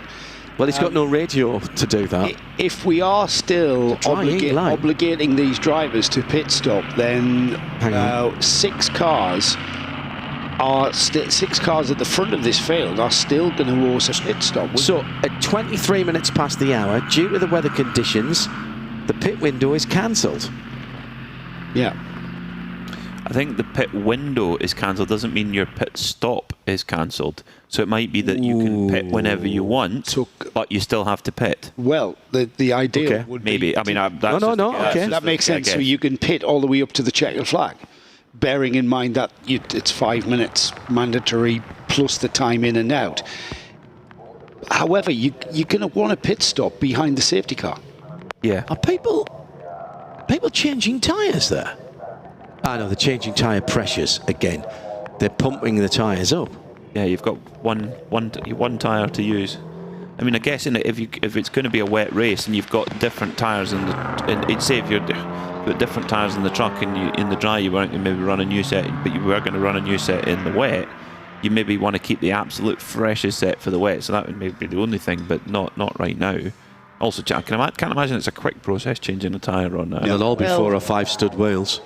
Depends how many people you're allowed to work with. Big hammer on, like a wing. Jags are like that. Yeah, wing the old style.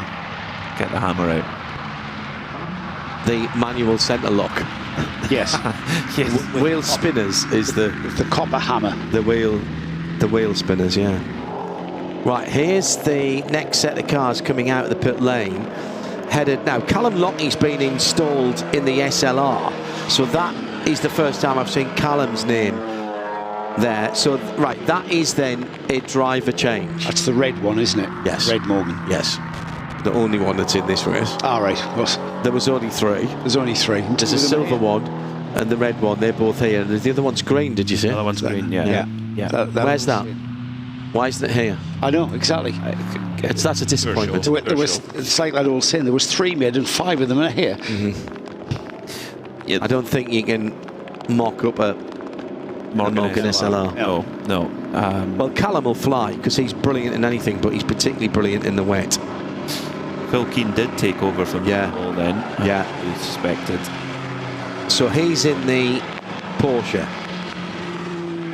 Jaguar. Oh, so no. He's in the E-Type. Timo Moll was in the Porsche. Timo Moll was in the Porsche and his and Kolb should have got on, but he hasn't come back out again yet. He's still in the pits, yeah. So who did Phil Keane? Lee Moore, sorry. Yes. Yeah. My apologies. I was half a step behind you. Yeah. Now, who's in the 26R now? Is that still Mark Drain? Yes, it is. By the timing screen. He's up into 3rd now, but they haven't made a non-red flag pit stop. See, these guys now, if it goes green, they're going to massively lose out if you have to do a pit stop. Are they going to argue? They're going to argue that the pit stop was cancelled. Or are they going to argue that they were in the pit lane for more than 5 minutes, even though it was under a red flag? That probably doesn't count either. Neutralised. Yeah. Not sure on that one, but let's see. Hopefully, Loris has again coming out of toes. That's what he did going off the line at the first start. Yeah, the 26R is the one with the really bright rear fog stroke rain light. Little blue one, yeah. Yeah, blue with a silver roof. Very, very pretty car, that. So let me have a look. So Phil Keane's taken over the number 180 Jaguar. I said that Callum Lockney had taken over the 26, the SLR, the Morgan. That's the number 61 car. Who else were we looking at to see if they'd taken over a car? Timo Moll still hasn't come out in the Porsche. So that was the other one. Francois Fillon hasn't come out the pits yet. The second place E-Type, I've just seen the driver leaning forward And wiping the screen. and wiping the screen with a cloth. Yeah. He's obviously having to slacken his belts off to do that. And steam off. we're about to go green, guys. I think. There's no safety car. They're just catching up to the safety. Okay, sorry. We have Olivier Berthaud in the Corvette C2 with his pit stop under investigation. Brilliant. In these scenarios where is where the team have to be at. Team manager earns his corn here, don't they, Mr. Bradley? Yeah, absolutely. You can get and even though you've come into the pits, you've still got to sit there for 5 minutes, and you've still got to time the car out of the pit lane, and you've still got to do your mandatory time, including the time from in. No, it's in the box. Pit box. It's just the box. It's just the 5 minutes in the box. 5 minutes in the box, yeah. All right, so right, as okay. little as one, yeah. I thought I read that there was time in and out included as well. No. All right, okay. That's easy then. Well, it should be easy because it's just a stopwatch. Should be. Yeah, it's. But then there's lots of other little. Well, timing and scoring will time that as the way that they time the 5 minutes though. 33 seconds. They take into account the 33 seconds. So it's got to be within that as well. 33 seconds is at 60 kilometres an hour is a run It's through 5 the minutes and 33. effectively. Yes. So if you release your car 2 seconds early and it hits 5 minutes and 29, that's where you get the infringement. That'd be 4 seconds early. Well, you know what I mean. I know. You were the team manager. I knew you just couldn't do it. You just can't do it. As soon as I came out of my mouth, I knew I'd gotten 2 seconds. I'd added 2 seconds. Right, so Armand Mille has taken over now from Yves Shimama in the number 3. So we are seeing some pit stops. Alan Greenhalgh now in the 77. Safety car in this lap. Yeah, so if you haven't pitted now and you have to pit, you are in strife. Still a lot of people in the pits. I wonder if some of those aren't going back out again. Callum Lockheed's just set the Morgan SLR's fastest lap of the race behind the safety car. Well, the first 4 haven't pitted. They're still owing us. There's 1 pit stop, which is when they came in under the red flag. So, and if they don't, well, even if they do pit now, they, well, they've got a lap on most of the field, of course, at least 1 lap, and in some cases 2 laps. So what do? Do you stay out as long as possible? And if there's another red... Your lap times here are behind the safety car, 3 minutes 59. They're going to be quicker when they're released, so they are going to come around within that, they're going to be well around and have overtaken you because it's a 5 minute stop. Mm-hmm. They're banking, you would think, banking on there being another safety car. Yeah, another safety car or another red flag. Yeah, or full course yellow. Yeah. Full course yellow would be absolutely superb. That's what they'd want. Actually, even a safety car, because nobody gets to unlap themselves. It's a massive roll of the dice, though. We totally agree. Here we go. Back to green. Back to green then. Not quite. Just waiting for the cars. The safety car is coming up to Acqua Minerale and through there, heading up on the far side of the circuit. There's still people chasing around here, and this is a huge advantage for these cars at the back of the field because they are making up time right here, right now. Only the top 4 are on the lead lap. Mark Drain has made his pit stop at the last possible moment before we go back green. I think he's going to be a bit shy. I think he could have done with going in 1 lap early. Yeah, he's going to get caught. He's going to be in the pits when it goes back to green. Correct. Well, let me see when he came in. In the 79, came in at 10 and 8. Ooh, it's going to be really, really tight. Too tight, I think. Yeah, the safety car's now at just coming down to Ravazza, so they're going to go green in 30 seconds, 45 seconds or so. Yeah. Going to get caught out.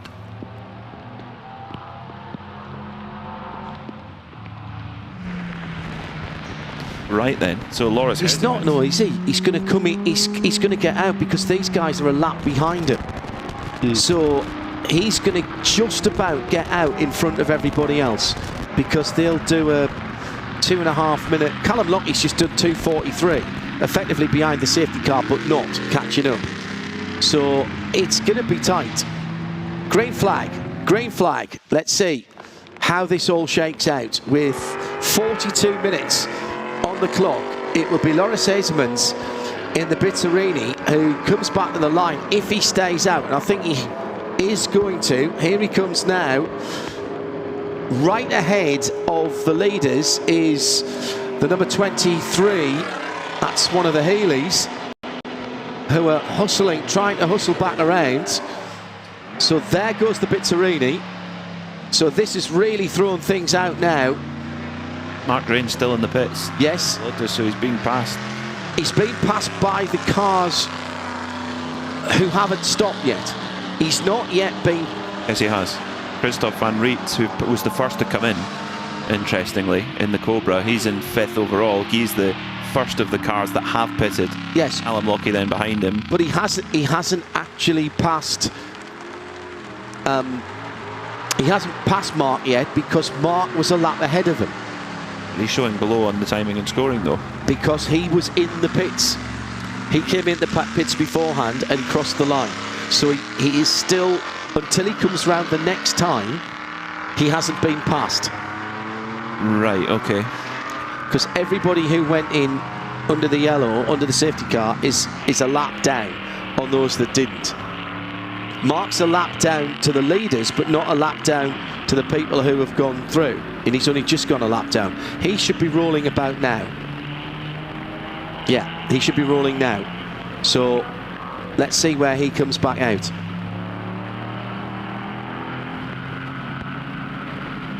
Because he did half of his, more than half, he did 3 minutes of his pit stop. He just didn't click 11 laps. Correct. Because of his pit box position. Correct, exactly right.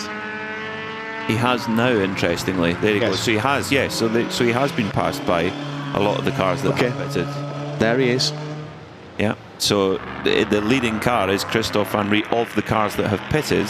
Christophe Van Riet, who was the first car to come in under that safety car, went to the first possible opportunity. He was the first to go in, and that has clearly worked in that Shelby Cobra 289. Watch Callum Lockie 55 in the Morgan. He's only 2.6 seconds behind. So right here, right now, Loris Hasemans just stays out. He stays out. He's got a lap on the field. He stays out and expects something to happen. Well, just as hang on a second, it'll stop spinning in a minute. Has that got a 4-speed gearbox? Because he's still spinning in 4th. Almost all the way down the straight. Yeah, that's incredible, isn't it? Rain's still clattering down that Bizzarini's, though, at full chat.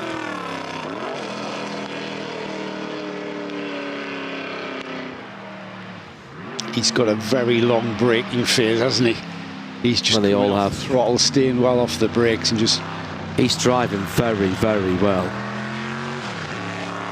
Short shifting. That's the only traction control you've got in these cars. Yeah. Don't use full revs. Phil Keane has just done a 2:30. So he's anything between 5 to 15 seconds ahead of everybody else. That's in the number 180 Jaguar E-Type. But Loris Hasemans did a 2:35. So that Bitterini is still going very, very well indeed. Well, we'll see. We'll see. There's 37 minutes left. So very much a shortened sprint after that long red flag period. But still in the pits. So, interestingly, Jeremy de Rocha in one of the Healeys has he just come into the pits? Yes, he has. He came in, just less than a minute ago. Yeah. So he's the first of the cars that didn't pit under the safety car to come in, and he's going to drop right down because he's going to do all of his pit stop under green conditions. Yeah. So he's going to lose 2 laps. You could call it 2.5 minutes per lap or a little bit more. Yeah. So Hasemans has a 30-second lead on the next car on the lead lap, and he has a full lap on everybody else. A full lap and change on everybody else, actually. A lot of cars have not come out. Yeah. Not come back out. Yeah. Including the Porsche. Yeah, Tony Sinclair in the Shelby Cobra, number 164. Kevin Jones in another Shelby, the Shelby Mustang of Thomas Studer. Yeah, Timo Mold's not come out in that Porsche. So upholding the smaller engine car's honour then is the Lotus 26R, which has got Andrew Haddon on board. To probably the Morgan SLR as well. Well, the Morgan... You want to call that as well? Yeah, I suppose you would. And Callum Lockheed's just taken 2 seconds the last lap around out of Phil Keane. But Loris Hesman's race leader in the Bizzarini had the car sideways in a straight line there going, are we...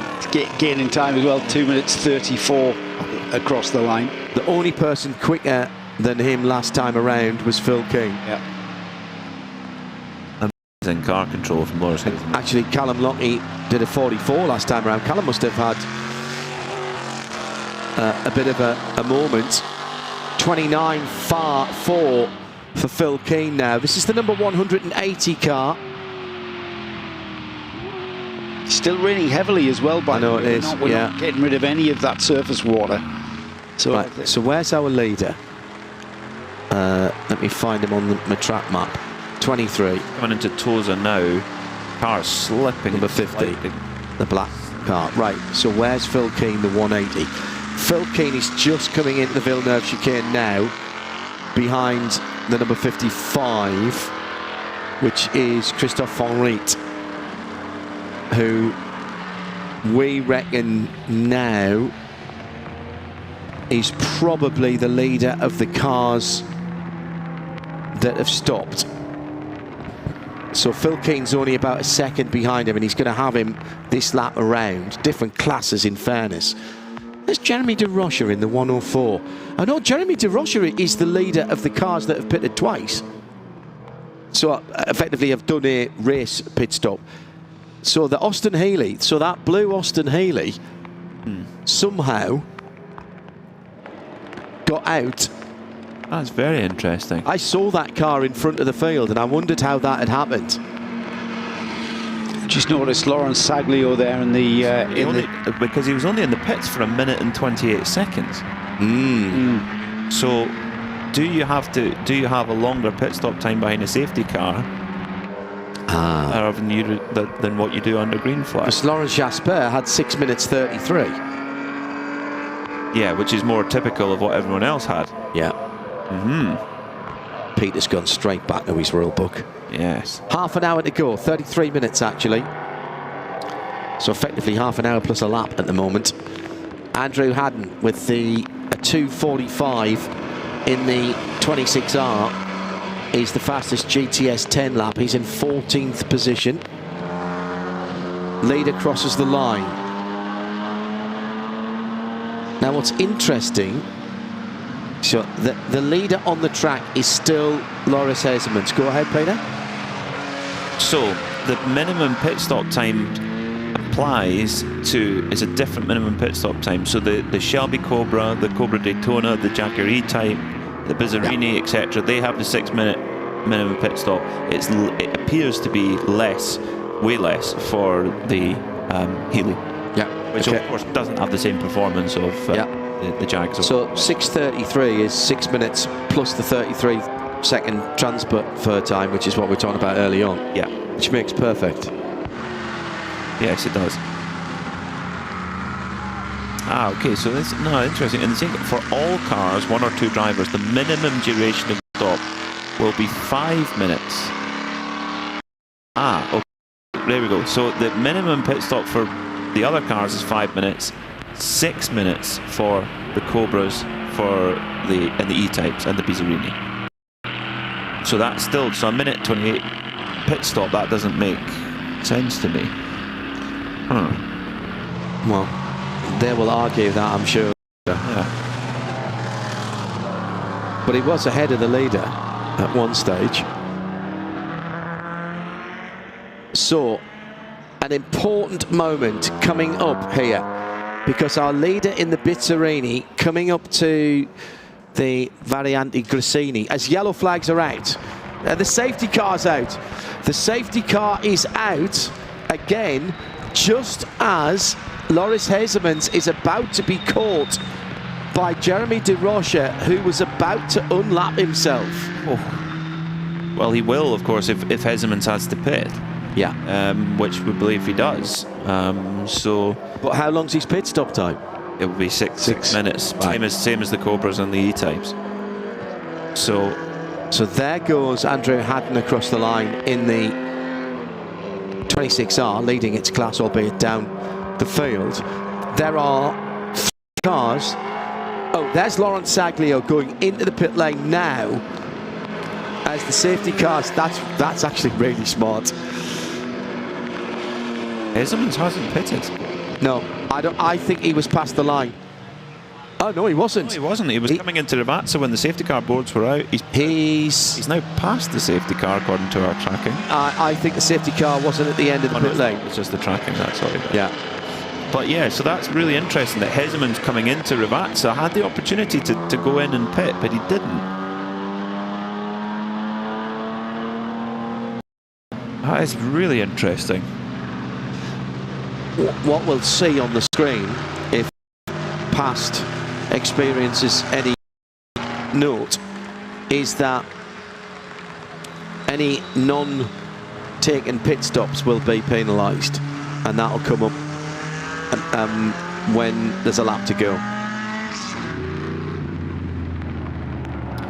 So it's going to be a bit of suspense to see what happens then to that race leading Bizzarini. That also the Jaguar E-Type number 23 of Satenas of Montparnasse is that the other driver who has not taken a Lap, shall we say, running pit stop, if you like. So in-race pit stop. In-race pit stop. Non-red flag pit stop. Yeah, so actually, that's probably better. And that means then that Jeremy De Rocha in that Austin Healey is leading of the cars that have made the pit stop, but there's still a question mark over that car because the pit stop was only 1 minute and 28 seconds, which is... Perhaps if he takes another pit stop now to add it up. That might be... I don't think it's an accumulation. That. Being silly. If that's not a requirement, then that would put Phil Keane in the Jaguar E-Type number 180 into effectively into the tire. Gone past Christoph Van Colton past him. Yeah. There's still, by the way, an hour of this race to go. Bar 90 seconds. And we don't know yet what the cause of the safety car was. We don't know if it's... There's nobody off. Doesn't appear so. There's no yellow flags anywhere else around the track, Peter. Weather related. Yeah. The standing water going into the Villeneuve chicane is now sort of come back onto the racing line. It's increasing. You can see the droplets in the puddles. It's still heavy rain. I think it's probably more for the standing water and the puddles that are growing on the racing line. That's the number 7 Cobra. Just out of the pits, that's Alan Greenhoff. In 16th place. And he's 2 laps down on the leader, but of course he'll drop back to 1 lap down when he comes across the line. Dramatic sunset off to the west of the track over and looking back from Tulsa. Track just needs to be a little bit more to the west, doesn't it, really, to clear this rain? We've dodged it all weekend. We have, yeah. You know, it's rained overnight. We've come into nice sunny weather, and we've been very lucky so far. The forecast for tomorrow is to be clear sunshine, 30-degree max. It's clear sunshine all day, which everyone's got their fingers and toes crossed. Can I just remind you two, and I'm sorry, this is going to be very entirely parochial for those in the Global Broadcast Centre here. These two yesterday were staring at that weather app saying it's going to rain, it's going to rain, it's going to rain. And I went, it's not going to rain today, I can't smell it. And today, no, it's not going to rain, it's not going to rain, it's not going to rain today. It will have rained and finished before. And I went, I never said it wasn't going to it's going to rain. I said it was going to rain at tea time. No, you did. I absolutely did. You said there'll be no rain today. I did not. And I said, it's going to rain. I was watching the cloud build up. You could see it. So, Bizzarini from Jaguar and Austin Healey and Jaguar. But with still pit stops potentially to play out here. I think Loris Hasemans is just playing the numbers here. They're either going to argue that you cancelled the pit stop, therefore I'm fine, or waiting to see if they just stop the race and I have a feeling add some time on. I have a feeling you may have that one because it didn't make sense waiting for the safety car to come in. Yeah. Well, he's not going to pit now. Yeah, a little bit of confusion. Or just some tactics. Just tactics. Maybe he just likes being at the front of the field. It's going to be an interesting podium for me, isn't it? Yeah. Who am I going to meet? It's at this point that taking the second wiper off the Bizzarini does not seem like it was a good idea. Although in fairness, it's mostly left-hand corners here, so he can see the apex. The Corvette there just didn't have any kind of grip to it. Front or rear. Opaque. Well, I'm just looking at the vision there. It's steamed up inside. Yeah. And of course, you open the window and all you get is moisture. Yeah. It's horrible. In any racing car when it's damp. You don't know whether to stick or twist, bring the window down. And of course, you were talking about the fit of panels, etc. Quite a lot of these old cars, the faster you go, the doors start to move outwards. Create a gap. A lot of the drivers with their windows open. And that's a decision you've got to make before you go out there, because they're not electric. No. And you can't reach across and wind the window down. Some of them are probably, the 26R, I bet you can. My Sunbeam Alpine, you could. You mean? Yes? Yes, yeah, probably. My Sunbeam Alpine, if I ran out of washer fluid, I could reach round onto the windscreen from the outside and rub it with a damp cloth because it was so close to me. Right, there's been a change of driver in the Jaguar E-Type, the number 63. So that's Charles de la Haye Josselin getting in. Yeah, correct. For Laurent Salio. You can hear the thrum of that Jaguar Straight 6 in the. It's correct. It's an engine. When you hear it, it can't be anything else. Correct. In a Jaguar engine, and it's wonderful to see, the car, the E-Type here from the era where Jaguar was probably at its absolute best. Certainly the 50s and into the 60s was when Jaguar as a company was really at its best, and it's.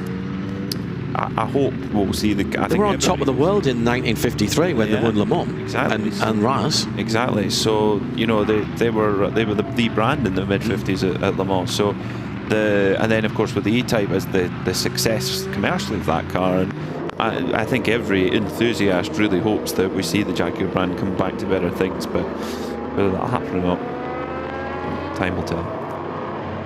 Probably not as we know it or knew it. Well, reimagined for a new generation. The problem was that people, generally speaking, their customer base, they reckon, was dying out, and therefore they need to reinvent it for somebody else. Yeah. People weren't buying Jaguars. I had two Jaguars, loved them.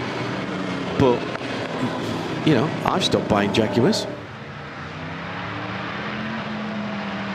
I just think whenever I look at an E-Type, I just think that when that car came out, late 50s, spaceship, it would have, when you consider what else was on the road with it, that car would have looked like a UFO, wouldn't it? Yeah, the length of that body, ridiculously. You play football on it so long. And the performance too. I mean, a rocket ship, a UFO. But the shape of it was just beautiful. My father drove an E-Type once. Recovered from a crime scene, interestingly. Your dad was a police officer. Yeah, I should say that, yes. He hadn't just committed the crime. No, it was the Angus Sifford murders in the northeast. And very famous case, loosely apparently Get Carter was based on the events of that, at least that are surrounding it, and he had to drive the car back to Sunderland, and he never stopped talking about it. Frankly. But what's the equivalent today of driving a car? Would that be like driving an F-Type? Really? No. Because it'd be more like a supercar or a hypercar. Yeah, like sort of, Sure, remember, in the 60s, anything that could do 70 or 80 miles an hour would be quite exotic. Yes, anything that was true. over 100 miles an hour, 140 miles an hour. For those of you in the States, by the way, we're talking about an XKE, which is how that Jaguar was known in the States. I don't know. Something Bugatti Veyron or something like that. Lamborghini or something. That was just something that was completely different, out of being able to be described. And I think as well, when you see the heritage that car has created in racing. Oh yeah, absolutely. You can't go to any historic racing event, festival, classic event, and then not be a plethora of E-types. See, I was never a fan of the E-type at the time or since, and my favourite racing. Old child when. Yeah, I know, but I mean, being involved in racing. Right. Okay. But if I was going to race a Jag, I would want the Broadspeed Coupe. The two-door. The XJ. Yeah. The XJ Coupe. Yeah, that's a good choice. And do you know why? Not the XJS then. No, not the XJS. The Coupe. And because I remember the Avengers and John Steed having the road-going version. Oh, really? With the big blister arches on it. Because the XJS is kind of aesthetically in the line of the E-type, isn't it? With the big bonnet out front and yeah, just that didn't work for me. The second one was better, where they tidied up the buttresses at the back, and actually the 4-litre, the straight 6 4-litre, which you could get a manual in that as well. XJS. I nearly bought one, and then I drove it and I didn't quite like it enough. But I had two XJs. I mean, Jaguar, the design of that Jaguar with the driver's seat kind of sat on the rear axle. Second place car had at the pits. Oh, right, there you go. Sat over the rear axle. The XA120 was a very similar design concept, wasn't it? With the long bonnet, the engine up front. You sat right on the rear axle. 120 and 140 were lovely cars. It's kind of that pendulum effect from the driver's seat. Yeah, Broadspeed XJ Coupe. For me, it would be the XJ220 Unipart car that won and then got disqualified at Le Mans. All right, yeah. That'd be the one for me. Yeah. Do you know the irony in why it was disqualified? It was running in the IMSA class, and it was disqualified because it didn't have a catalytic converter on, and the IMSA regs meant that it had to. So the cat didn't have a cat. I always remember that. It's a good way of remembering, actually. Yeah. It was the Scalextric car to have. For the, it was really cool. Well, there you go. That basically is what you're talking about. Something that was just so out of, because that was a road car. It wasn't the road car it was meant to be. The car wasn't the car. It was meant to be an all-wheel drive. It was meant to be an all-wheel drive V12, and it ended up with a Metro 6R4 engine. But it was still a supercar of the time. But it wasn't a 959 though, was it? No. Different thing. Totally different thing. It's aesthetically out this world as well. It looked better as the prototype. I remember seeing the prototype at Birmingham. My dad went to see it. But fantastic. And you could pick them up for next to nothing when loads of people wanted they took a huge amount of money in deposits after they'd shown it at the motor show, and then they had to give a lot back because people didn't like the idea of it being toned down from the full fat. Elton John had one, an XJ220. Oh really? Yeah. So the only car that owes us a pit stop or hasn't pitted, Correct. other than during the red flag, Correct. is that car there, Correct. the leading car. Not the Lamborghini. Not the Lamborghini, that's the safety car. Well, although, in fairness, of course, there is a huge familial DNA between the Lamborghini and the Bizzarini, because rumour has it that Bizzarini, well, you mentioned Mr. Bizzarini, who had designed and worked for Lamborghini. Rumour has it that the original Bizzarini was a bit of a side project by some of the workers at Lamborghini, and there were certain bits and pieces on that car that may or may not, allegedly, have come from Sant'Agata. There is. You parked a Miura beside it. He's not a million. But so it, of course, came before the Miura. Yeah, but the Miura was Marcello Gandini, one of his great works, rather than Bizzarini. And it was just a rumour. There's a lot of conjecture over who the exact design team was for the Miura. Yeah. Still hasn't settled. Gianpaolo Delara apparently was. Yeah, involved. true. That is true. Marcello Gardini, surely though, the designer with the broadest work, involved with the Miura in some way, shape or form. Citroen BX. Right, yeah. And Fiat Multipla among his. The Fiat Multipla? Yep. That was, I'm pretty certain. On an off day, you mean? No, I think it was a brilliant piece of design. It was very A practical different. piece of design. Absolutely. And had its own character. Yes. Particularly with those lights at the bottom of the pillars. It did have a very strange character. Was that your odd cousin? Everybody's got an odd cousin. You'll have to look that up now to make sure I haven't just made that up. And I've got a lot of information running around in my head that I don't think is always being joined up in the right places. 14 minutes remaining, and there is no sign of that rain holding up. It's still pelting down. Jeremy de Rocha, who is now the leading car who has stopped, pit stop under investigation. So that is what you were talking about, is pit stop time, Peter. Yeah, that will be his pit stop time. I mean, as far as we can read the regulations, and there may be something we're missing, so if that's the case, we apologise. But from what we read in the regulations, the cars have to take a 5-minute minimum pit stop in the box, unless they are the Bizzarini, the Cobras, or the E-types, which makes up the majority of the field. But stay with me, they have to do 6 minutes. So the majority of the field do have to do 6 minutes. So, for example, the 26R, Heelys, the Lotus, the Morgan, they only have to do 5 minutes, and that's a performance equivalence. Yeah. The Porsche, if it was still running, the Porsche 2 litre as well. So, as far as we can read, they haven't done enough pit stop time, as far as we're aware. The 104 Silver Austin Healey, but the window's wound right down, so it's basically, you know, they get a good airflow through it, I guess.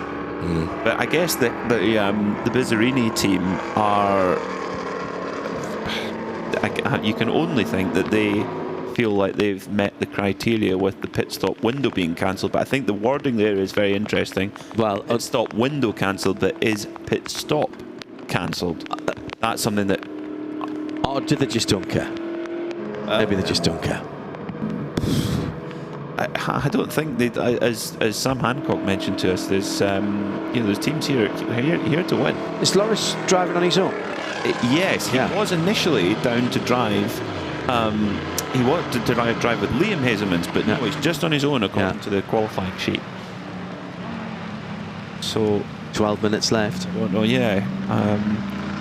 Apologies for the lack of race action, ladies and gentlemen, but the race control doing absolutely the right thing for safety. There's the rain has picked up again since we originally went green. We've gone from Global Broadcast Centre to Global Waffle House. Yeah, very true. We're trying the best we can. Well, I don't live far away from Wittering, which is probably where we get it from. There's an RAF station there, home of the Harrier originally. What mark have we not mentioned? So we've looked at we looked at Porsches earlier. We chatted about Jaguars. Yeah. We chatted about the Bizzarini. Chevy Corvette. I mean, that's a beautiful example, isn't it? Yeah. There was something UFO-ish about that car, if you think about it, late 60s. Well, that is a... What year is that? 62? I think so. 59 or 60, I think it is. It's a C2, isn't it? C2, yeah, 1963. Oh, really?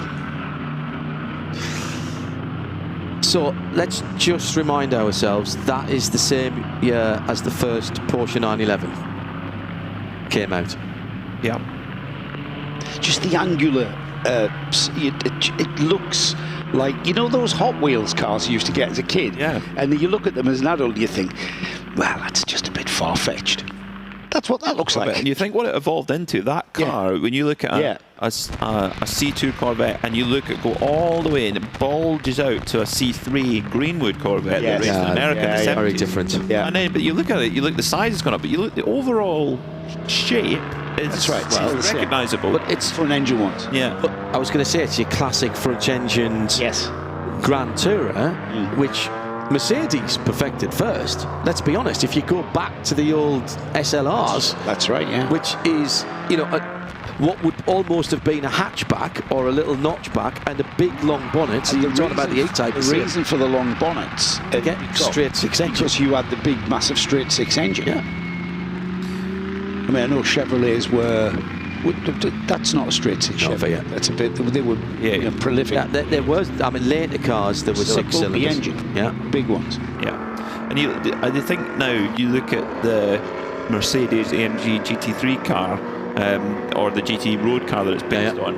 That's in that same. It's never changed, style, isn't it? With it's never changed. Like you're sitting in the boot of the car, big, massive bonnet with the V8 in front. I was passed by an AMG GT. One of the early ones with the gull-wing doors. That's an SLS. That's an SLS, yeah. And I was struck by how little the actual silhouette. They've sort of 911 that car. The silhouette hasn't. You would immediately say that is a Mercedes-Benz. In the same way as, you know, people will say that the 911 is the most recognisable shape of car. That's right. Because it hasn't changed in 64 years. Yeah. It's got bigger, it's wider. It's slightly but changed. It's fundamentally an angle here and there on the air pillars, but fundamentally. And until Corvette went with a mid-engine car to fall in line with everyone around it, that had its own prolific shape. Well, the irony of that is the original Corvette Stingray when the designer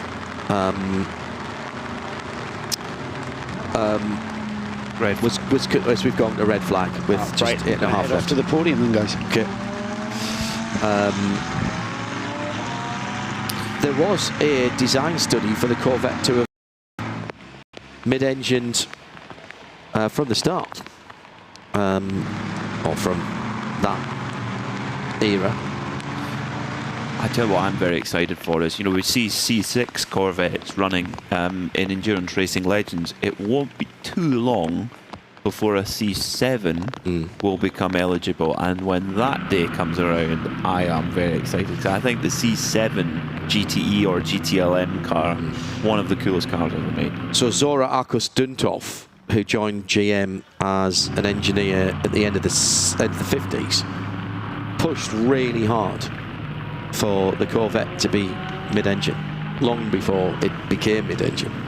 It's only in the last 5 years it's become mid-engine. 2020 was the first year of it.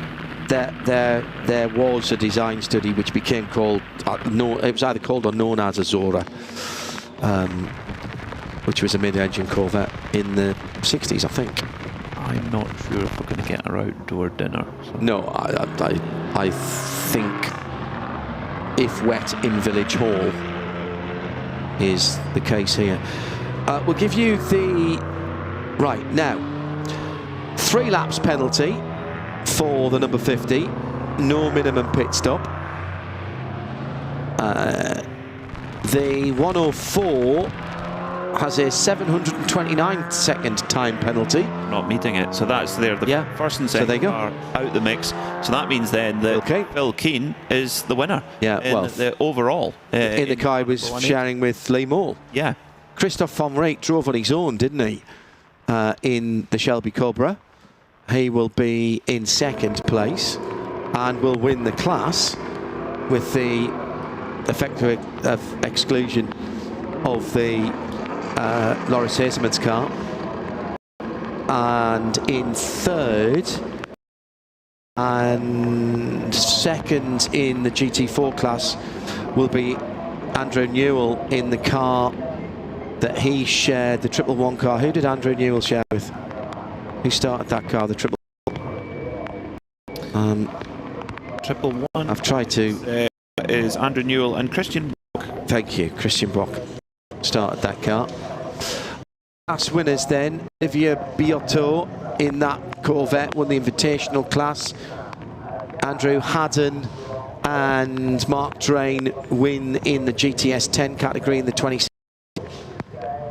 And they were another class winner there as well. So TSR C12B. Yeah, so Loris Hazeman loses the overall victory and the class win. Jeremy De Rocha loses overall second. And GTS 12 victory. That hasn't been reflected at the moment on the screen. GTS 12, where's the other GTS 12 runners? I think he might have been the only car in that category, actually. So he's probably going to hang on to his class win. It's teaming down again now, Peter. Really bad. I'm going to volunteer Joe to go and get the car. He's the only one who's got a jacket with him. I've got a jacket too, but okay. Yeah, I'm not going to argue with that. His feet are already wet. Yeah, what a pity. What a pity for those drivers and teams at the 60s Endurance. Because they did get some racing laps. You know, we've had... what do we have, 10 racing laps? Yeah, 15 minutes or so, 20 minutes. Yeah, but enough for Phil Keane to make the difference, because absolutely, when they came out the pits, he still had a lot of work to do, and he did it. And enough for the strategy to make the difference as well, Peter. That was the thing. So apology to you for not bringing you on the race, but well done to Race Control for getting some races off. And a reminder, we'll be back at 9 o'clock. On Sunday morning, Central European summertime. Thank you to particularly all of our camera operators today.